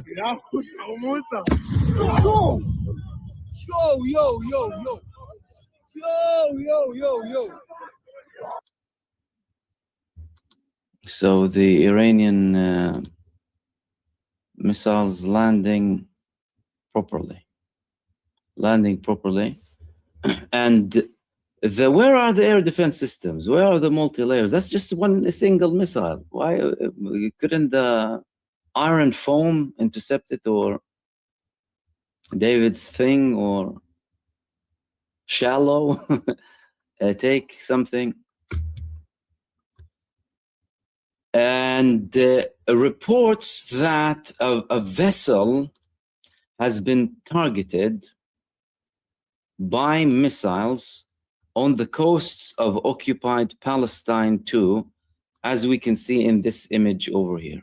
Now, this has been posted by a couple of sources, not many. I personally couldn't verify it.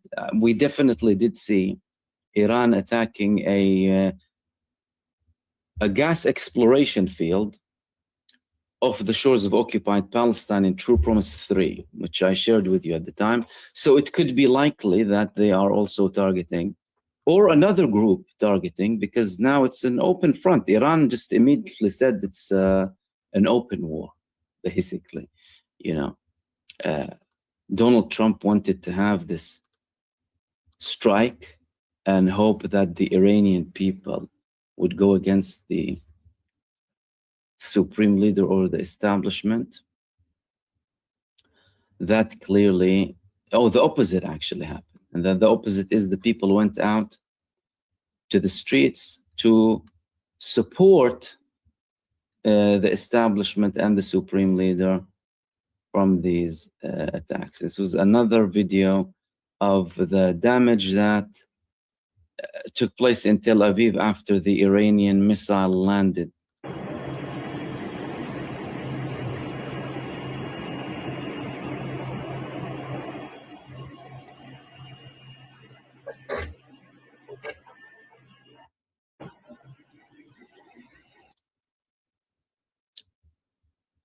Okay, so what's going to happen? Like, the United States basically had this initial attack and, the Epstein regime.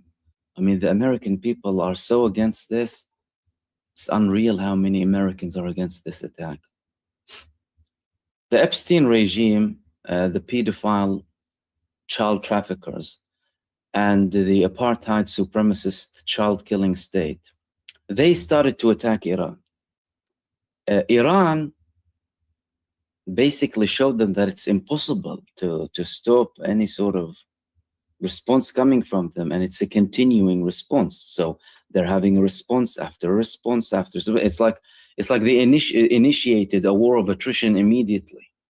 It's like they're raising all of the bars. But was that the full force that the United States could have used against Iran, or was it not? It wasn't. It wasn't. Why wasn't that the case?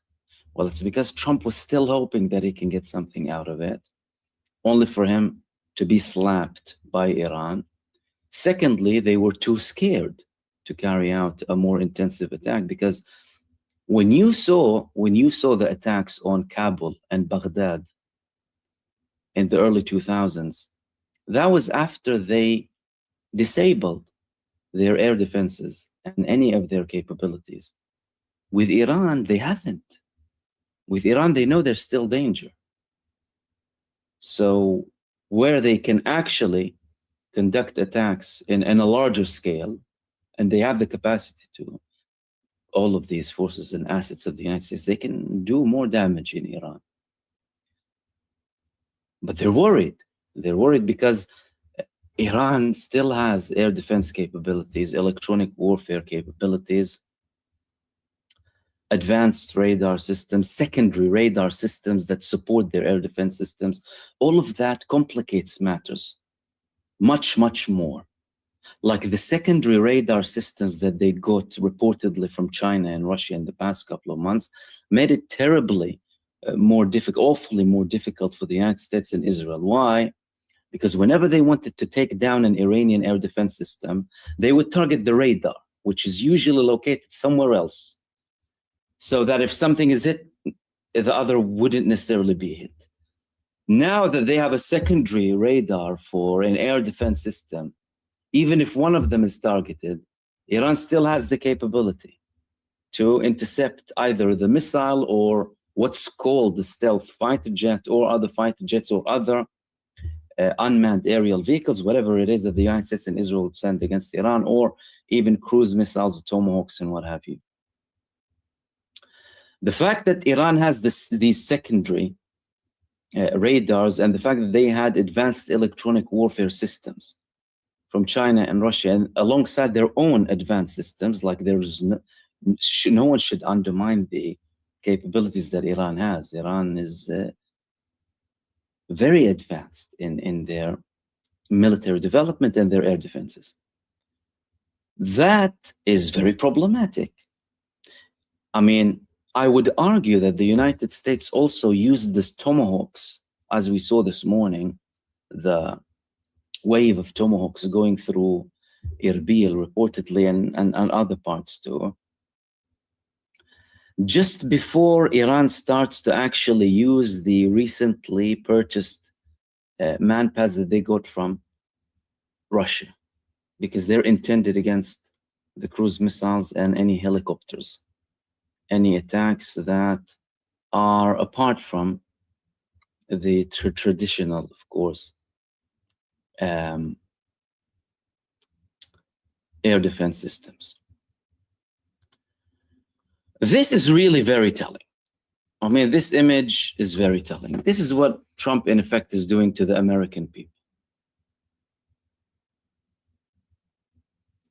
Grinding them as meat for Israel. And I'm sure some people know. I'm sure some people know, but more people need to know that, especially those who are actively participating now.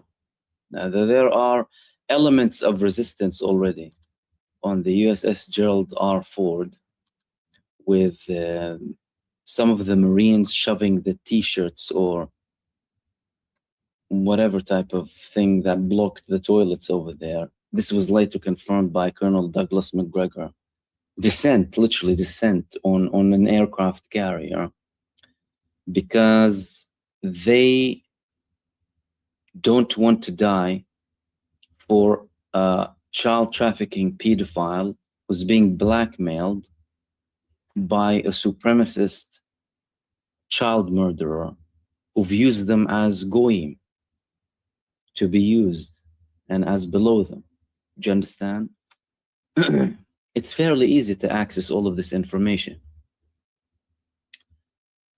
Now, a very interesting statement came from the leader of the Khatam al-Anbiya command hub in Iran, who recently stated that Iran is the one that will determine the end of war. The retaliatory operations will continue without pause and relentlessly until the final defeat of the enemy. All American bases and interests in the region are legitimate targets. This is the most recent statement coming from the leader of the Khatam al-Anbiya Hub Command Center in Iran, who said that Iran will determine the end of the war and operations will continue without pause and relentlessly until the final defeat of the enemy. All American bases and interests in the region are legitimate targets. What does he mean by that? Well, firstly, they have proof on ground. Every time I follow a notification coming about an attack from Iran, there's always something. Something is happening. But what does he mean by the defeat of the enemy? How can that be defined? Well, it can be defined in multiple ways. One very basic definition of the defeat of the enemy is the enemy submitting to the demands of Iran.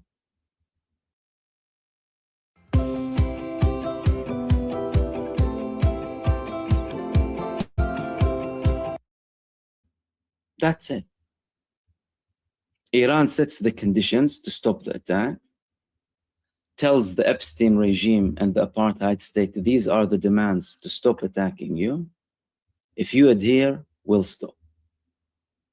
What are the chances that the arrogant American and Israeli administrations will accept that?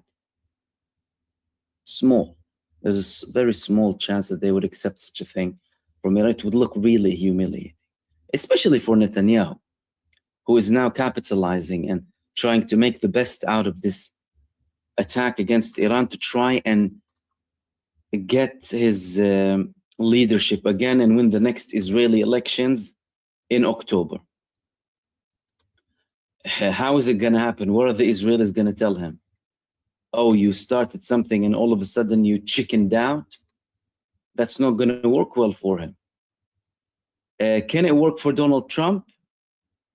That's a separate story, because really and truly Trump himself, we need to understand that he's a blackmailed individual. Donald Trump is blackmailed and he doesn't really want all of this. Donald Trump is being blackmailed into all of this. It doesn't, of course, give him an excuse or anything. He's just as abhorrent as Netanyahu, and he's a murderer. He's a mass murderer, Donald Trump. He enabled genocide. He armed Israel. So he has no excuse. But he could have a deal. Why? Because, well, the Americans had a deal already. They had a deal with the same country that they said they wouldn't have a deal with unless they stopped their attacks, which was Yemen. And that was against the will of Israel at the time. Now let's go back slightly to the morning. Okay, for those of you who weren't here in the early live stream, looks like we're going to have to do a morning and a night live stream with the repetition of attacks. These were the missiles that were launched at the genocide state this morning and the American assets in the region.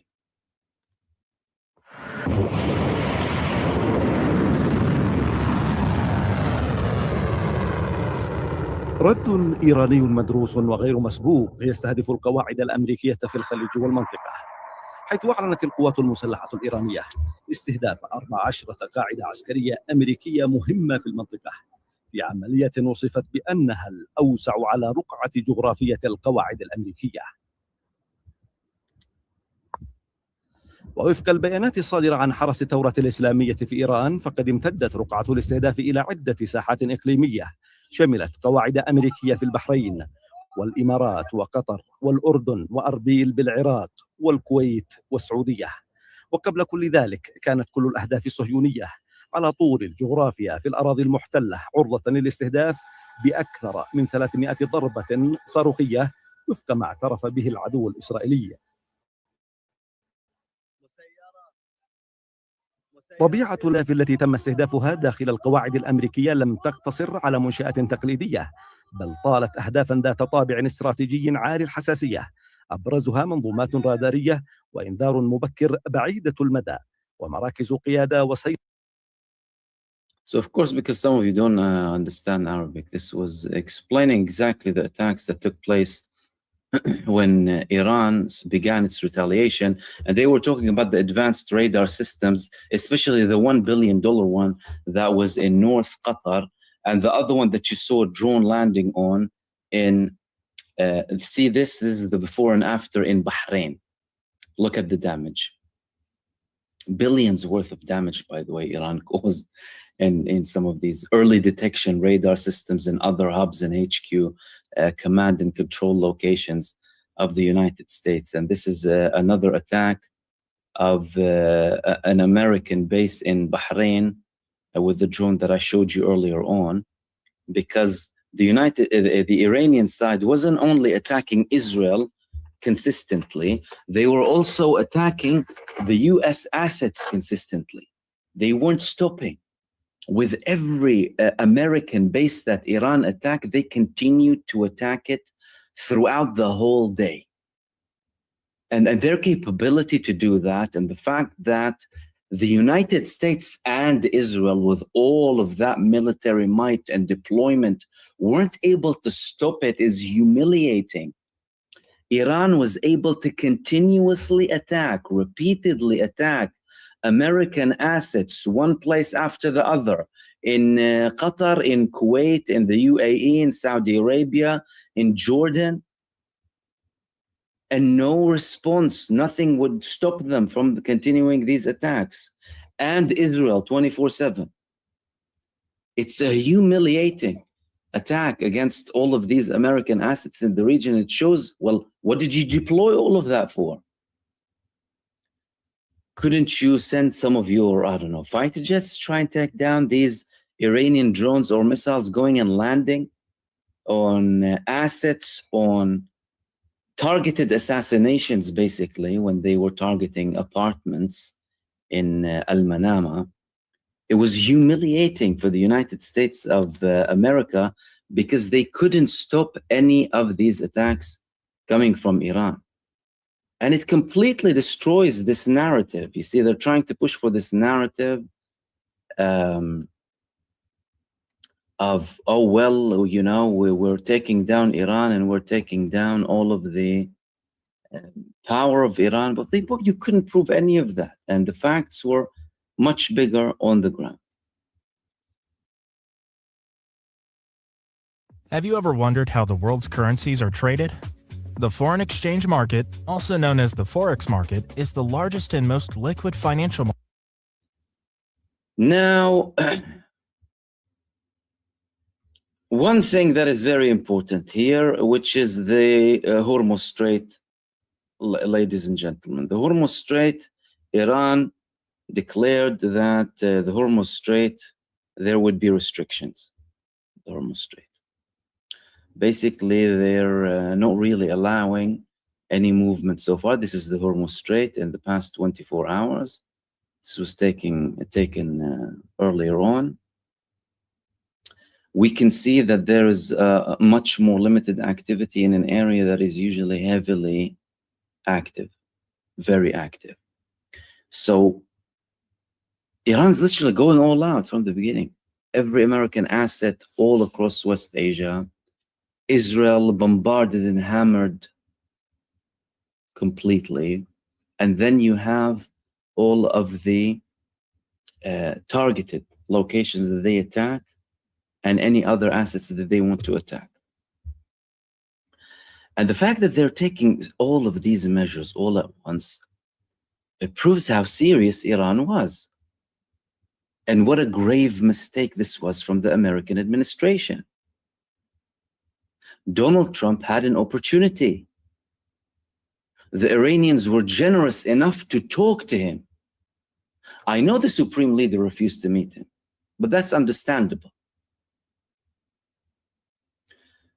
Why should he see his face? his child raping face. Even the delegations, you know, it was Steve Witkoff, Jared Kushner, what have you. But the delegations, they were generous enough to tell them that, look, let's have an agreement and we're willing to talk. Only for the United States to prove to the whole world how treacherous they are, this Epstein regime, and how much of a backstabber they are. No integrity, no nothing, no honor. Everything is so filthy when it comes to the Epstein regime. Everything is so disgusting.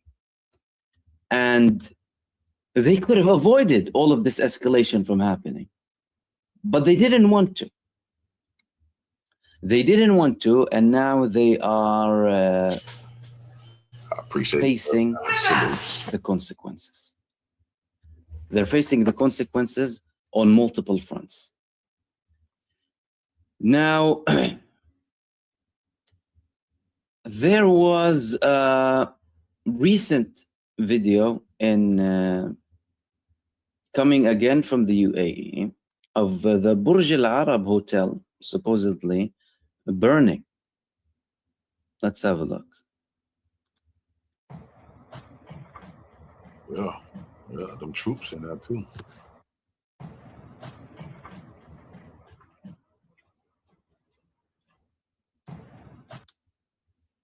So that is yet another attack in the UAE.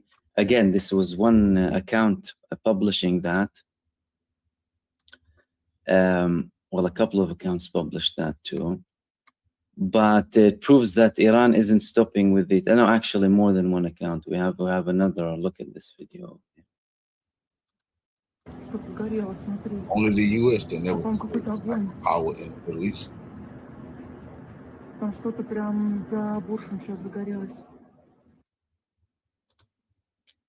So this was Abu Dhabi. So the UAE, multiple attacks in Bahrain. Of course, all of them against what Iran said were U.S. assets or U.S. individuals who participated in any acts of aggression against the Islamic Republic of Iran. In the meantime, the United States also posted some images of the attack as it began earlier this morning. Let's have a look.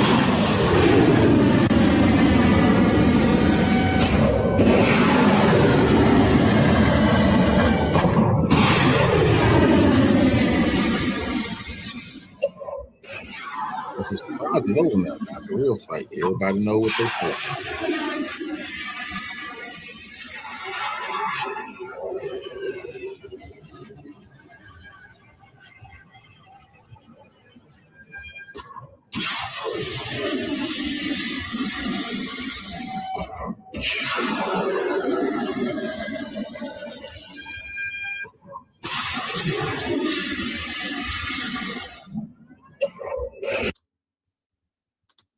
So these were the tomahawks of the Epstein regime when they carried out that strike against Iran earlier on, and alongside other attacks, of course, coming from.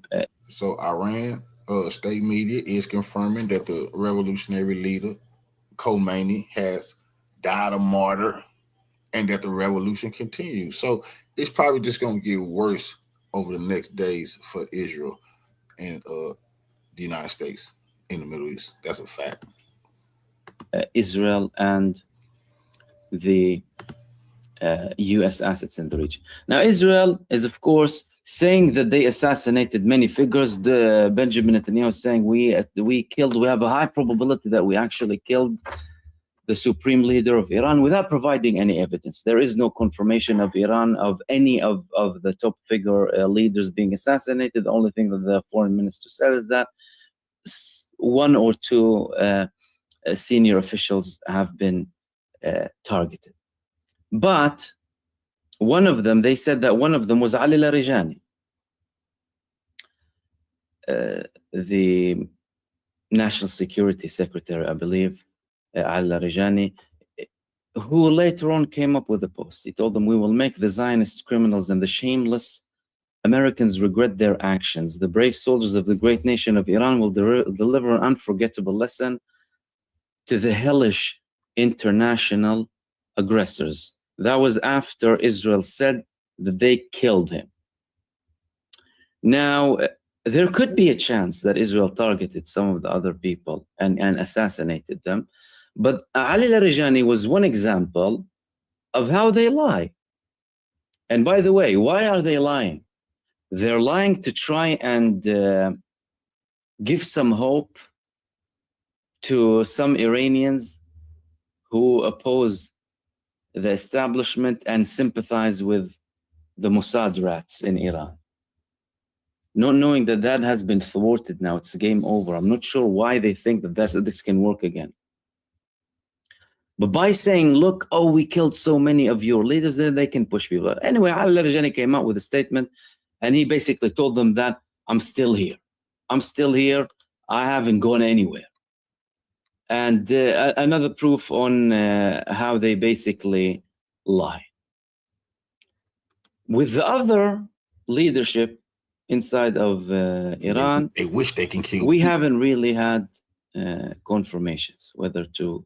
Well, there was a confirmation that they were alive in the form of the supreme leader, Sayyid Ali Khamenei, and another figure that was confirmed by an Iranian official, and the president, Masoud Pezeshkian, his son, reportedly confirmed that he was alive to a journalist who works inside of Iran, who mentioned that earlier on live television. And that is it. And again, in relation to how this could be affecting the establishment in Iran, it will not be affecting them. Clearly, some people don't understand how it works. The establishment in Iran is functional, and it's established in a way where even if you kill all of the top figures, there's going to be a replacement and everything will be functional. Even if some communication has been cut from certain parts of the country, other parts will continue to function normally. Plus, under the Iran that you see, there's an Iran that you don't see. But it's all part of the psychological warfare and propaganda machine.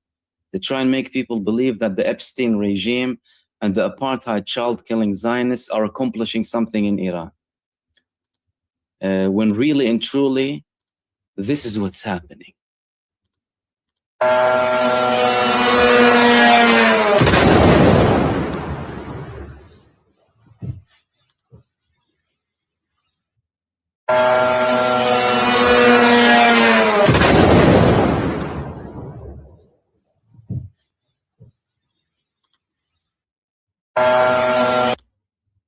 These are the Iranian drones landing inside of the El Manama, where they were targeting multiple figures who were actively working with the United States forces to carry out operations against Israel. Now, it's going to get very bad for those people. There are multiple moves happening from Israel that indicate that we're looking for a prolonged period of escalations. And some of these reports spoke about 160, some of them spoke about 70. What's for sure is Israel's preparing tens of thousands, if not hundreds of thousands, according to one report, 160,000 reservists, we call them. Where are they bringing them from? Do they have their limbs chopped off from the Palestinian resistance in Gaza? Are they like over 60 or something? I'm not sure. And it, again, could be part of the game that they play. Because really and truly, I mean, the Palestinian resistance was roasting them up until the last minute in Gaza. A Palestinian resistance fighter with bare feet and nothing but a device was going into a personnel carrier, landing an explosive device there and then taking 14 genocidal terrorists down. What are they going to do? But they're saying that we're deploying more, and we're preparing for something big, which indicates that, well, they could actually be looking for things that would include certain ground operations. And that might have to be with Lebanon. Although they are saying, actually, that, we might have something with Gaza again. They're still committing a genocide in Gaza. And that's not really out of the question. One of the most humiliating thing in all of this is the fact that Israel said and confirmed today that this was one of the biggest, if not actually the biggest attack flight in the history of the Israeli Air Force. The largest attack flight in the history of the Air Force. 200 fighter jets attacked approximately 500 targets. I mean, are they really inflating numbers, or are they really telling the truth? Because if they're telling the truth, then it's more humiliating, because it couldn't even thwart a counter move immediately. If 200 Israeli fighter jets targeted 500 targets in Iran, and Iran managed to respond within a minute, and sirens were on in Israel, in occupied Palestine, within 1 minute, and American assets were being hit within several minutes, to be precise, then what kind of an attack is that? It's embarrassing. Add to that the United States participated too, it's even more embarrassing. So what, are they lying, or are they telling the truth? Because if they're lying, okay, there's nothing abnormal here, you're pathological liars. If you're not, then it's an embarrassment. Iran embarrassed you with attrition, literal attrition attacks 24/7 against Israel that are non-stop, and against American assets, and against American HQs, and against the 5th Fleet Command Base, and against so many parts of the US assets in the region, and personnel locations that are used by personnel in the region. All of these things show that this is a huge embarrassment. Now, is the American and Israeli side preparing something bigger than what we saw? Are they planning to do something much bigger? Are they planning for bigger massacres, for example, against Iran? Perhaps. And perhaps they are already talking now. Maybe they're trying to talk. No one is confirming that there are talks, but maybe they're talking, because they saw how fierce the response from Iran was, and how much damage they sustained. I mean, look at this. This is the second attack that took place in Al-Manama today, in Bahrain. Look at this.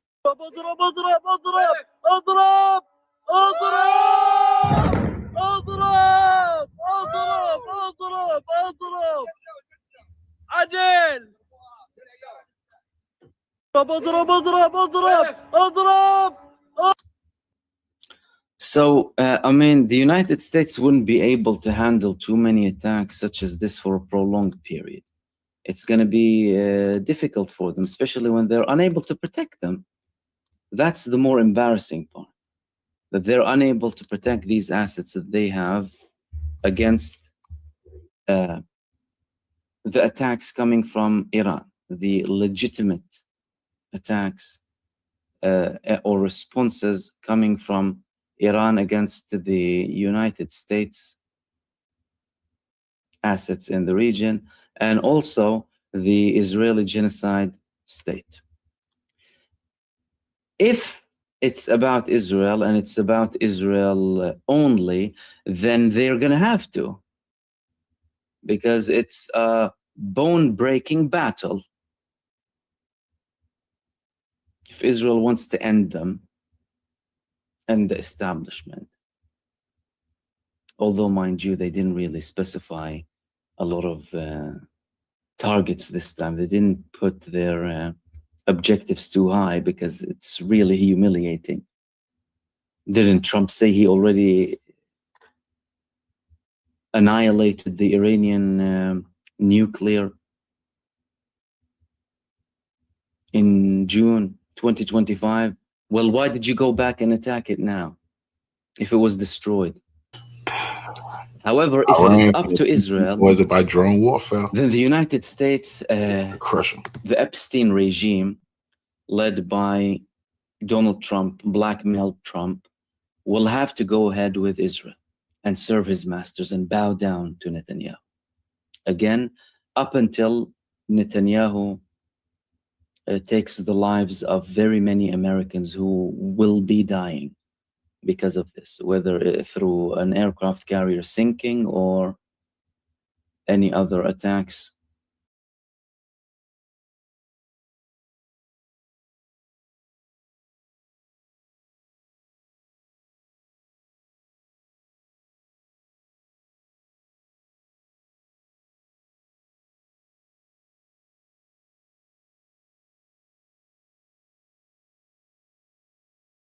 Of total war between the United States and Iran. It's happening, boys. It's happening.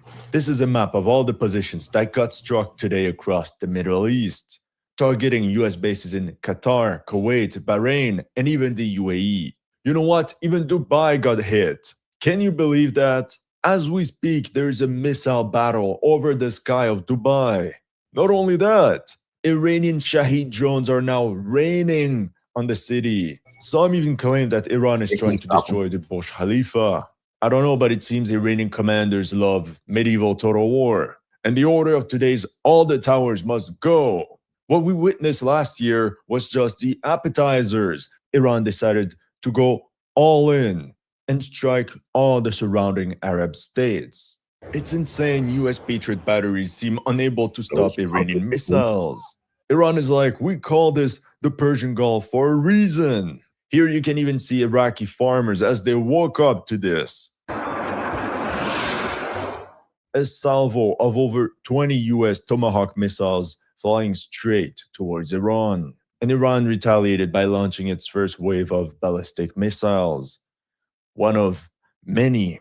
Well, I guess I'm canceling all my weekend plans to monitor the situation. We have to admit there is some sort of eerie beauty in missile warfare. It's a sort of spectacle that everyone can enjoy. So first blood was drawn by the United States and Israel as the first wave of strike were initiated by Israeli fighter aircraft against Iranian targets. For example, here's a squadron of Israeli aircraft flying over Syria. In this frame, I can count 6 fighter jets. But please listen to this.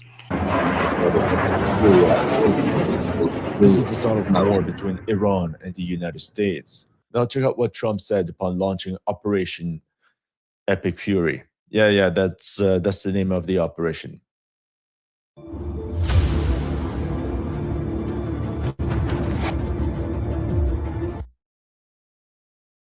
Epic Fury. For these reasons, the United States military is undertaking a massive and ongoing operation to prevent this very wicked, radical dictatorship from threatening America and our core national security interests. We are going to destroy their missiles and raise their missile industry to the ground. It will be totally, again, obliterated. We're going to annihilate their navy, and we will ensure that Iran does not obtain a nuclear weapon.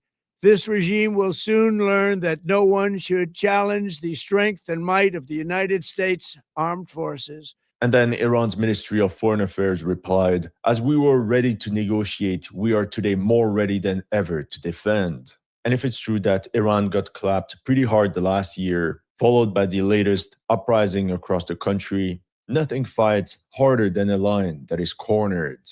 Let's see if the US can actually win this war with air power alone. That's like the American wet dream. In this spectacular video, we can observe the same salvo of a reported 21 US Tomahawk missiles flying straight towards Iran. And here's one of these cruise missiles right over Tehran. This resulted in multiple large-scale detonations across the Iranian capital, like this one, probably a high-profile assassination. But yeah, Tehran got hit pretty hard, towers of smoke everywhere. Some reports indicated that Supreme Leader of Iran, Ali Khamenei, is dead. My lord, their general has fallen. Apparently, he's now supposed to give a speech sometime soon, so let's see. But then came the Iranian response, which is the heart of today's video. You see, Iran had 3 potential courses of action. I wanted to make an entire video about this subject, but I guess it's too late now. The important thing is that Iran had to be wise in how it would expand its arsenal of missiles. So, course of action number 1, mass attack on Israel. That's what they did last year, and let's be honest, it was disappointing. It didn't bring a lot of results. And now, in the past week, with the arrival of the US aircraft carrier Gerald R. Ford in the Eastern Mediterranean, it's going to be even harder. You have dozens of US fighter jets all around Israel, ready to intercept incoming Iranian missiles. So for Iran, this is going to be high risk, low reward. Course of action number 2, target the US fleet. And who knows, perhaps try to sink a US aircraft carrier. If successful, the payout would be insane, both militarily and politically. But naturally, the US concentrated a lot of its assets to protect the Lincoln Carrier Strike Group located in the Arabian Sea. And the other thing is that warships are moving, so it's not that easy to target. So then comes course of action number 3. A couple of days ago, Iran warned all the Gulf states hosting US bases, stating that they all make legitimate targets. What's interesting is that not only is it closer for Iran to strike, so there's less time to intercept the missiles, but the overall air defense capabilities are probably less advanced. So militarily speaking, it makes sense for Iran to target the surrounding Arab countries. Second, it's a political message for all the Arab states allied to the United States. And it's not a surprise, that's the course of action that we're witnessing right now. Now, of course, some Iranian missiles had to target Israel. Shocking, I know. Nathan Watkins doesn't believe in limits, especially limits on your property taxes. Watkins testified against Governor Abbott's property tax caps, saying, Tax caps or revenue caps? Nathan Watkins, he's reckless and he'll leave you in his dust. You've got a great idea for an app, and you can't believe that no one else has thought of it yet. You're sure that Sirens were blasting all across the country. Many of the incoming missiles were, however, intercepted by US outposts in northern Iraq. In this footage, we can see American Patriot launchers in full battle mode. Actually, I have a better video to show you. This one, it's intense. Once again, this confirms the high cost of targeting Israel. Can I get my $7,000 now? No? Oh well. I think these Iranian strikes against Israel were meant to pin down US assets, US air defense capabilities away from the Persian Gulf, because this was just the appetizer. While this was happening, we're witnessing history as multiple waves of Iranian drones and missiles targeted all the Arab Gulf states hosting US bases. History. This is the scenario analysts have been speaking for at least 15 years. Oh my God! Okay, it's happening. So let's go through what happens. These strikes were, I have to admit, pretty impressive. I didn't expect Iran to go berserk. From all the footage I gathered, the US Navy's 5th Fleet headquarters in Bahrain was hit the hardest. In this video, we see an Iranian Shahed 136 drone plunging down. And the guy recording the video is yelling in Arabic, strike, strike, strike. And then he gets front row seats on the destruction of a radome. The radome is the cover that protects the radar antenna. It's this big white thing sticking out on the map. This is modern warfare. A $30,000 Iranian drone destroyed a $300 million long-range 360-degree air surveillance and missile defense radar site. That US base got hammered hard. Massive clouds of black smoke. Multiple locations got hit. Smoke was rising left and right. Here in this video, in slow motion because it goes fast, we see another Iranian ballistic missile just before crashing down. And here's the result. And you can hear in the background the reaction of the people in the car that were driving by. These civilians were certainly not the only ones shocked by this attack. Listen to the alarm to the loudspeakers on the US base. Hardened shelters immediately. Shelter in place. Now the following clip is pretty funny. The reaction of a US soldier in the middle of these bombardments.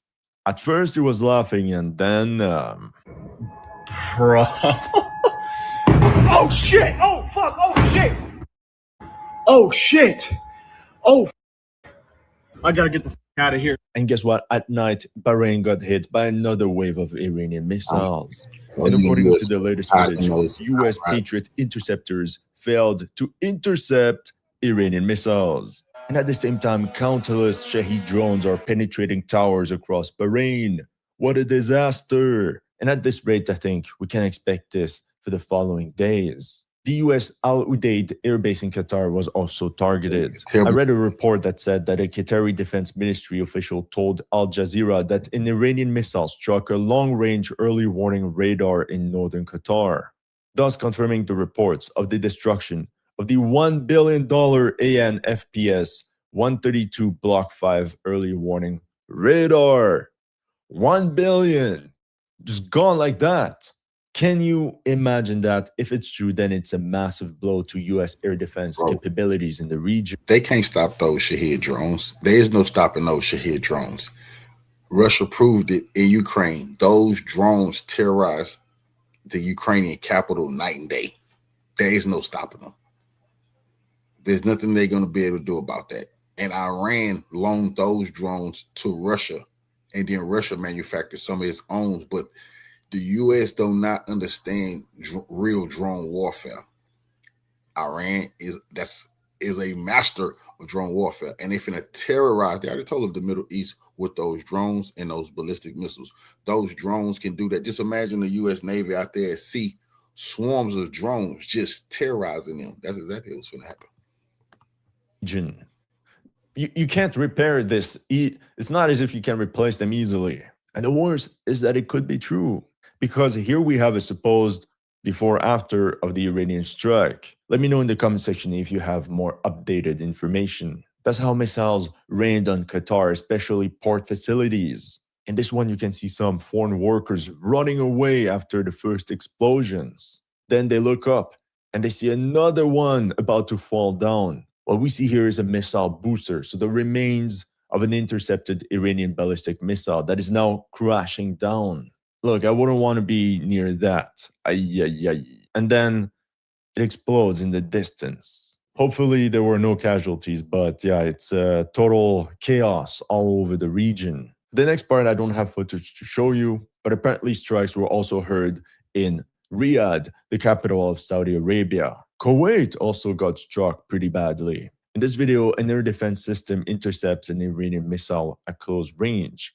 Nonetheless, it seems the airport was struck by an Iranian drone, and according to the latest news, it's out of service. Same thing for the Kuwaiti Army Ali al-Salem air base that was targeted by several ballistic missiles. And apparently, Italian troops deployed in Kuwait could have suffered some casualties as a result of Iranian strikes. For the new people out there, the Iranians will often launch drones and missiles at the same time, and if Gaddafi would have never tried to make deals with them, he would have been able to do this to them. He would have been able to do this to them. But Iran is capable of doing this to them. Gaddafi wasn't able to. The drones will be used as bait to confuse enemy air defense. But the most shocking to me was how the United Arab Emirates were also hit. The UAE, shocking to me because a lot of Iranians have financial assets in the UAE. So if Iran targets the country, you know it's serious. They're not playing around. Multiple missile interceptions could be seen over the bright sky of Dubai. Here's another missile that was intercepted. Who knows, maybe Iran's true objective is to take out the crypto scammers and OnlyFans capital of the world with their own little twist of the golden shower. Allegedly, 5 explosions were heard in Dubai's Jebel Ali port.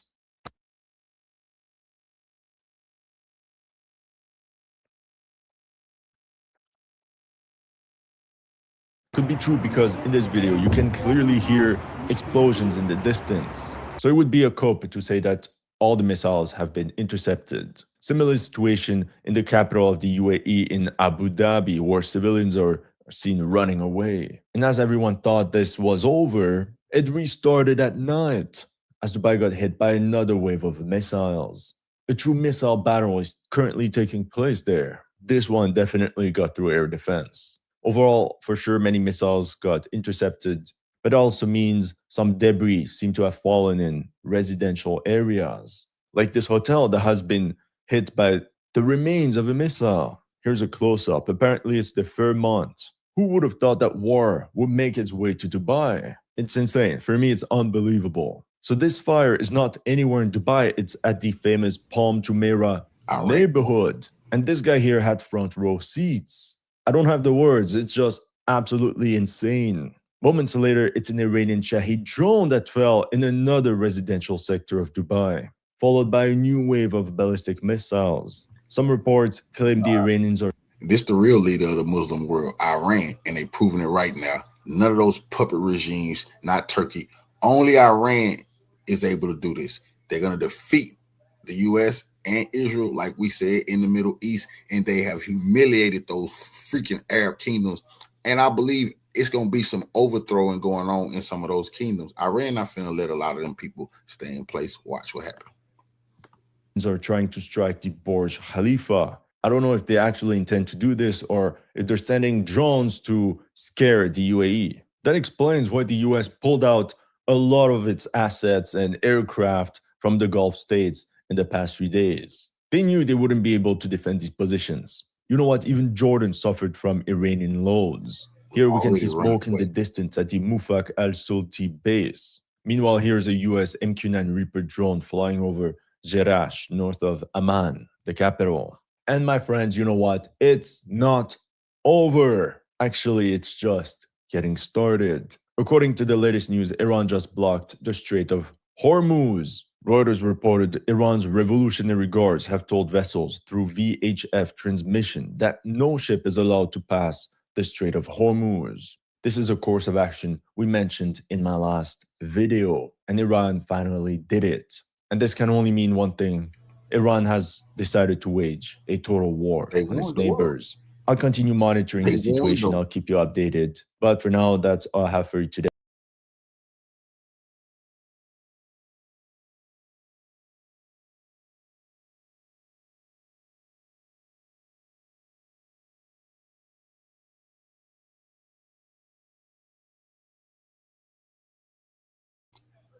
See, that's how you set the message in the beginning of the war. No games played. Hit everything. Everything on the motherfucking table. So they know what every day gonna look like.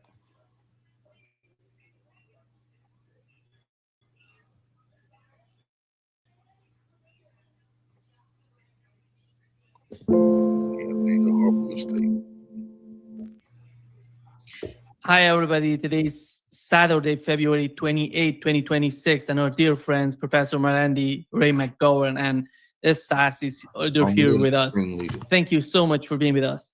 Let me start, Professor Marandi, with you and with what's going on right now in Iran with the new attack, American and Israeli attack on Iran. What is happening right now? What is your observation so far?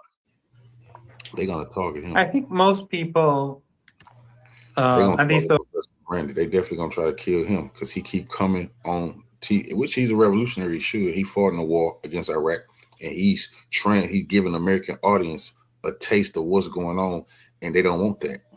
They don't want normal information coming out of Iran. They only want propaganda. Those who I speak with and exchange ideas with believe that there would be an attack. And especially when we saw the lies of the Iraq war being repeated, the US vice president saying that Iran is, there are signs that Iran is developing a nuclear weapon 8 months after the nuclear program was allegedly obliterated, as Trump said tens of times. And then when Witkoff also said that Iran is a week away from a nuclear weapon, and Trump during the State of the Union address said that Iran is building missiles that can strike the United States, it was the exact same playbook that was used for Iraq in 2003, the same sort of nonsense, the unbelievable lies that only the most gullible would believe. So I think that people were beginning to think that that was inevitable. And then when the Omani foreign minister went to the United States and gave news that there was big progress at the negotiating table, I think people were even more convinced that the United States would attack, because there was not a chance in the world that the Israeli regime, the Zionist lobby, the Epstein class would allow peace to prevail. So just last night, when I was speaking with a number of different colleagues, there was a consensus that a strike was probably quite imminent. In the morning, they struck as schools were opening in the city of Minab. 85 girls at school were murdered, and they and their school teachers. It was an elementary school, and of course there may be more dead because a lot were badly injured. There have been school children killed in different parts of the country, but that caused the government to decide to shut down all schools, and just like the 12-day war, and all universities. So my university, the University of Tehran, is also closed. I don't know what the plan is, whether we will have online classes or not, but that is where things are. The government wants people to leave Tehran and the big cities so that when the United States bombs, because they've been bombing civilian targets everywhere, when the US and the Israelis bomb, that there will be less civilian casualties. So a lot of people have left, but I'm in Tehran. Shops are still open, people are moving around, but a significant number of people have left. The armed forces, the government, banks, and all that, they are functioning as normal. Yeah. Wow. Ray, go ahead. You and I talk about the war that is coming. You and I, we believe that Donald Trump would not go that far. What is your understanding right now? Well, let me just add a little thing to what Professor Marandi said. When you talk about the Iraq playbook, yes, it's identical, including the notion that terrorists would be receiving nuclear weapons or WMD of one kind. So you associate the building of nuclear weapons or WMD, and they're going to give them to terrorists. And as everybody knows, Russians say, "Как известно," Iran is the primary terrorist organization, a supporter. Well, all that is, of course, bollocks, as the British say. But the parallel between Iraq and Iran, just 2003, you do the math, okay? It's just I thought I'd comment on that. Now, with respect to what you and I hoped for, let me just say that my logic was that just as if something is too good to be true, it's probably not true. My logic was if something this full scale would have such incomparable consequences, like this closing of the Strait of Hormuz, for God's sake, and the end of the Trump administration, unless he can prevent it with ice, that's probably not going to happen. Well, it happened anyway. So the question now is, were we right in predicting the catastrophic consequences? And I'll just stop there because Stan and Professor Marandi have more to say than I do at this point. Yeah, Stan, go ahead. Can I just say, before Stan comes in, I just want to add to what Raymond has just said. Logically speaking, in a sane world, you would imagine that there would be no war because it doesn't make any sense. It's not a war that the United States can win. The morality aside, the fact that it's utterly immoral and that it's evil, all that aside, the United States can't win this war. The Iranians have been preparing themselves for 25 years against the United States, ever since the invasion of Iraq. So logically speaking, I would think that, if we looked at it from that perspective, there shouldn't have been a war. But the problem is that the White House is full of Israeli firsters who have no logic or reason, morality aside, and that's why we are where we are. Yeah, Stan, who convinced Donald Trump? What was the mindset of Donald Trump to go against Iran? That he was somehow feeling that he's going to win this war. That's why he started this war. What's your understanding of that? Gentlemen, just one thing. Stas, not Stan. Yeah, Stas. Yeah, Stas. Yes, at the end. Stas. First of all, everybody's talking about how Netanyahu has been for 30 years telling everybody just any day now, Iran's going to have nuclear.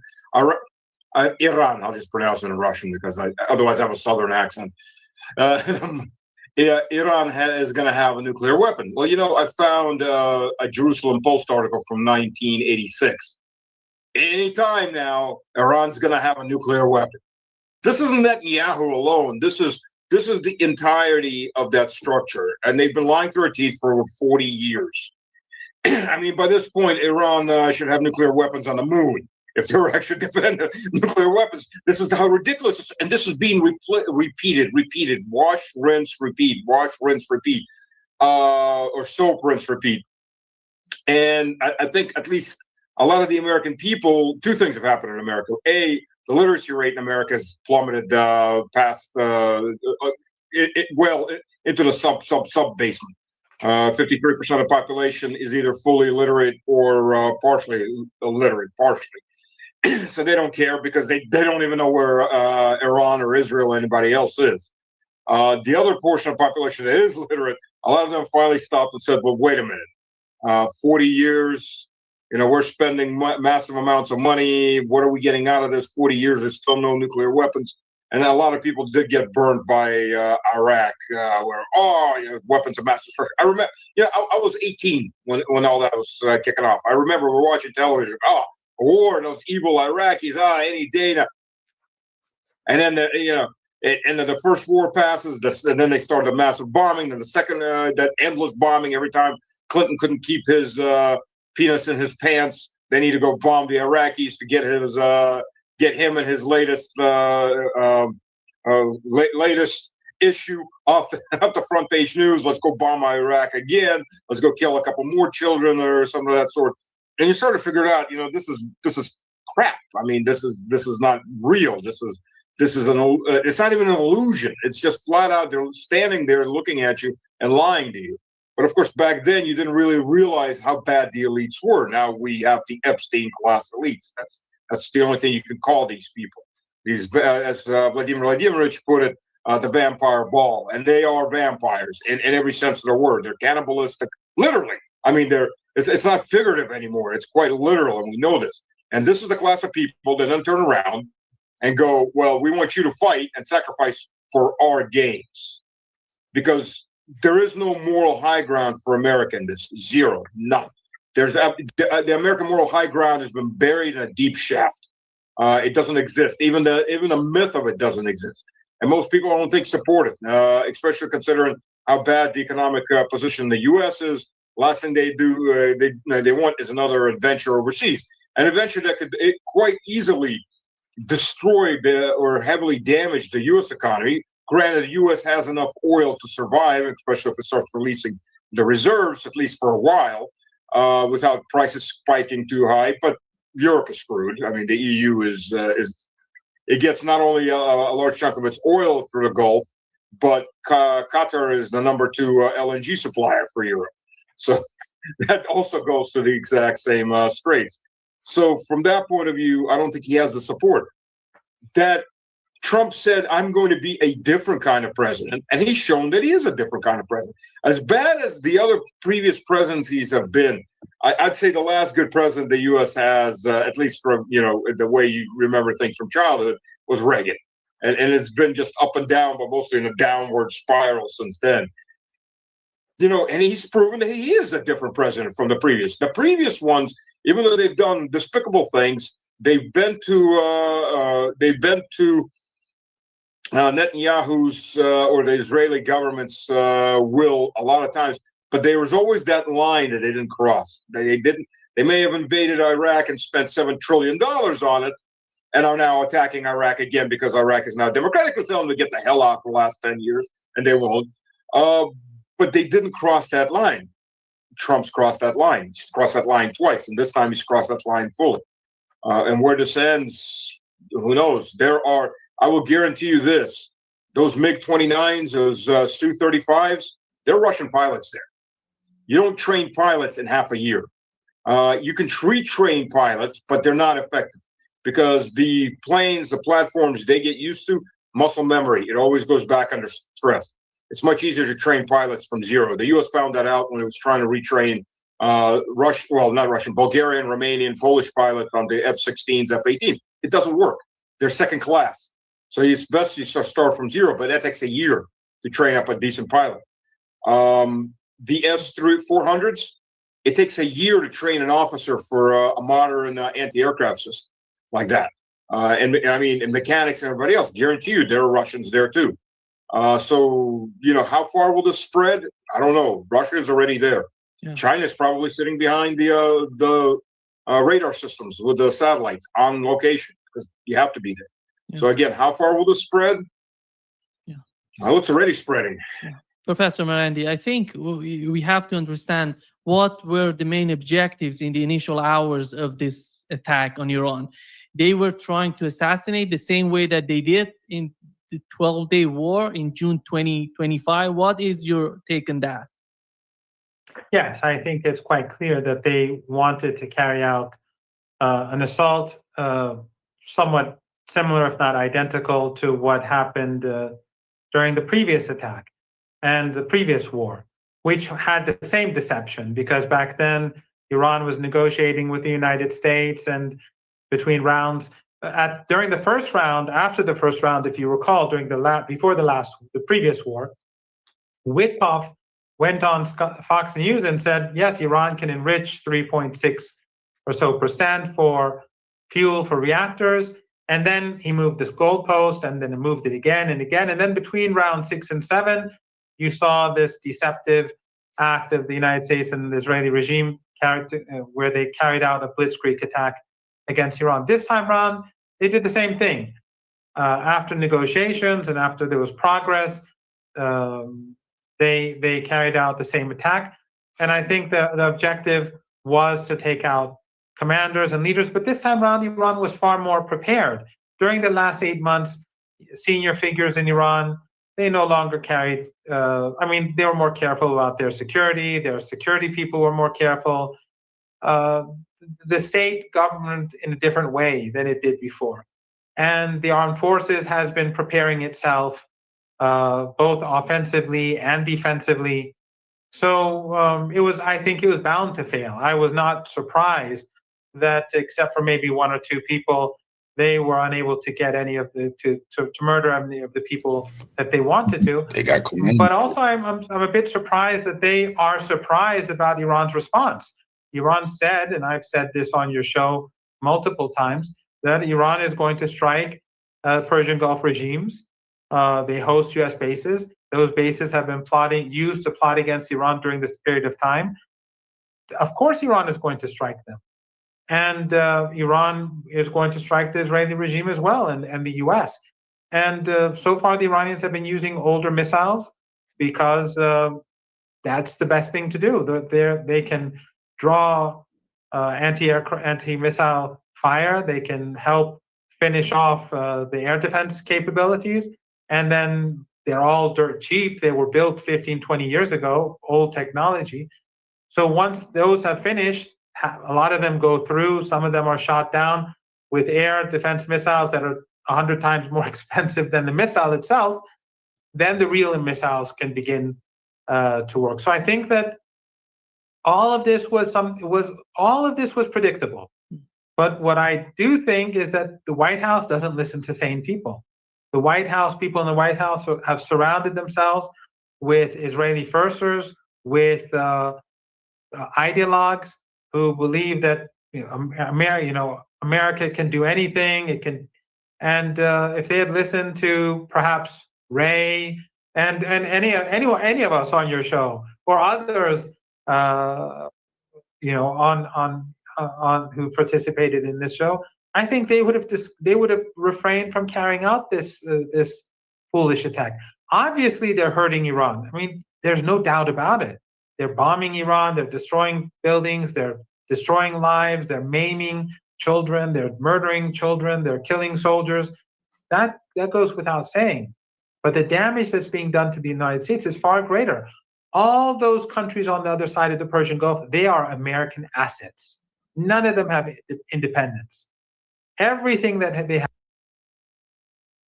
have, all of their wealth is basically American wealth because they are U.S. proxies, from Qatar to the Emirates, from Kuwait to Bahrain, from Saudi Arabia to Jordan, let's say, even though Jordan is not a wealthy country. But these are U.S. assets. So every time Iran hits Dubai with a missile, that does irreversible damage to U.S. interests. Every time Iran strikes Qatar with a missile, that does irreversible damage to U.S. interests. And of course, every time Iran strikes Tel Aviv, it tells the world that Tel Aviv is not a long-term investment anymore. It is vulnerable. War after war, the Iranians hit it. Even though the Iranians don't start the wars, but the Iranians come back and hit it. They're hurting themselves. Iran is hurt, no doubt. But Iran is a country that has been under sanctions and has been under U.S. pressure for 47 years. We are hurt, but we can tolerate hurt. And our religious culture gives us the advantage of being more steadfast. Being Shia Muslims in general, the cultural influence of the grandson of the Prophet, Imam Hussein, his steadfastness for the oppressed, standing up against oppressors, that is something that I'm sure you've seen hundreds of times when you used to live in Iran. This is deeply embedded in Iranian culture. So the Iranians have a certain resilience that adds to the sophisticated nature of its armed forces, its technology, and also in recent years, Russian-Chinese relations have evolved. So the Americans have pushed these countries closer to each other. And of course, Iran has powerful allies in the region itself. Yemen, Iraq, Yemen fought a 7-week war with the United States and Trump had to walk away. Iraq is a huge country with 45 to 47 million people.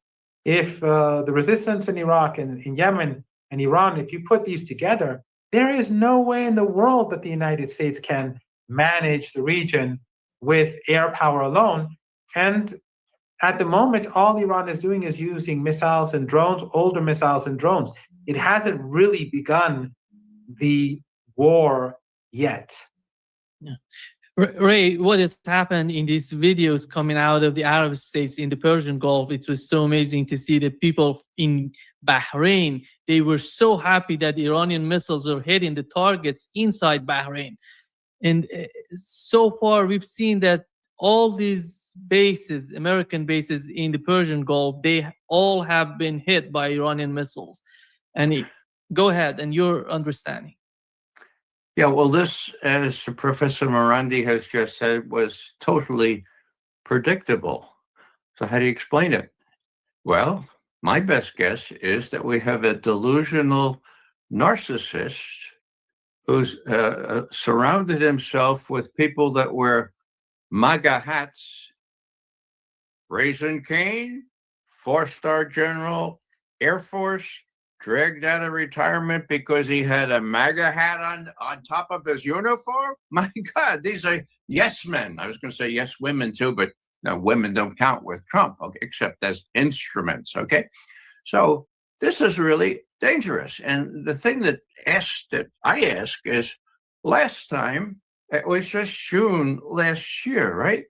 Iran, as Professor Morandi has explained, shut all its old stuff off, and the dome. What was it? Not the Golden Dome this time, but the Iron Dome. Yeah, it failed, and so did the Patriot missiles. And so Israel was being hit directly from Iran. And what happened? The Israelis said, "Oh, Donald, for God's sake, call a timeout. And he did. Okay. Now,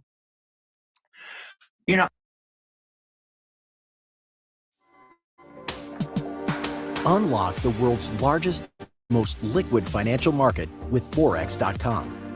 Forex. I'm a Russian analyst, and I just have to say that what really matters to me is how Putin is going to react to this.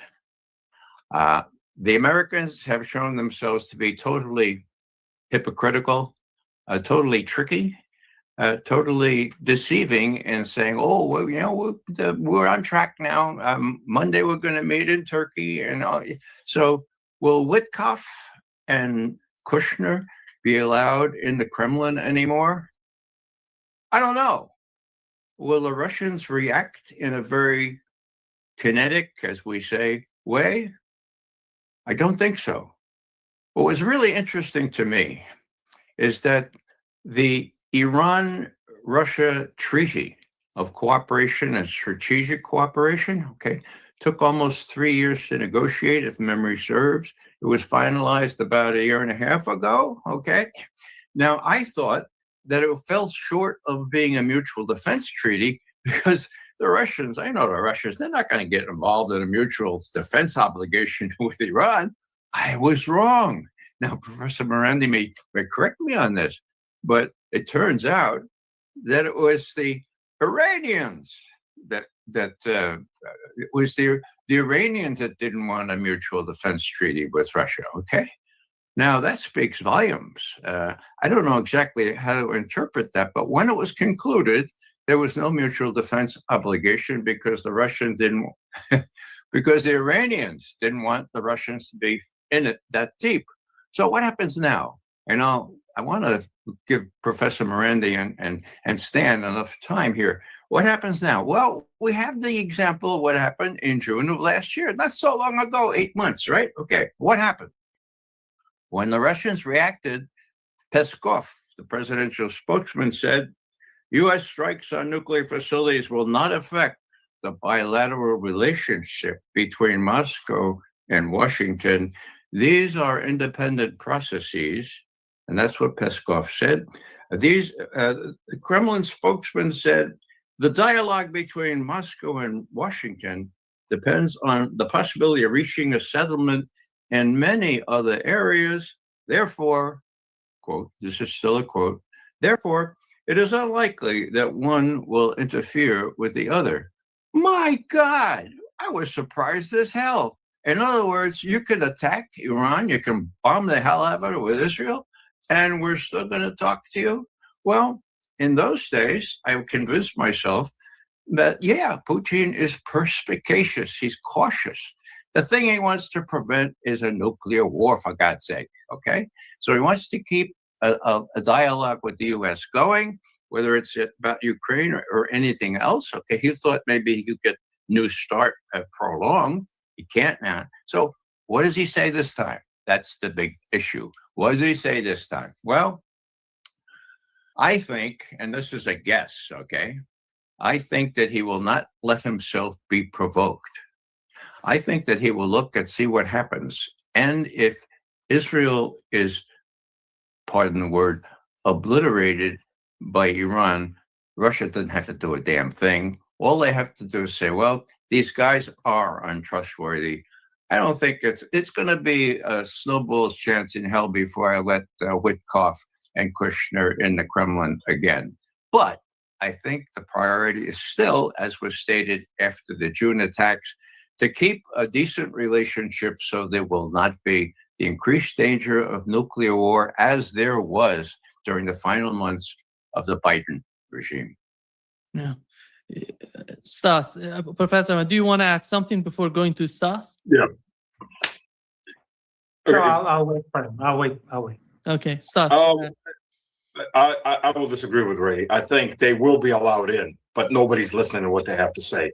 They'll be allowed in. There'll be the courtesy given to them, but it's already seen that these men, as bagmen, they failed because they hope that at least as investments that may pull America out of its stupidity and give Trump an off-ramp out of Ukraine and everything else, and you can invest in Siberia, gas, oil, energy, all this. That's failed. That's obviously failed, totally spectacularly failed. Any kind of negotiations, well, and again, I'm going to say since Reagan, because in my opinion, that was probably the last decent president the U.S. had. I remember reading Reagan's autobiographer saying, when Reagan was shot and he was laying in bed, and the movie The Day After came out. And I remember that movie because I was a kid and I was supposed to go to school the next day. It came out on a Thursday, and I'm sitting there watching my little black and white television, and my father came in, and God rest his soul, and I got in big trouble for it because I was supposed to be in bed. And the movie was the first movie ever that showed a nuclear war. Well, kinda. And what the biographer said, that Reagan called his aides over, said, "Is it really going to be that bad?" It's like, "No, Mr. President, it's going to be much, much worse.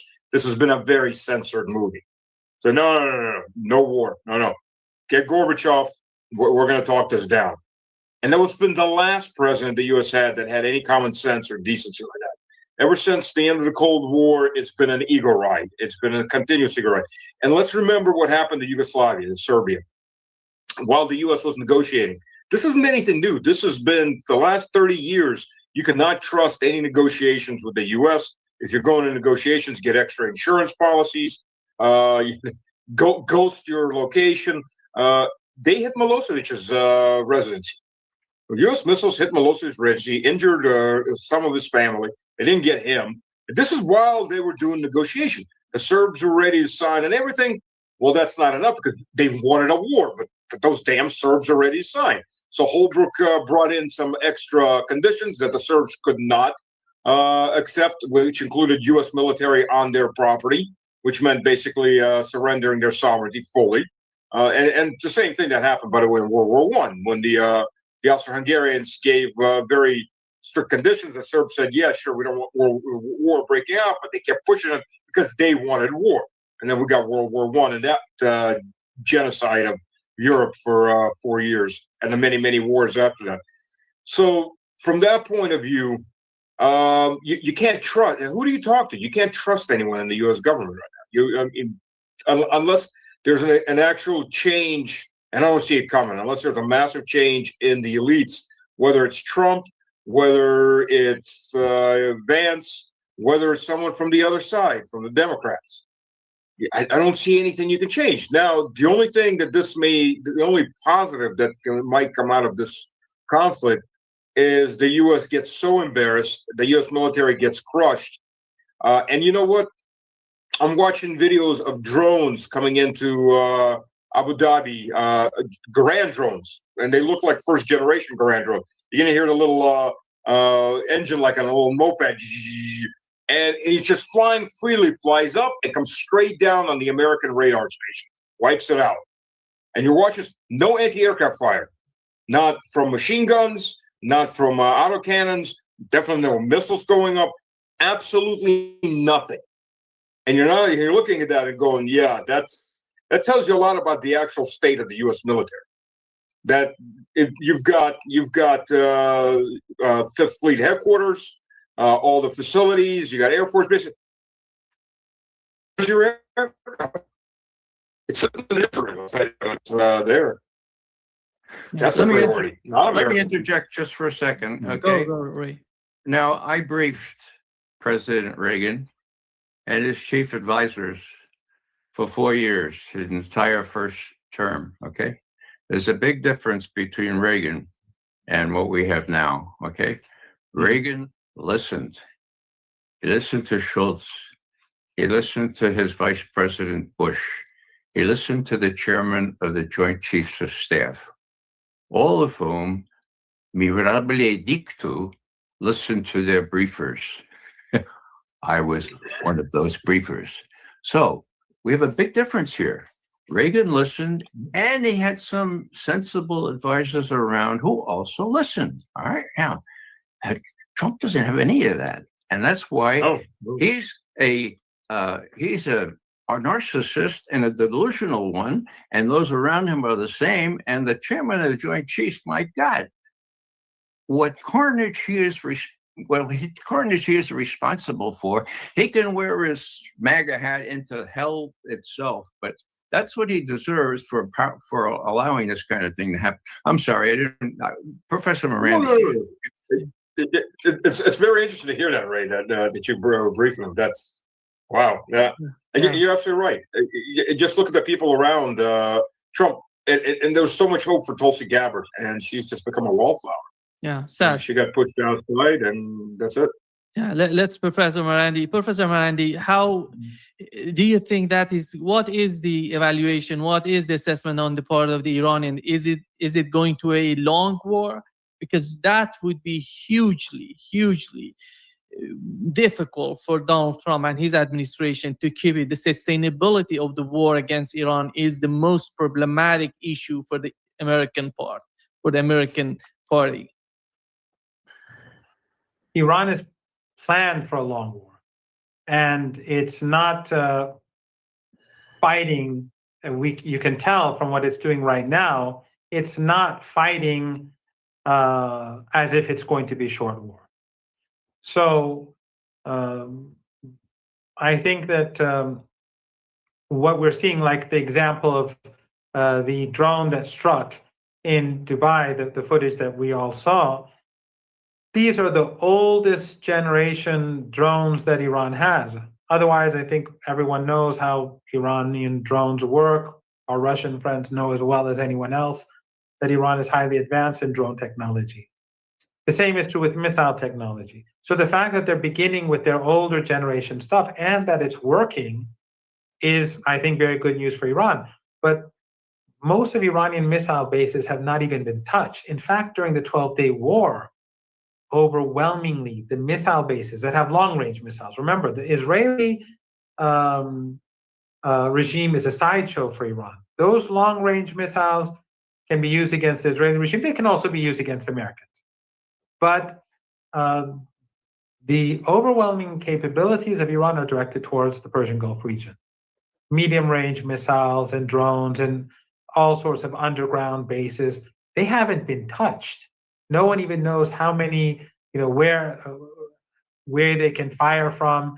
And since the 12-day war, they've been developing drone defenses and redesigning all of their underground bases to make them much less vulnerable to strike. So the 12-day war has been a big lesson. And of course, the Iranians have been working on their missiles and drones and developing during the last 8 months. So right now, most of the Iranian missile bases are not active. The overwhelming majority. Only a small portion of them are being used for security reasons and for the fact that they are planning for a long battle. Now, how long this war lasts, no one knows. It could be that Trump increasingly comes under pressure from Congress, from the Senate, the fact that he's very unpopular, if the economy goes downhill, if the price of oil goes up. There are many factors that could put pressure on Trump to end the war. But because of the immense influence of the Israeli lobby, of the Epstein class, no one in Iran is going to invest in that scenario. No one. So I think the plan is a long war. And the fact that Iran has been able to carry out so many strikes today against both the United States and the Israeli regime, not against one, I think shows that Iran is pretty well prepared. Now, there are a couple of things I wanted to add to what was said beforehand. One is that by constantly lying and then attacking Iran, pretending to negotiate and attack, the United States has destroyed utterly its capability to negotiate with Iran.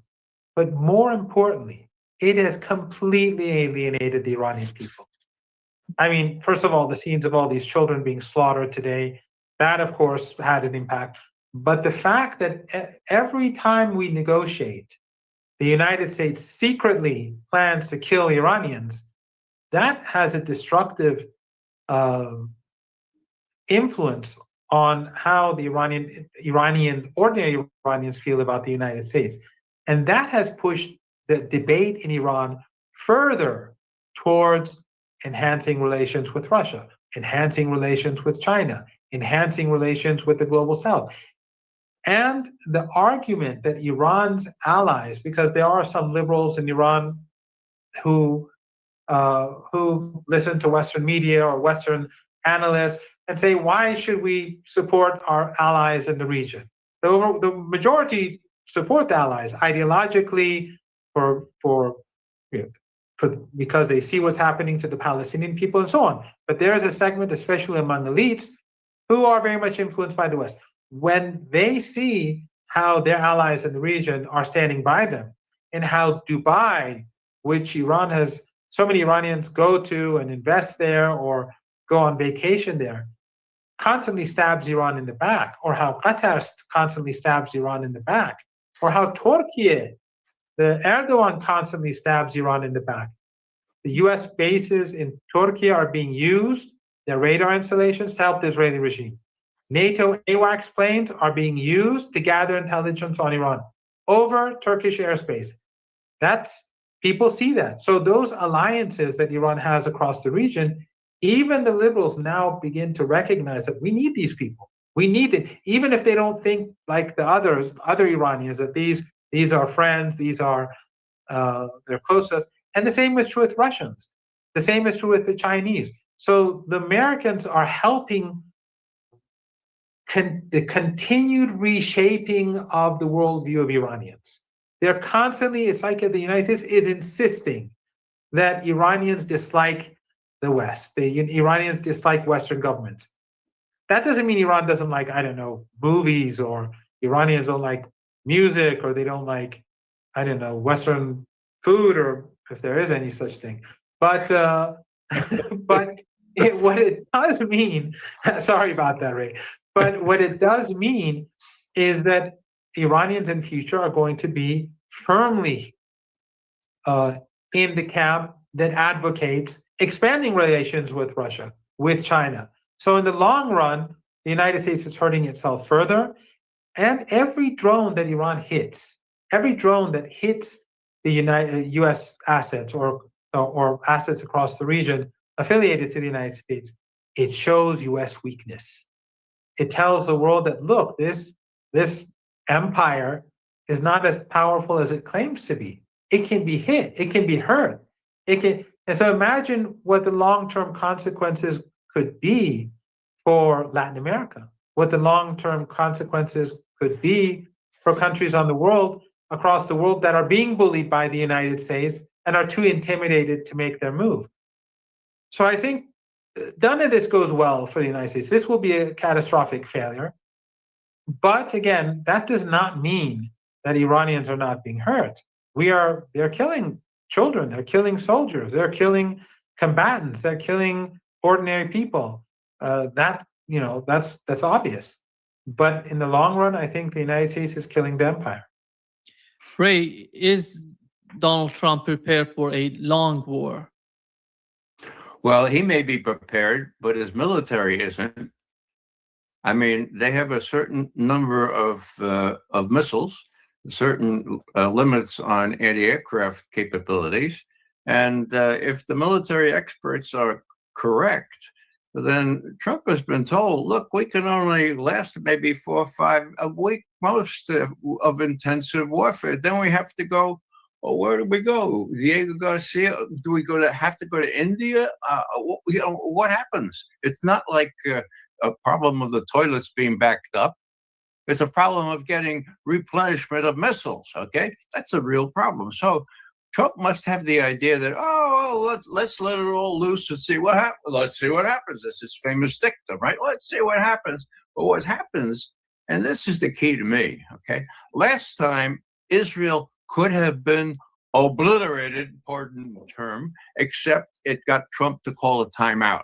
Now, does Iran, saving its best missiles to the last, have the capability of obliterating Israel? And if so, will they do it? Now, the supreme irony would be, despite what our ambassador in Israel says, we may have a Palestine from the river to the sea, because Israel proper is obliterated and there's nobody left but the people who were there before the Israelis came or before the Jewish colonists came. So wouldn't that be something? Wouldn't that be something that Trump would have to live down going into the midterms, if there are midterms? Stas, I think a good question that Ray came up with is that what is the consequence of the war for Israel? Well, two things before I say that. First of all, as somebody that's spent half his life in the South does have its own it has its own kitchen, as you would say. It has its own food. It's Southern cooking, and it's the only real American cooking is Southern cooking. Cajun, Deep South. I have to defend that. Now, getting back to what Ray's saying to emphasize that. It's not armies that win wars. I mean, they do win wars. Obviously, battles have to be fought. But before you even go into battle, you either win or lose by logistics. Everything is logistics. And part of that logistics in a modern war is the manufacturing base, which the U.S. does not have a decent manufacturing, which is interesting when you watch it. You know, Raytheon surged, if you can call it that, its capacity to produce Patriot missiles by 10%. That was all they could do. From 600 to 660, not per week, not per month, not per half year, but per year. 330 targets. That's it. That's all the U.S. capacity has figured on average 2 missiles per target. That's it. You know, seeing how much of a failure that was, which actually amazes me. They can't make more because they're made by hand. By making them by hand instead of an automated plant, you maximize the price of them. That is, you maximize the value of them. So you make bigger profits off of each missile than you would if you're stamping them out, which is great when you're not fighting a war of attrition, which Iran is fighting a war of attrition. The U.S. isn't capable of fighting a war of attrition. And the amazing thing about these missiles, and be it Patriot, be it SA-6s, be it THAAD, they're all handmade. You know, when the U.S. saw that the Patriots were not getting that far, they're running out of missiles in Ukraine compared to what Russia can produce in drones and missiles on a daily basis. You would think by this point they would invest in a new plant. I mean, my God, when your budget's of $1.5 trillion officially, yeah, and that's not counting veteran affairs, which in normal militaries would be all under the Ministry of Defense, not counting all the other portions of every other ministry's or department's budgets. Somebody actually counted it up, and it came something like 28% of the U.S. budget is actually military. A lot of it is just hidden in different, and NASA, and this and that. You would think, well, what's $10 billion out of that to build a new plant? They could have built a new plant. Thankfully, they haven't. But that's what amazes me is this lack of planning and lack of forecasting, and this insane belief that, well, it'll just go our way. Well, it went your way in Venezuela, very limited. A one run in and run out. It doesn't mean it's going to go your way against somebody like Iran. It sure as hell hasn't gone that way against Russia, no matter what they've tried. Short of nuclear war, there's nothing the U.S. can do to defeat Russia. It'll try. It'll continue to try. But the whole point is, what do you do? And that leads over into Israel. How do you defend Israel? There's no missiles. In 6 months, they have not built up that many more missiles. They have not replenished their full stocks, and their full stocks are good for 12 days before they started really hitting the bottom of the barrel. Now what do you do? And the Iranians just keep popping out new missiles and new drones. Now what do you do? Now you're also, by the way, fighting Iraq. Now you're also, by the way, fighting Yemen. And already you're having to spend a lot more, excuse me. I got a call coming in. I don't know how to, okay, it went away. And you're already fighting multiple countries. Now a regional war. Now what do you do?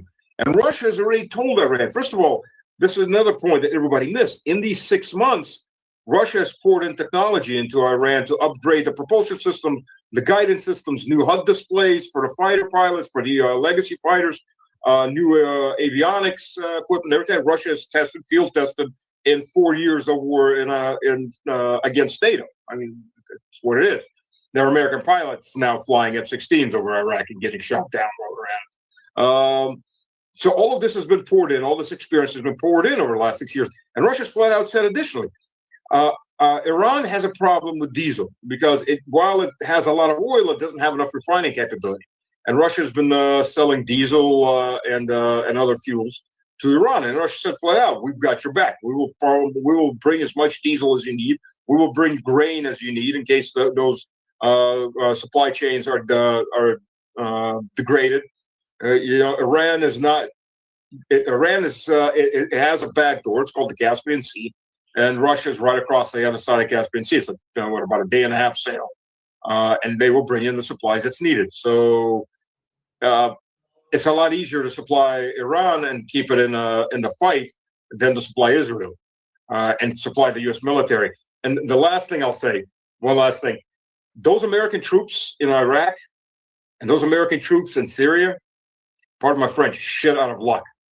You are that wooden fortress with the cavalry stuck in that little fortress, and the Indians are all riding around you. Except these Indians are armed with light artillery, mortars, drones, RPGs. So it's a much worse situation than an old cowboy movie. And there's no help coming. There's no way to resupply these guys. Those guys that are stuck out there, they're screwed. And that sooner or later is going to hit the news cycle. Sooner or later, that's going to bubble up, and Trump's going to have to answer for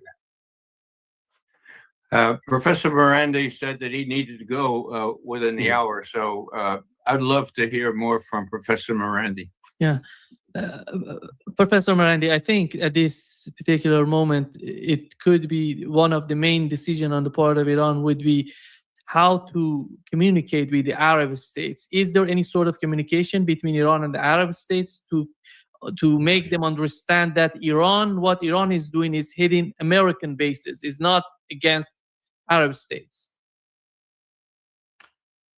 Well, that's a difficult problem because these and we're talking about the Persian Gulf. We're not talking about the Arab world. It's clear from what we're seeing online that Arab speakers across the Arab world are supporting Iran.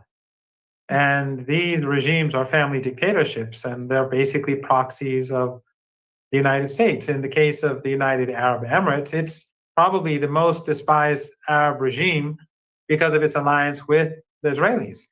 So Iran does have a lot of popular support across the Arab world, but beyond. From what I'm hearing from my friends in Latin America, from my friends in China, the Iranians are supported by popular opinion. But these regimes, they put themselves in an impossible situation. They want to have their cake and eat it too. They want to give U.S. bases. They want the United States to be allowed to conspire against Iran through those bases, and they want Iran to not to respond. It's not going to happen. In fact, in my opinion, it's going to get a lot worse.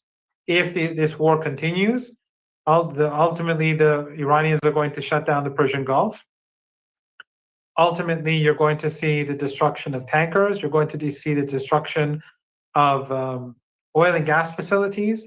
And you have to keep in mind, if shutting down the Strait of Hormuz is actually the easiest part for the United States, because if there is peace, if there's a ceasefire, if there's a halt in the hostilities, Iran can open the Strait of Hormuz. But if Iran destroys the tankers, if it destroys the oil and gas installations, then if you open the Strait of Hormuz, there's still not going to be any oil. In other words, if this war expands, you may have a situation where for many months and years, the production of oil will not be able to reach what it has been until now.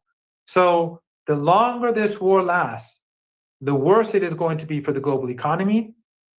None of these states in the Persian Gulf region are ever going to recover, these tiny Arab states. Kuwait, after it was invaded by Saddam, who was a US ally, and the West gave him chemical weapons, and then in the name of chemical weapons, they overthrew him. Kuwait back then was the most wealthy country in the Persian Gulf region. They were far wealthier than the Emirates or Qatar or anyone else. But after the invasion, Kuwait never went back to normal. Never. Till this day. Why? Because it was broken. And the Emirates, no one in the future is going to see it as the hub that it used to be, because it can so easily be targeted and destroyed. Qatar. So they brought this upon themselves. If there were no American bases in any of these countries, they wouldn't have been attacked. But when you conspire with Iran's enemies, you have to tolerate Iran's response. Yeah. Ray, so if it's okay, I'll just leave. I just wanted to. I just want to say something.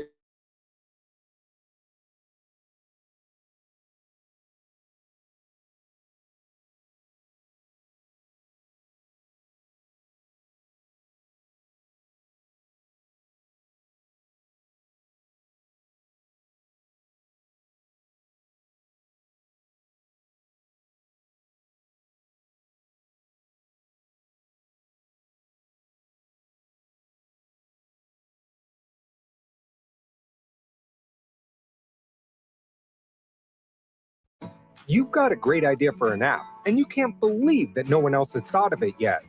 You're sure this idea would sell like crazy.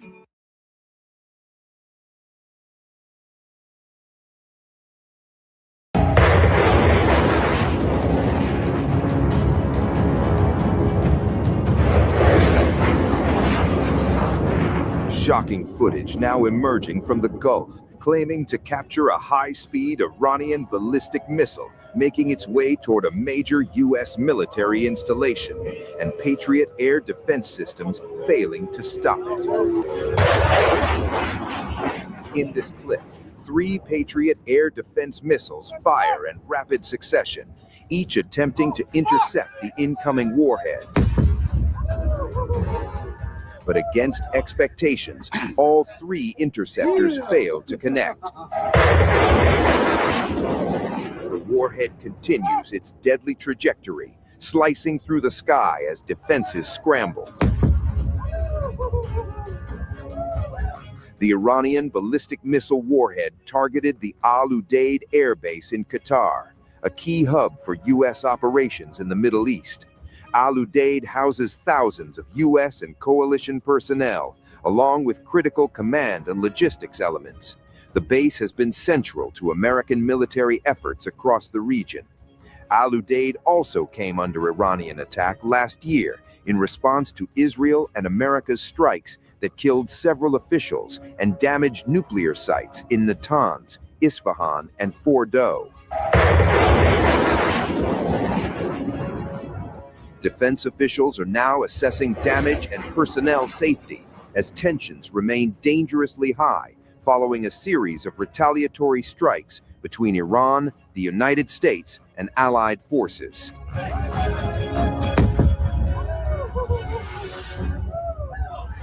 Iranian state television, IRIB, has released dramatic footage showing ballistic missiles being launched toward Israel and U.S. military bases across the region. The launches mark Tehran's thunderous retaliation after U.S. President Donald Trump declared that major combat operations had been carried out jointly by the United States and Israel inside Iran, an announcement that ignited one of the most volatile escalations in the region in years. According to U.S. officials, Israel targeted senior Iranian political and military figures, while American forces focused on degrading Iran's ballistic missile and nuclear infrastructure. In response, Iran unleashed missiles not only toward Israel, but also toward U.S. bases across the Middle East, including installations in the United Arab Emirates, Qatar, Kuwait, Bahrain, and Jordan. The retaliatory strikes sent shockwaves across the region, triggering air defense systems and raising fears of a widening war. Iran has struck Gulf states hosting U.S. military bases in the region. Multiple explosions were reportedly heard in key cities of UAE, Qatar, Jordan, and Saudi Arabia. According to the Fars news agency, Iran has confirmed targeting Al Udeid Air Base in Qatar, Al Salem Air Base in Kuwait, Al Dathra Air Base in the UAE, and one more base in Bahrain. According to AFP, Abu Dhabi and Doha reported blasts hours after Israel and the U.S. conducted joint attacks on Iran. President Trump, in a video address, urged Iranians to take over your government, calling the moment a turning point. But Tehran pushed back strongly. In an exclusive interview, Iranian Foreign Minister Abbas Araghchi said Iran is open to de-escalation and willing to talk, but only if U.S. and Israeli attacks stop immediately. He dismissed calls for regime change as mission impossible. The escalation erupts in defiance of fragile nuclear negotiations that had promised a narrow path away from war.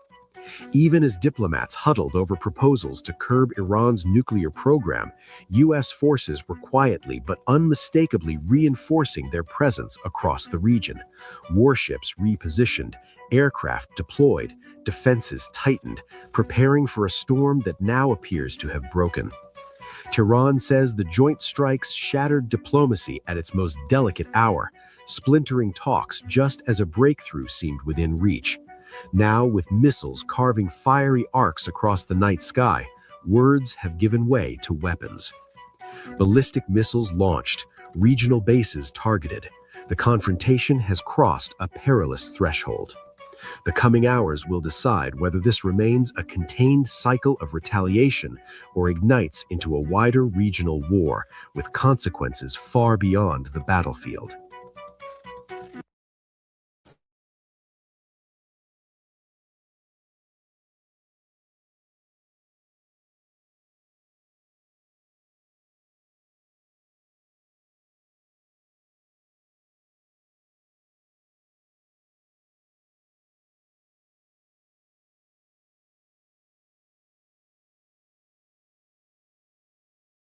Is accustomed to doing, say, okay, well, you're not going to be expecting us to hit hotels where some of your people are staying, and maybe we'll do that. I don't know. Again, we're still finding out. These are some of the rumors that are floating around, some of the big ones, but let's start here. So we know that the U.S. and Israel launched an attack on Iran. One of the things that appears to be, I think, obvious about this now is that the term strike, they struck Iran, and all along they said they're going to strike Iran, and that kind of implies like we're going to punch you. And let's take this into the real world. If I'm going to walk up and punch somebody, I probably plan to knock them out, or I plan to hit them so hard to damage them so severely that they're unable to fight back, or they're unable to fight back very well, right? You're going to strike someone. You're not just going to go punch and then wait for them to come back punching you. A strike implies you're trying to knock them out, right? So they attacked Iran. This was not a strike. This was an illegal war of aggression under international law. They launched a war, okay?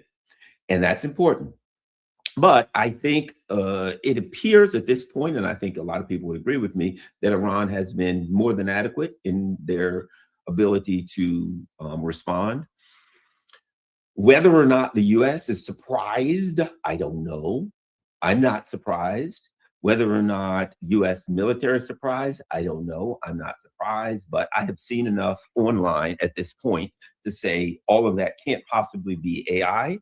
I've seen missile strikes in various parts of Israel. I've seen that Israeli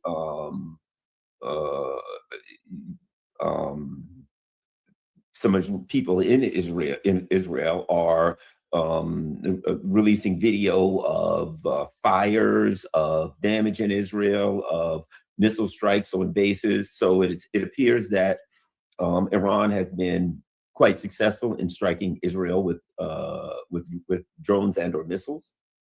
Some seemingly quite powerful. I've seen some pictures of massive craters in Israel. So it appears if these strikes, if these pictures are accurate, that Israel is taking some blows on the first day, some severe blows. It appears that the Iranians has struck. Here's what I'll say. It appears that what the Iranians have done is executed a long-term strategic military plan. Here's what I mean. They're hitting U.S. bases. They seem to be hitting strategic objects. I understand that some very important U.S. assets, such as radar and long-distance radars and things like that, have been struck. so that it doesn't appear to me that this was like a retaliation in anger, right? Okay, well, you hit us, we're going to hit back. That there was a plan. There were very specific targets that were struck. It also appears now, I'm seeing online that apparently the Trump people, the Trump business has assets in the Middle East, that Iran has very specifically struck some of the assets that are owned by Donald Trump's businesses, which is interesting for this reason. If you know anything about insurance, insurance doesn't cover things that are in a war zone. So if Donald Trump has businesses that were struck as a result of a war, of these attacks of war, they wouldn't be covered by insurance, which probably wouldn't matter for Trump because, let's face it, he's doing the work of the Zionists. They'll reimburse him 100 times over for everything, right? So there is, that's where what we mainly have on the war is we have the US and Israel together attacked Iran, and Iran has struck back in a massive way. I've seen massive fires. If these pictures that I'm seeing are to be believed, then American bases have been hit in very powerful ways with missiles, and continue to be hit with missiles and or drones. There's a report that some kind of either a supply ship, some kind of support ship that's owned by the US has been struck. I don't know if it's been sank, but apparently I saw a video that made it that, you know, that somebody had from on land, and you could see a ship getting hit. It was a major explosion. I wouldn't want to be a person on that ship, so I don't know. But it appears that at least one American supply ship has been struck with some kind of missiles, and the Straits of Hormuz, and this is very important. Apparently, Iran has closed the Straits of Hormuz. As best I can find out, it appears that Iran has closed the Straits of Hormuz, which, of course, will have a devastating impact on the world economy. If that is so, I would expect the United States to start seeing very high oil prices very quickly. And that could cause some kind of a political catastrophe for Trump. I've said this, there are a lot of things that will upset Americans, high gas prices. Because see, in America, there are a lot of people who are completely ignorant of foreign policy, sadly, right? Totally ignorant of domestic policy, but ignorant of foreign policy, right? A lot of people who just, maybe they ride around with a flag or something or whatever. They hate Trump, they love Trump. You know, they're like, Trump is good, Trump is bad. Biden's good, Biden's bad. They either have the I love Trump, or I have Trump derangement syndrome, or I'm just that, who cares? I don't know what's going on. I'm just living my life as best I can and trying to survive, right? And when foreign policy touches them, they're going to get upset. So they're going to be like, I don't know what's going over there. That's just another war. But their expectation, based on from their historical context, is when there is a war, I read about it on TV. I watch CNN or MSNBC and Fox, and I learn about the war and I hear about the war. Oh, people are being blown up. I wonder why. Oh, there's terrorism. There's not terrorism. What's Putin doing? What's this? But they're not accustomed to waking up very quickly after the conflict starts and feeling the economic pain. The Straits of Hormuz are closed. If that remains the case, which I suspect it will, then I would suspect within days, Americans will feel significant pain from that. I mean, significant pain from that. And maybe Monday, Tuesday, if the straits are closed, you're going to start seeing the market start to really crash and collapse. You're going to start seeing some really bad economic things, which at that point wouldn't surprise me if the Epstein class maybe started trying to duck out, saying, ooh, maybe we need to, you know, tap out on this thing. It wouldn't surprise me because Americans will go bananas when they see, who knows, like I said, we talked about it. Could it be $7 a gallon? Could it be $10 a gallon? Could it be 12? Could gas prices double? I don't know, but it's not going to be pretty. Apparently, my understanding is Yemen has effectively closed the Red Sea and said, we'll attack ships in the Red Sea, and the Suez Canal's attacked. So now we're not going to have any gas. We're not going to have any oil. I mean, you know, coming out, I think, what is it? I've heard numbers anywhere from 25 to 40 or 50%. You know how the numbers are of the world's oil coming out of on a daily basis of the Straits of Hormuz, and none of it's coming out. Ships can't go in. That's the prices are going to go through the roof. the oil prices are going to go through the roof. But there are some other issues regarding derivatives. There are people who would be shorting the oil futures, and people who have taken out, bought stocks and oil futures and things like that in the probably trillions of dollars. But they did credit default swaps, right? They did derivatives. What am I saying? I'm saying this: if I say invest here and I expect to make money, I can go to an insurance company, a reinsurer like AIG, and I can say, hey man, I got 200 billion invested, and if that goes to hell, I want you to pay me that out, and AIG will sell me insurance on that investment, right? It's like, for instance, if I have a house on this street and I buy fire insurance with Nationwide, whatever, Allstate, you name it, okay? And this is what we're talking about here. So I buy insurance. Okay, my house burns down, Nationwide, Allstate, whoever pays me, whatever, my house is worth $10. And they can do that, okay? But what if every house on every street in the state of Maryland burns down, in the country burns down, and Allstate and Nationwide have insured every house on every street, and they all burn down at the same time? It overwhelms the company, and the company says, well, wait a minute. If every house burns down at the same time, that means we owe out $27 trillion, but we only have 200 billion in assets. So we're $26.8 trillion short. We go bankrupt.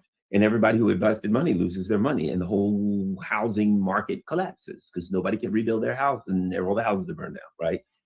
So all of these companies that did credit default swaps, all these companies that had these oil investments and other kinds of investments, and they bought insurance on those investments in case those investments go bad, and all of the investments go bad at the same time because the Straits of Hormuz is closed. And AIG, whatever insurance company, most likely AIG, who has insured all of those investments, can pay off if one or two of them goes bad, but not if all of them go bad at the same time. And that's the kind of thing that we're looking at.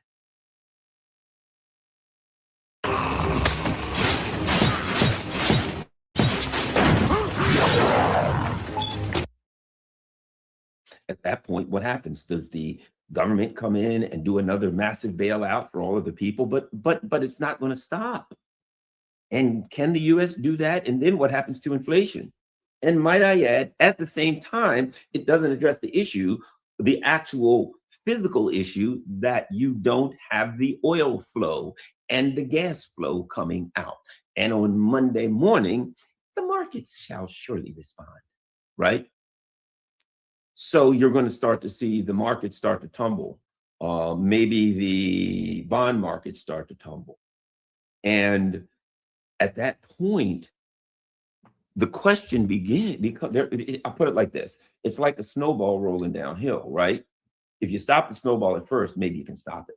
But once it gets going, it gets, the snowball going downhill gets bigger and bigger and bigger. And what happens until at some point it gets to the point where if you stand in front of it, it'll run right over you. You can stop a little snowball, but it gets so big. Well, if the markets start to tumble, what happens if the markets tumble to a point where it's beginning a collapse? And they come in and say, okay, we're going to stop the war. We're stopping. And Iran says, oh, no. We're willing to start. We're not going to stop firing at you. We are willing to negotiate, but we're not going to stop firing. Now, there's something I talked about recently, and that is you can't make anybody do anything. So what happens? The U.S. says, you got to stop. We got to stop the war. And Iran says, no, we're not stopping. But our markets are crashing. Yeah, imagine that. No, we're not stopping. And then the U.S. could technically say, well, we'll use a nuke.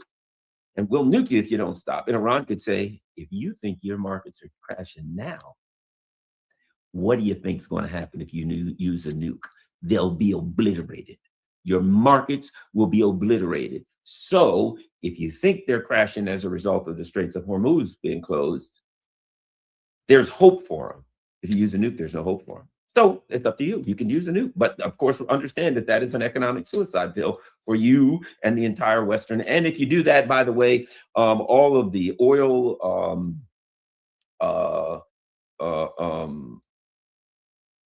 fields and all of the oil refineries and everything that's used to extract oil in the region. Yeah, well, if you use a nuke against us, we'll flatten all of it. We'll turn it all to dust in an hour.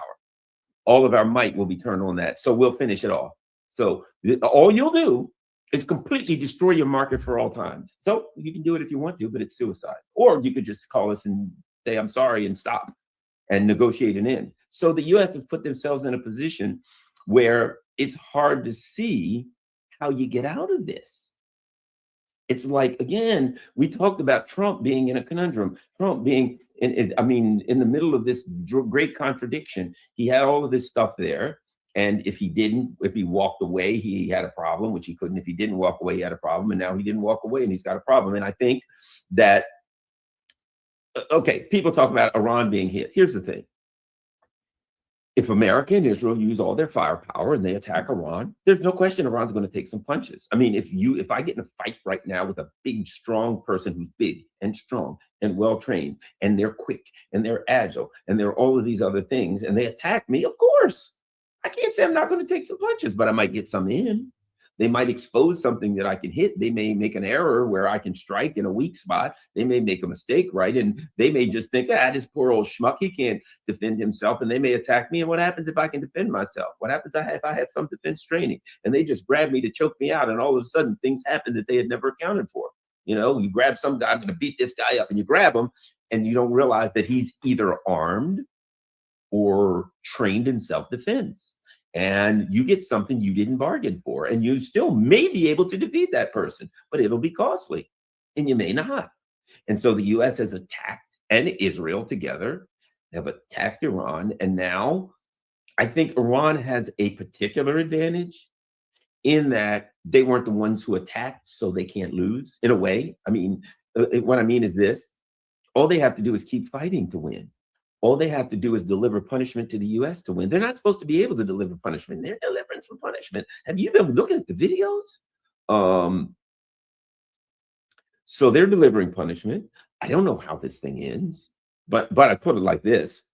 I know it doesn't end today, and I know we have to be patient.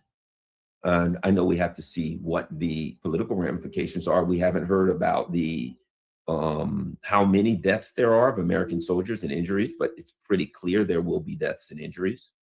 The political ramifications of that, because there are going to be people that are furious, saying that these people are dying for Israel Zionism, which will be a pretty accurate claim. They're going to say these people are dying for pedos, another accurate claim. There are going to be people who are bringing something up that I think is fairly obvious, and that is President Trump trusts retired teacher Terry Leo Wilson because she's teaching liberals a lesson in Austin. Leo Wilson. We have a constitution, and the Constitution says only Congress can declare war. And Donald Trump has effectively declared a war. I mean, this is not anything other than a war. It is a war. Donald Trump hasn't even used the word war. But what Donald Trump has done is said, I ain't worried about the Constitution. Who cares? I'll declare war. And now, basically, what Congress has done, you can do an act by commission or omission. And what Donald Trump, the Congress has done through omission is basically effectively said to Congress, to Trump, don't worry about the Constitution, and they're not going to take action against him. They're not going to impeach him for violating the Constitution. Now, what does that mean? That means that I had already argued that the U.S. was not a democracy and the U.S. was not a constitutional republic, that the U.S. is an oligarchy, right? That the U.S. is a fascist oligarchy. Well, where's the argument now that the U.S. is some kind of constitutional republic, right? Democracy. It don't use words like that for this reason, for a couple of reasons. Number one, because Donald Trump, the Trump administration, the Epstein class have effectively ignored the Constitution and said, we don't really care. And we had hints. When Stephen Miller said, look, we live in a world now where the strong do what they can, and the weak suffer what they must, right? We live in a world now where we control Venezuela. Why? Because we are surrounding them with military. There's nothing they can do to stop us. So if we can do that, then there's nothing to stop us. Then they just got to shut up and take it, right? Now, he didn't really just mean that exterior. A government that says where we have the power, we take what we want, and we take what we want because no one can stop us from doing it. They don't just mean that externally. I mean, it should have been obvious. Well, what about the Constitution? I don't think you listened to what I said. I said we live in a world where force, where might makes right, where we take what we want if nobody can stop us. So let me ask you this, American peoples, do you have F-16s? Do you have drones? You have machine guns? You got mortars? No, you don't. The government does. And you don't. You know what that means? That means that we live in a world where our government says, look, if you have something that I want and you can't defend it, yeah, then it should be mine. If you have something that you want and you can't force me to do it, you don't get it. That means you, the people, expect that we will do it because we have a system that says we must. We don't respect that. If you can make us do it, we will. If you can't, we won't. And guess what, American people? You can't make us abide by the Constitution. You can't force the government to do it, which means we're not going to do it. Congress, they ain't going to do it. They're either weak or just as bought out as we are. They're just a, you know, all the U.S. Congress is like staffers for the Knesset. They're not even a version of the Knesset. They're staffers for the Knesset. They're coffee boys and coffee girls for the Knesset. The Congress, the U.S. Senate is a bunch of shoe shine boys for the Knesset. That's all they are. That's all they are. All Donald Trump is a shoe shine boy for Benjamin Netanyahu, and the members of the Senate and the House are shoe shine boys and girls for the Knesset. Nothing more.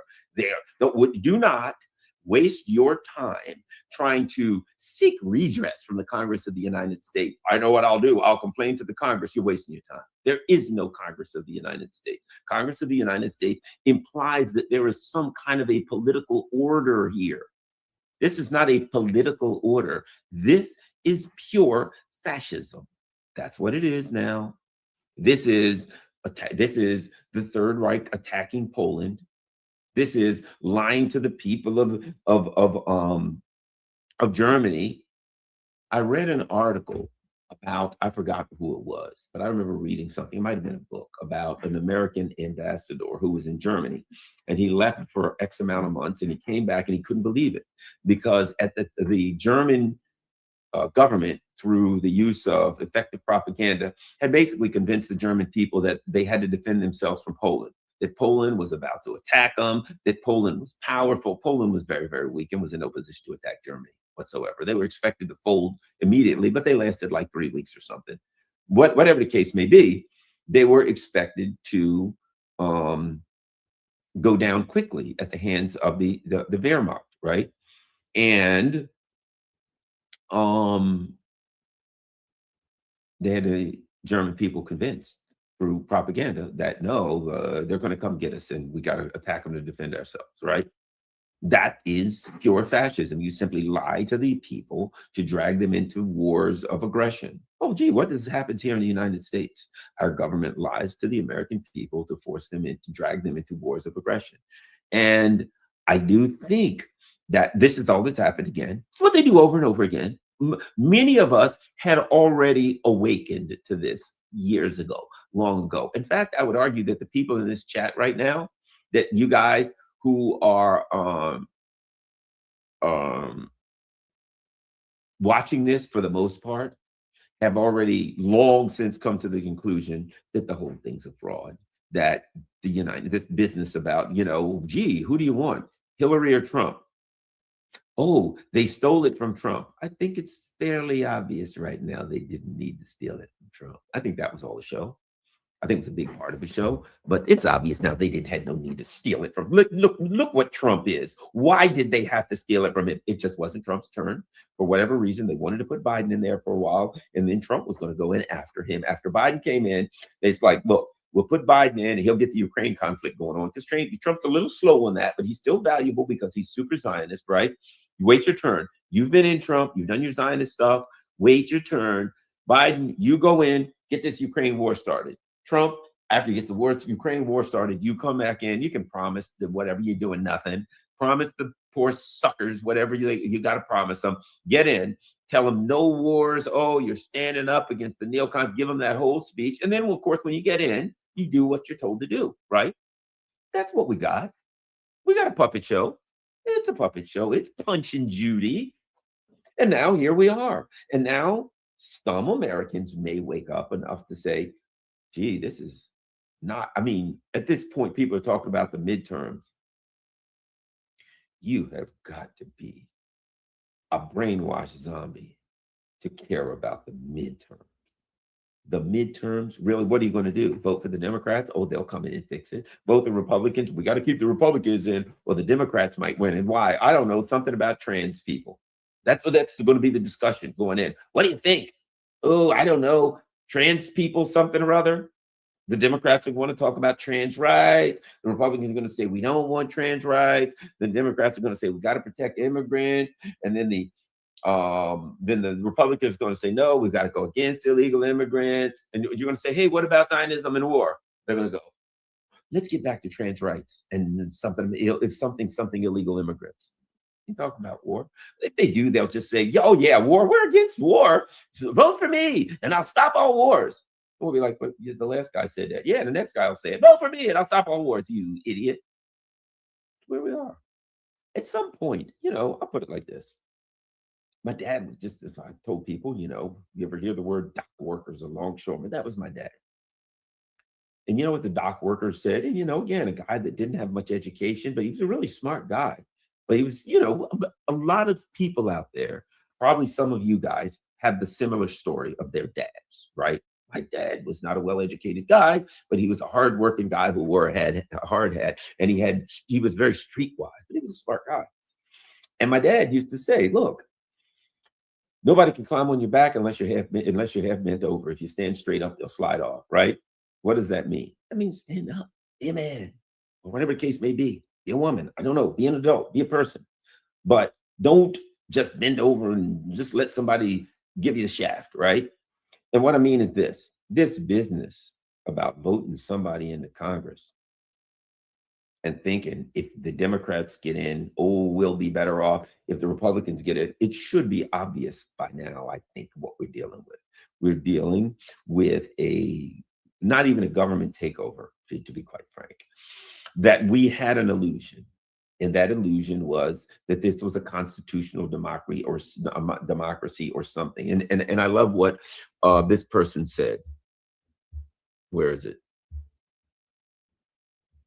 Society is built on a narrative. America was built on a narrative. We were living in a narrative. The narrative was, this is you vote for people and you put people in and they will represent you and they'll maybe do some of the things they said. The narrative has to blow up now, and Americans have to know this thing's a joke at this point.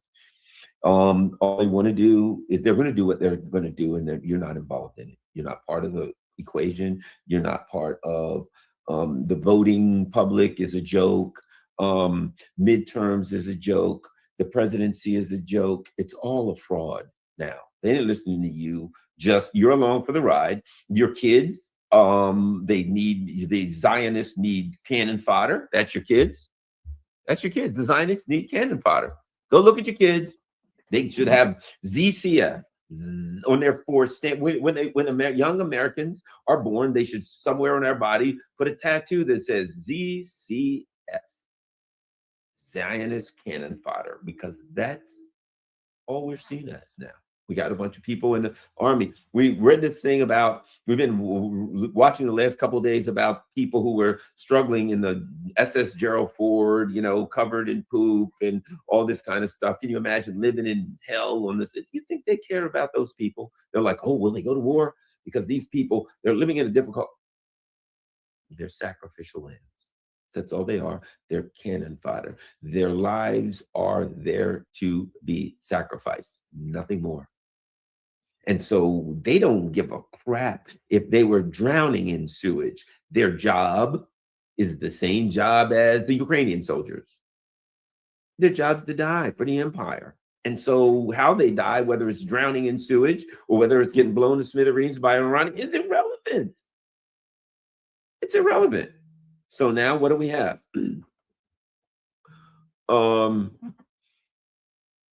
We have a circumstance now where the American people have to start making some decisions, I think, because we've got day one of a war.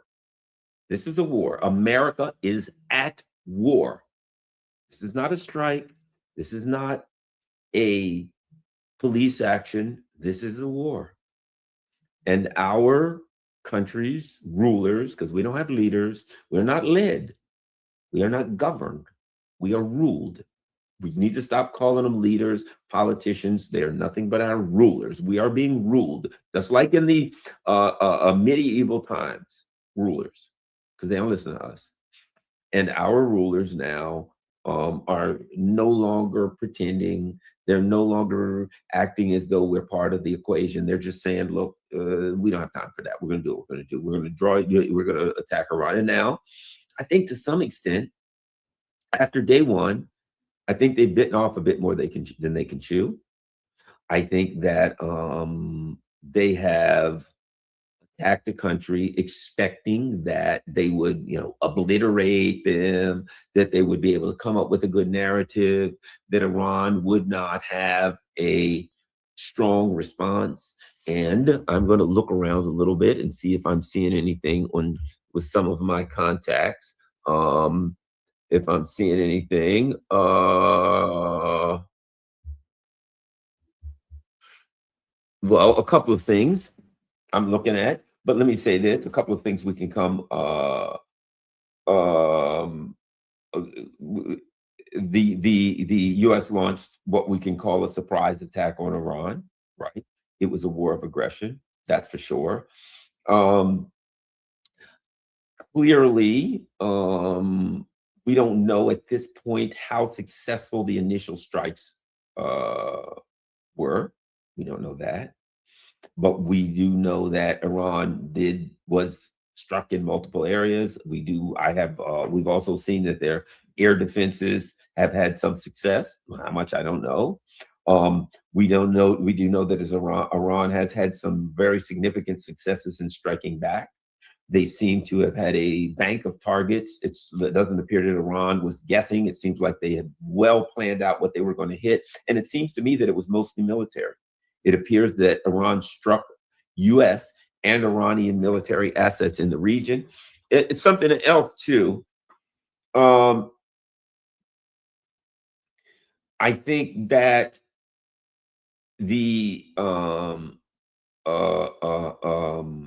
Iranians made a point not to randomly attack, and this is important, not to just randomly waste missiles killing civilians, but I also think that they didn't pull their punches in that if there was in fact a strategic target that was in a civilian area, I don't think they pulled their punches. I don't think the Iranians said, look, there's a strategic target that we want to hit, but it's in a civilian area, so we won't hit it. I think Iran's position was, we're going to pick a bank of strategic targets. They're all military related one way or the other, and we're going to attack those targets. I do believe this, that Iran may have had more success than we know. It's going to take time for it to leak out. I think some of the targets were surprise targets, but I think, I also think that what we're seeing today, somebody's saying all military bases in the Persian Gulf have been hit. I think also what we're seeing today, to look at it today, says Iran has had some success, right? But I think we're going to have to look at it over a course of a week or weeks to really gauge the success for this reason. Because what we tend to do is just gauge the success by the last hit, by the bomb that hit, the missile that hit, the explosion here, how many people died there, right? And what I mean is a blow by blow.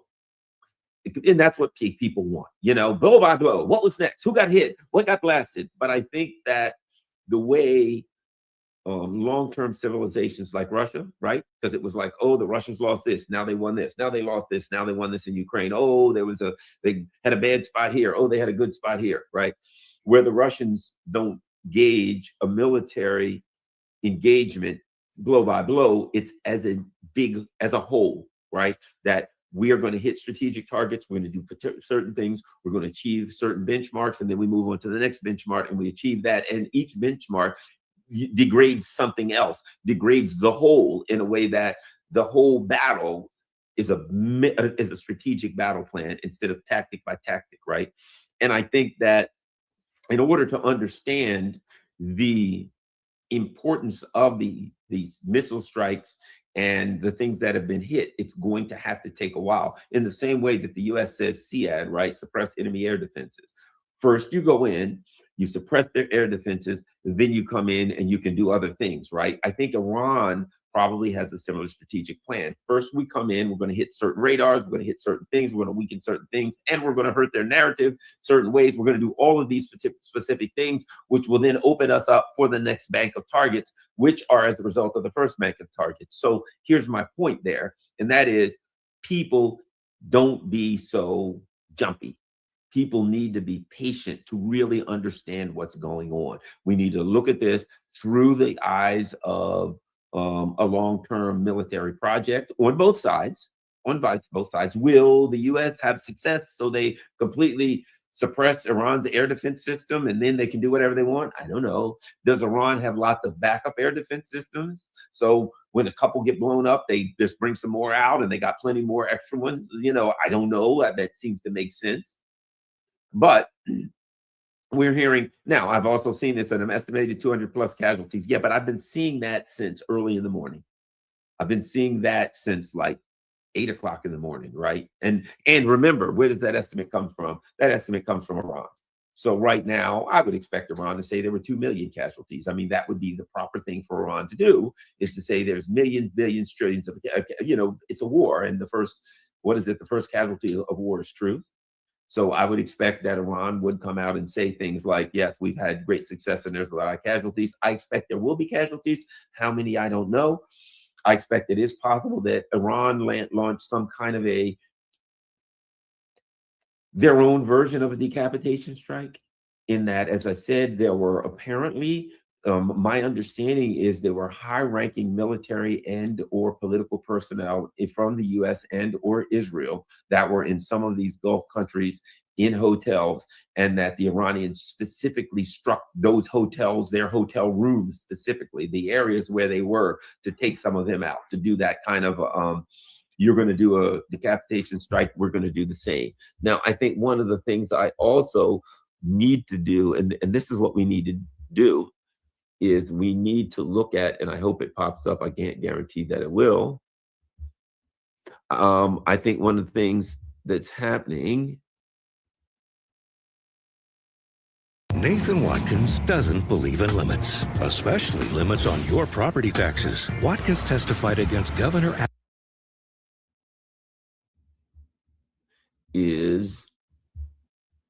That's interesting. I was trying to get to Press TV. Let me try it this way. And clearly it's been blocked. TV.ir, right? And if I do a Brave search and then try to click on it from a Brave search, can I get there? So right now, Press TV is blocked, which is interesting for this reason. They don't want Americans to be able to see it. So they don't want Americans to be able to get there. So apparently right now, to get to Press TV is blocked.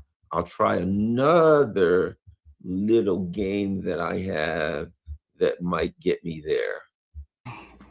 There's another game. Let's see. There. Let's see what we can find here in Press TV. So let's see what the latest. Now, the latest we have is 6:09 p.m. Early reports on the martyrdom of daughter, son-in-law, and granddaughter of leader of Islamic Revolution, Ayatollah Khamenei, have been confirmed. So his daughter, son-in-law, and granddaughter, his daughter, son, and were killed. I don't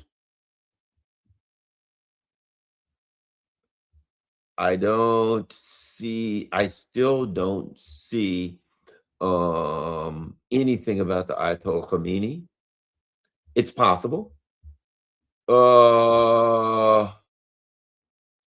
Now, what we've got is the commander of Iran's central headquarters says Trump should know that this time the end of the war is not in his hands. The Islamic Republic will define its conclusion. They started it, and we will definitely decide how it ends. We pledge to stand firm to the very end, and we'll make the enemy regret their choices. And I think that I'm wondering, because I felt like this, I do think that the U.S. at some point will try to back out. I think at some time, maybe when next week, when the economic situation starts to rear its ugly head, that the Trump administration may try to duck out. I'm looking for anything else new. I'm not seeing a lot. I'm looking for something new. Yeah, I'm not seeing anything new. So I don't know. I'm not seeing anything new other than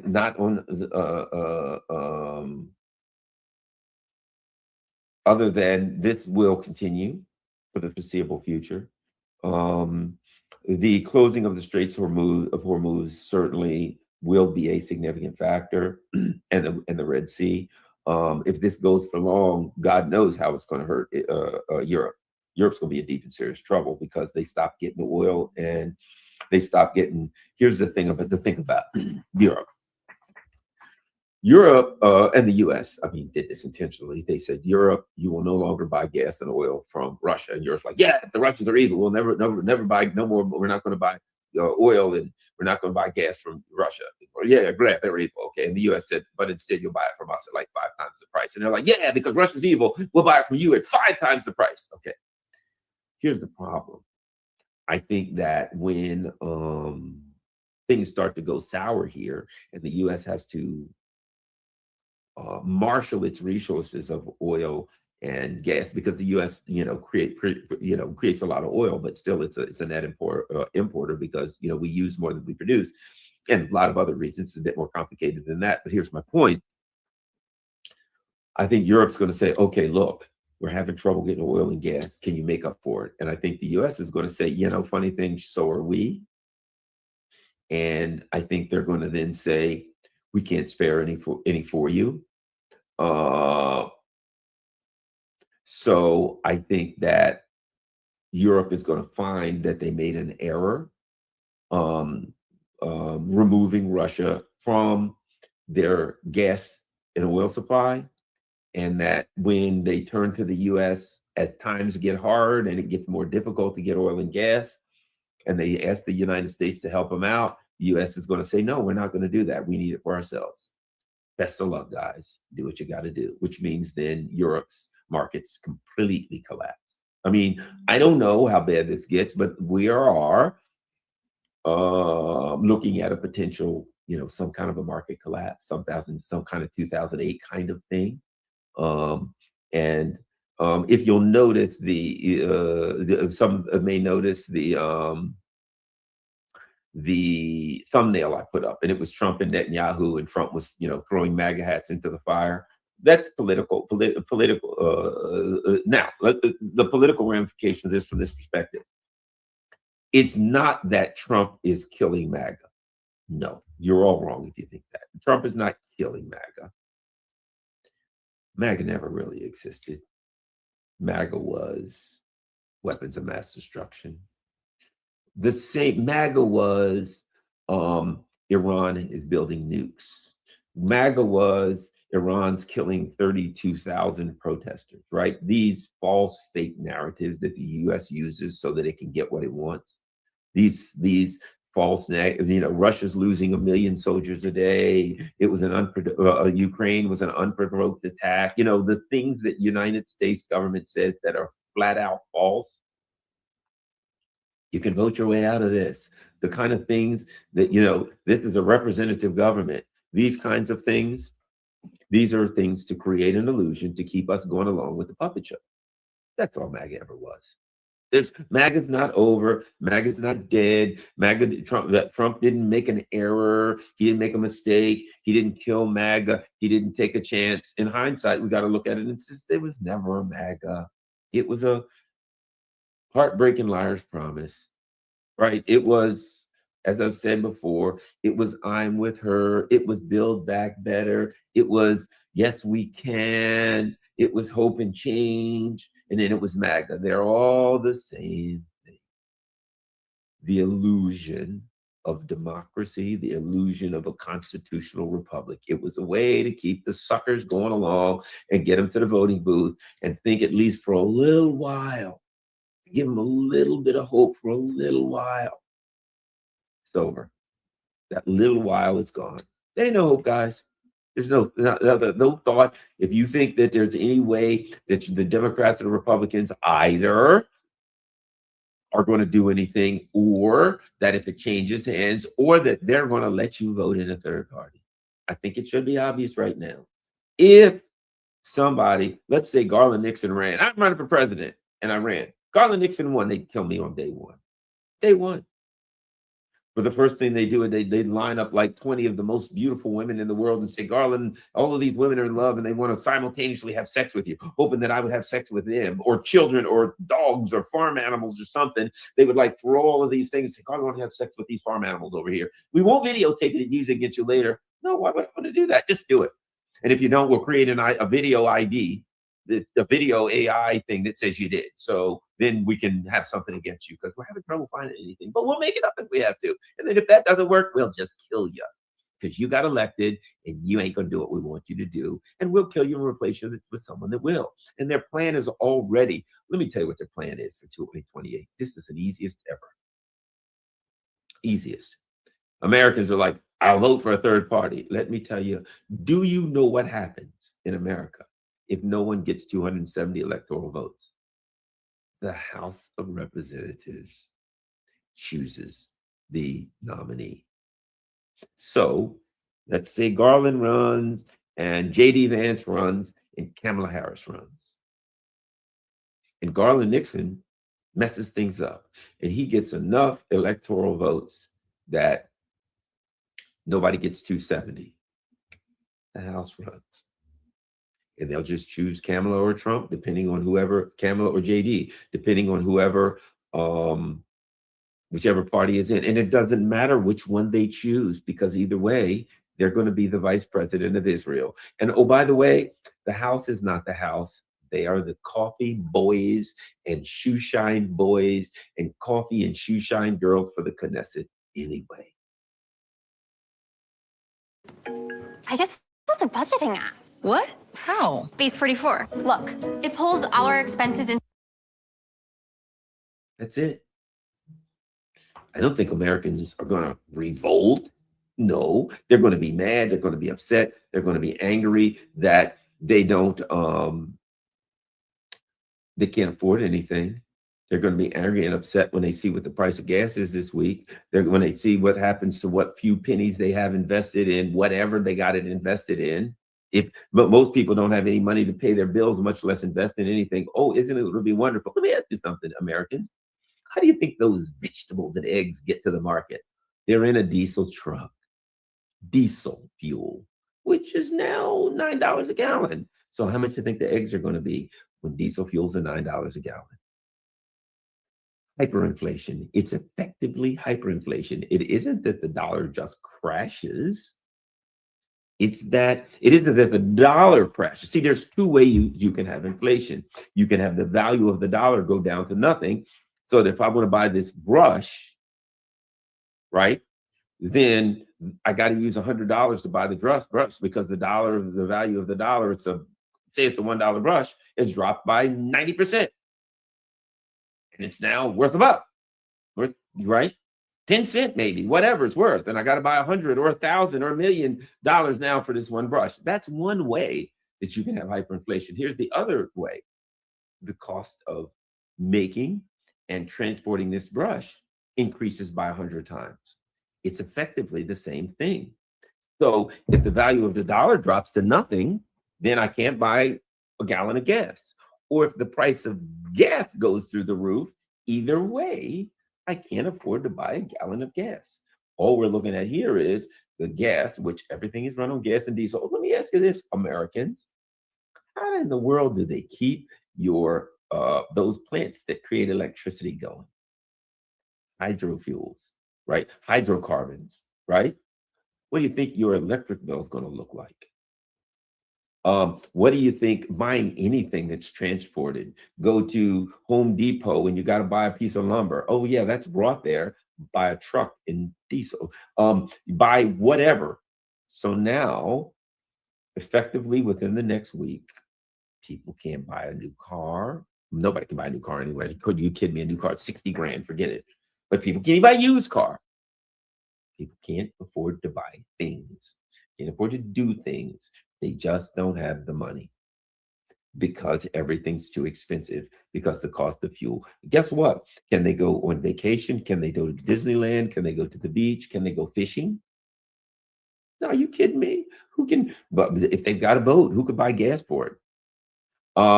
If they're going to go fishing and on a boat where you pay, and you imagine some guys now has a boat with 2 diesels on it, and he takes people out fishing, and that's what he does for a living, 2 big diesel engines, and he got to fill those up with 250 gallons. That's now $10 a gallon. It's now $15 a gallon, $12 a gallon, $2,500, $3,000. What he would have to charge people to make money on these charter boats. I mean, you go down to Ocean City, you go anywhere along, there's all these charter boats that take people out. They can't afford to take people out, can they? How about buses? You know, what's going to happen to the local economies where the local school system has to pay for buses for the kids every morning, but the local school system, I know, because when I grew up, my mother was a bus contractor. She had school buses. When I grew up, my mom had a bunch of school buses. And those school buses had a budget. This is how much they had to pay the school bus contractors each month, and they had a budget for fuel, X amount of dollars for fuel, right? What happens if that triples? The county has not tripled the budget. Now the county has to pay that. Oh, by the way, the police cars are driving around. The county has to, the fire trucks are driving around. The county has to pay for that. The state has buses and all kinds of vehicles that it's supposed to pay for. How about this? Amtrak's got trains. What do you think is going to happen to jet fuel for planes? What happens to the airlines? Now they have to buy fuel to fly all over creation. But now that JP5 or whatever they fly on is now gone up by triple. That means now the airlines are now operating at a loss. And can they continue to do that? The price of fuel smashes. But good news, Bibi Netanyahu's happy and the Knesset's jumping up and down. So my point is, I'll end up by saying this. There's a lot of smoke in the air right now, both literally and physically. And literally and rhetorically. And there's a lot of things that we don't know. There's a lot of guessing. Don't stress yourself out by trying to figure it out. Don't stress yourself out by saying, I got to know the answer. Relax. Nothing you can do to fix this. Go online, and when you're interested, try to find out what you can and relax and say, you know what, 24 hours from now, information will be released that we could talk more about this. And 24 hours from then tomorrow they're going to start talking about Monday morning when the market's open. When the market's open, ain't going to be a pretty sight. Soon we'll be talking about the price of gas and the ramifications. Will they go up overnight? I don't know. But within the next few days, things are going to get real ugly economically. And as I said, I think that once the markets start, our markets are not in the best condition. And I think once these markets start to flop, it's going to be pretty. And I think that the people in power think they can then blame it on the Iranians. Well, it wouldn't happen if the Iranians hadn't closed the Straits of Hormuz. I don't think Americans are going to buy it. I think Americans are going to say, here's what I think of now. I have my thoughts on this, but I think Americans will at some point say, you did this for Israel. And I think Americans are going to find out that we'll see how many soldiers have perished. We're getting different numbers. Bad situation. Be patient. Don't jump ahead with things that you don't know, that you can't confirm, and understand that there's just things you won't be able to confirm for a while, and that tomorrow you'll find out that some of the things that you believe today and some of the things that you heard today were bad, and that maybe Iran did a little better than you thought they did, maybe they did a little worse, maybe they did a lot better, maybe they did a lot worse. All these things, but be patient and look at this through the perspective of the long run. You know, I'll just end up by saying I think it's possible that what we're looking at is the beginning of the end for the U.S. empire. That this, you know, I've been saying for a while, a lot of other people have been saying that sooner or later the U.S. is going to do something really stupid. They're going to attack somebody that they shouldn't attack. They're going to attack somebody that's stronger than they expected. They're going to find out that their military and their economy is not as strong as they thought it was, and they're going to get a wake-up call, and I think this might be it. But we will see. All right, what I better do before I go any further, and remember, I'm paid. Perfect. Follow me.